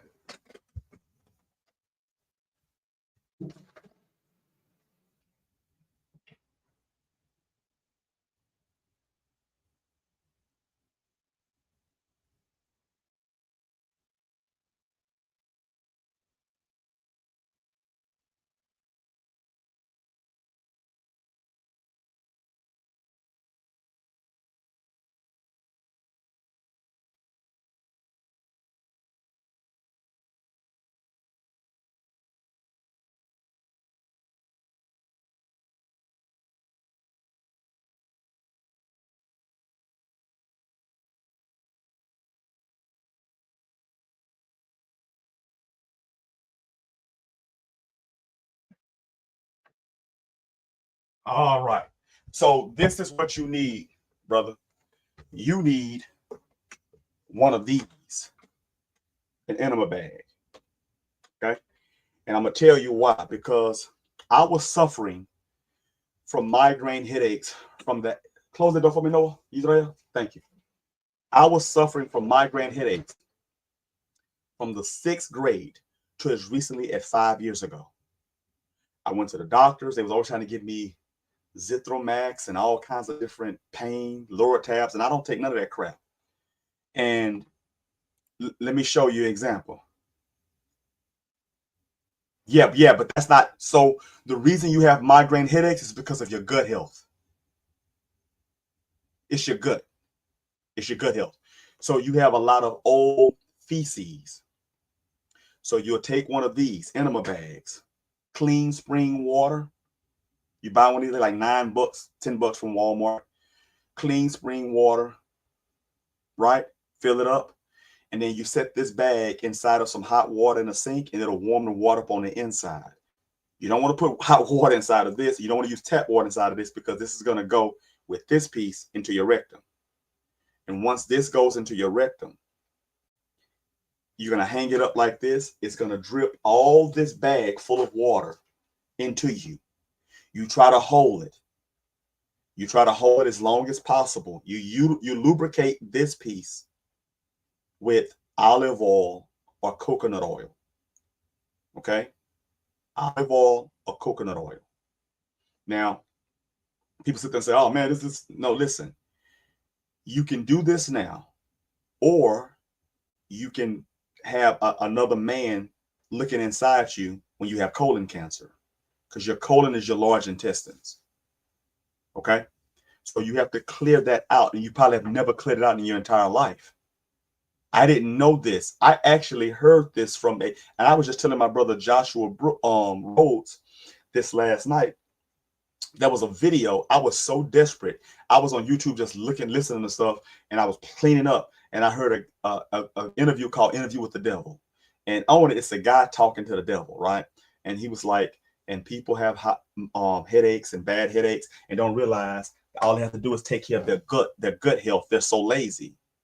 And a good enema will fix all of that. I heard him say it. This is the devil supposedly saying it in this interview, right? At that point, I was so, because I would have cluster migraines where I'd have them like for months straight, and then it just go away for a year or two, and then it come back, and I'd have, since I was in the 6th grade, I hadn't had one in 5 years. The first time I did an enema, that was it. I hadn't had one in 5 years. Because your colon has all this old stuff backed up from fast food, cheese, and all this other garbage, all these carbs, right? And all this stuff is inside of you. So with that being the case, you have all this inside of you. You have to get that cleansed out. And once you get that cleansed out, the headaches go away. I would have them right behind my right eye or either here. And I'm talking about they would be pulsating, banging. They call them cluster migraines, AKA suicide headaches. Because there's been times I've had them where I said, y'all, if you're not going to stop this, go ahead and take me out now. I don't want to go through this no more. And literally I would feel the tension just come away. Like y'all would just pull it off of me. But I had to figure that out. So get you an enema bag from Walmart. Get you an enema bag. Use this piece here. This piece here. And I clean and sanitize mine anyway. So you use this here. And it's it may look, but it's really very thin.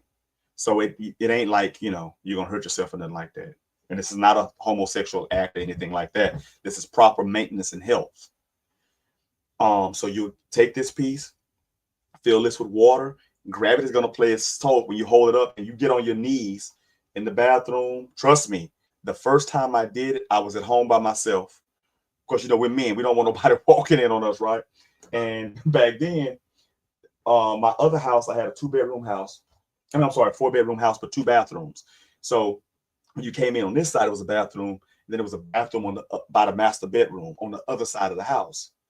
My house here is kind of set up similar, but I went in the bathroom and I did it. And I'm talking about it almost ran me out the bathroom how I smelled. It was reeking, bro. It was reeking. So then once I did that, after I got almost through, because it's gonna go, all the water gonna go in, you're gonna feel like you're gonna bust open. You're not gonna bust open.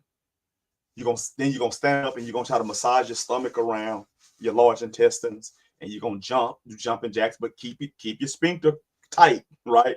And then once you sit on that toilet and shoot that out, it's gonna come out, and it's gonna be so reeking. It's gonna reek so bad that when I was doing it, I told my wife I was gonna do it, and she was picking the boys up from school. And when she walked in the house, she said, "Oh my God!" And listen, she smelled it literally about 80 feet away, way in the front, coming through the front door, the garage door. And I was on the other side, backside of the house. When you fill it up, just get you like a gallon. It's not gonna be a whole gallon, but get you like I think it's like a little over a liter. Get you like a gallon of spring water. Okay. This piece right here, it twists out. I don't know if you can see it. It twists out like that. And I'm sorry, Sue, because I never showed you, Sue, but here, this is what I'm. So you'll twist it out. It's water in here, so I don't want to pour it out or whatnot. But then you'll pour your water in, right? Spring water. And if you get one brand new, rinse it out first. Put a little, shake it up real good, then pour it out. Then put the spring water in, because you don't want nothing going to you that's contaminated. Like, you know, because this is brand new, it might just, you know, some little particles or something. Just rinse it out real good. Put take a gallon of spring water, put that in you, and hit in this. Then you're gonna take that piece again. As you can see, it's a screw piece. You're gonna put it right back in, tighten it up, right? It's gonna tighten it up, and see, this here comes off like that. But you just want to keep it on there, right? So don't grab it by that. Grab it by the base like I'm showing you. And then you're gonna take this. Hold on 1 second. This piece here comes off of it as well. It's a clamp. As long as you keep that down, the water won't come out. See? So then once you got it like that, you take this bag and you just set it in your sink in some hot water. for about 5 minutes. What that's going to do is that's going to heat this bag up, which is going to heat the water up inside, but it won't be scalding hot. It'll just be warm.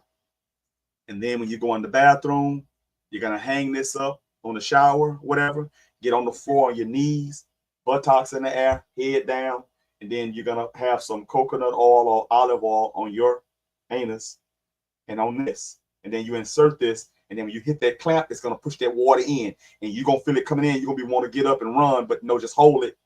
Get all the water in as much as possible. And then once all that water comes inside of you, then you're going to try to get up. It's going to be tough because it's the first time you've ever done it. You're going to try to massage. You're going to get up and you're going to massage around, trying to loosen the stool that's in you. And then once you finally sit on that toilet, poof, it's going to flood out. Then you're going to sit there a little bit and it's from more going to come out, and you're going to keep doing, and it's going to reek. It's going to be the worst smell you've ever smelled. You know what mommy say? Somebody crawled up in you and died. That's what it's going to do. Oh yeah, there you go. So you can do that as well. Yeah, spring water. Let's see. So I just bought a kit. I'm doing detox parasites. I have alpha-gal syndrome and Lyme disease. Yep. And we're gonna pray for Sue. Whatever. We're gonna pray for Sue. So we're gonna knock that out. We're gonna get that squared away. And then you said I'm a veteran. I have free healthcare. Yeah. So you can go in, like, there's a woman called Heavenly. It's called, the place is called Heavenly Hole, right? Heavenly Hole, but it's WHOLE, but it's Heavenly Hole, right? And you can get those, and then you'll see they'll put like gallons of water in you, and you just defecate. You'll see it going through the machine and coming out, and that's good. That's real good too. But once you do this here, as long as you can, you say, is it room temperature spring water? Yeah. Like if you just buy a bottle of spring water, room temp, put it in there, and then put the top on, then set that in the hot water in the sink. Because the hot water, since this bag is like a little plastic type bag, it's going to warm this up and the water inside of it, but it won't be real hot. Okay. And then once you do that there, it's going to go in, like I said, and the best to make sure where you can toughen it out, short breaths blowing out, it'll actually help you be able to retain the water, because it's difficult. You've never had nothing going in. You know, we're not homosexuals. We never had anything going in. So this is a whole, and it's to my water. This is a whole new experience. So you're cleaning yourself out. Okay. Yes, literally all of it will go in. So you hold it as long as you can. So you're gonna get up, and at that point, then you just start like jumping around, trying to loosen, and then you try to massage going around. You're trying to massage your large intestines, and then you try to jump around. Now you're still clenching your cheeks, right? You're jumping around and you're trying to keep it, you know, everything in. And then when you feel like you can't hold it no more because you're gonna be bloated, you're gonna go sit down and it's gonna come out. And when it starts coming out, I promise you, this is when I made the connection that really demons are not demons. Demons are parasites. I already knew demons didn't exist like that, but they're parasites. It's parasites and things like that that cause you to think different. Your whole mood is gonna, like if you're a very irritable person, that's why people say you're full of what? See, you got to listen to the colloquialisms and things that people say. Man, he's full of, when, you know, SHIT, when he acts crazy or he acts like something wrong with him. But when you get all that stuff out of you, your mind changes, your mood changes. Like I said, prove it. I'm telling you, just prove it. You said, how do you warm the water again? Like I said, so when you take that gallon of water or whatever, you're gonna put it in this. You're gonna put it in this bag. Once you pour it in this bag, then you're gonna put this thing. You're gonna tighten this thing back on, and then you'll take this water. It's tightened on. You're gonna set this in the sink and run hot water on it, and just fill the sink up in the kitchen, right? And just let it sit for like 3 to 5 minutes. That's gonna warm the water up in this bag because it's like a plastic type bag. You see? It's like you can use this on your back. If you put this in hot water and you got a sprain or something, you can put this on your back like a hot pad. You can warm the water up, but it won't burn you. Now, if you put hot water in here from the sink, first off, the sink water has contaminants. fluoride and chlorine and stuff like that, and then all the drugs people flush that they can't get out of the system. So you don't never use tap water for any of this. You buy some spring water. So a gallon of spring water. Distilled water robs the body of minerals. Sue said a spring. So spring water, it robs the body of minerals. So when you're trying to fast and detox, distilled water is good. When you're trying to get things out of you, contaminants and heavy metals. But when you're doing an enema, you can use it, but you just want to just go ahead and use like spring water. That's me, a spring. Right. So that's what you want to do. And I promise you, brother, you're gonna feel so much better, and the headache's gonna go away. I just wish somebody would have told my parents that. Because my parents could just took me to the to one of those holistic clinics and stuff, and then just did that, and I'd have been good. I suffered for years. You said, okay, yeah, my food hasn't been good in a few years. I used to work out and eat healthy. I got late. Definitely my spirit been telling me to get back to my old self. I never had gut, but I got one. Yeah, see? So when you got that gut, that's not just fat. That's going to be fecal matter. You might have 10 pounds of fecal matter inside of you. Sometimes people have more than that. So you got 10 pounds of fecal matter in you. Like people don't have a waistline. They got a waistline, W-A-S-T-E instead of W-A-I-S-T. They have a waistline where all the waste is there. And since all that waste is there not coming out, think about what that does here. That causes the headache. That's what causes the headache. Listen, I just wish somebody would have told me that earlier. Like from 6th grade, literally from 6th grade, I started having these headaches. And we were trying to figure out what it was. Then you think about it, when I got older, I stopped eating pork and all that stuff when I was like 20. I stopped eating pork. I started trying to eat clean. So trying to eat clean foods, stop eating turkey, stop eating chicken. But I was still having headaches. And I'm saying to myself, like, yeah, if I'm eating right, why am I suffering? And y'all like, okay, yeah, you eating right, but what about all the stuff you ate? You still got to pay the price for that. And like I said, I heard that video. And usually I'm the kind of person, I wouldn't even listen to that video. I don't just try stuff like that. But something just said, do it. Because I was at the point where I was like, man, they cause suicide headaches.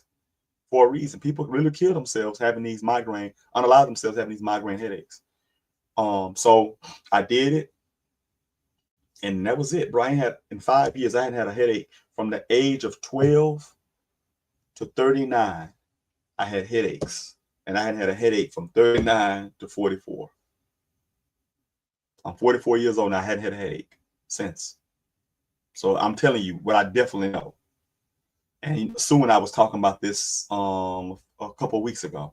We were talking about this a couple of weeks ago. Like you said, the eyes feel like they're bulging out. Yeah. And that's that pressure. When you talk about blood pressure and stuff like that, and then think about, you drink a lot of stuff. If you drink sodas or juices with all that sugar, that stuff, it catches up with you. It really does. It catches up with you. It really does catch up with you. And you'll notice you might be fogginess, you might be forgetful on things. That's what that's all from. You just stopped up. Once you clear that out, and then you go back to eating right. And then, like I said, I try to do them like once a month for maintenance purpose. Because like I said, I don't eat crazy, but at the same time, every now and then I will have something like a hamburger or something like that from somewhere else, like out if we go out or something. So I already know that stuff is kind of like not the best. No matter how much they tell you it is, it's not the best. You said the doctor tried to put me on metformin. Like I said, I couldn't even tell you nothing about much medicine. I don't take medicine at all. And like you said, I don't believe in taking medicine. I don't either. I ain't gonna lie, I don't either. Now I know for the sake of YouTube, yeah, I'm not a trained medical professional licensed practitioner. I'm just telling you what happened to me. I'm saying, wink, wink, that's what you need to do. And you'll be okay. I promise you. Because like I said, I suffered with migraines, man, for over almost 3 decades. Almost 3 decades. Like about 3 years shy of 3 decades. 27 years. And then I fixed it. And then you'll notice after that, you'll feel better. Like then my wife and I, we went and we went to this place, Heavenly Hole, and my wife would tell you, she was like, she gonna book us another one. You know, if money get tight, you know, it's like $100 or something like that for both of us. I think it was like 100 and some bucks. So when money get kind of tight, you don't do it. But then my wife was like, you know, we'll go back to doing them because she got her own bag and stuff like that too. Yeah. So I appreciate y'all. No problem. See y'all tomorrow. Y'all willing. That's what I'm talking about. Y'all willing. Love all y'all. Shema Israel. Y'all Henu Y'all. Peace.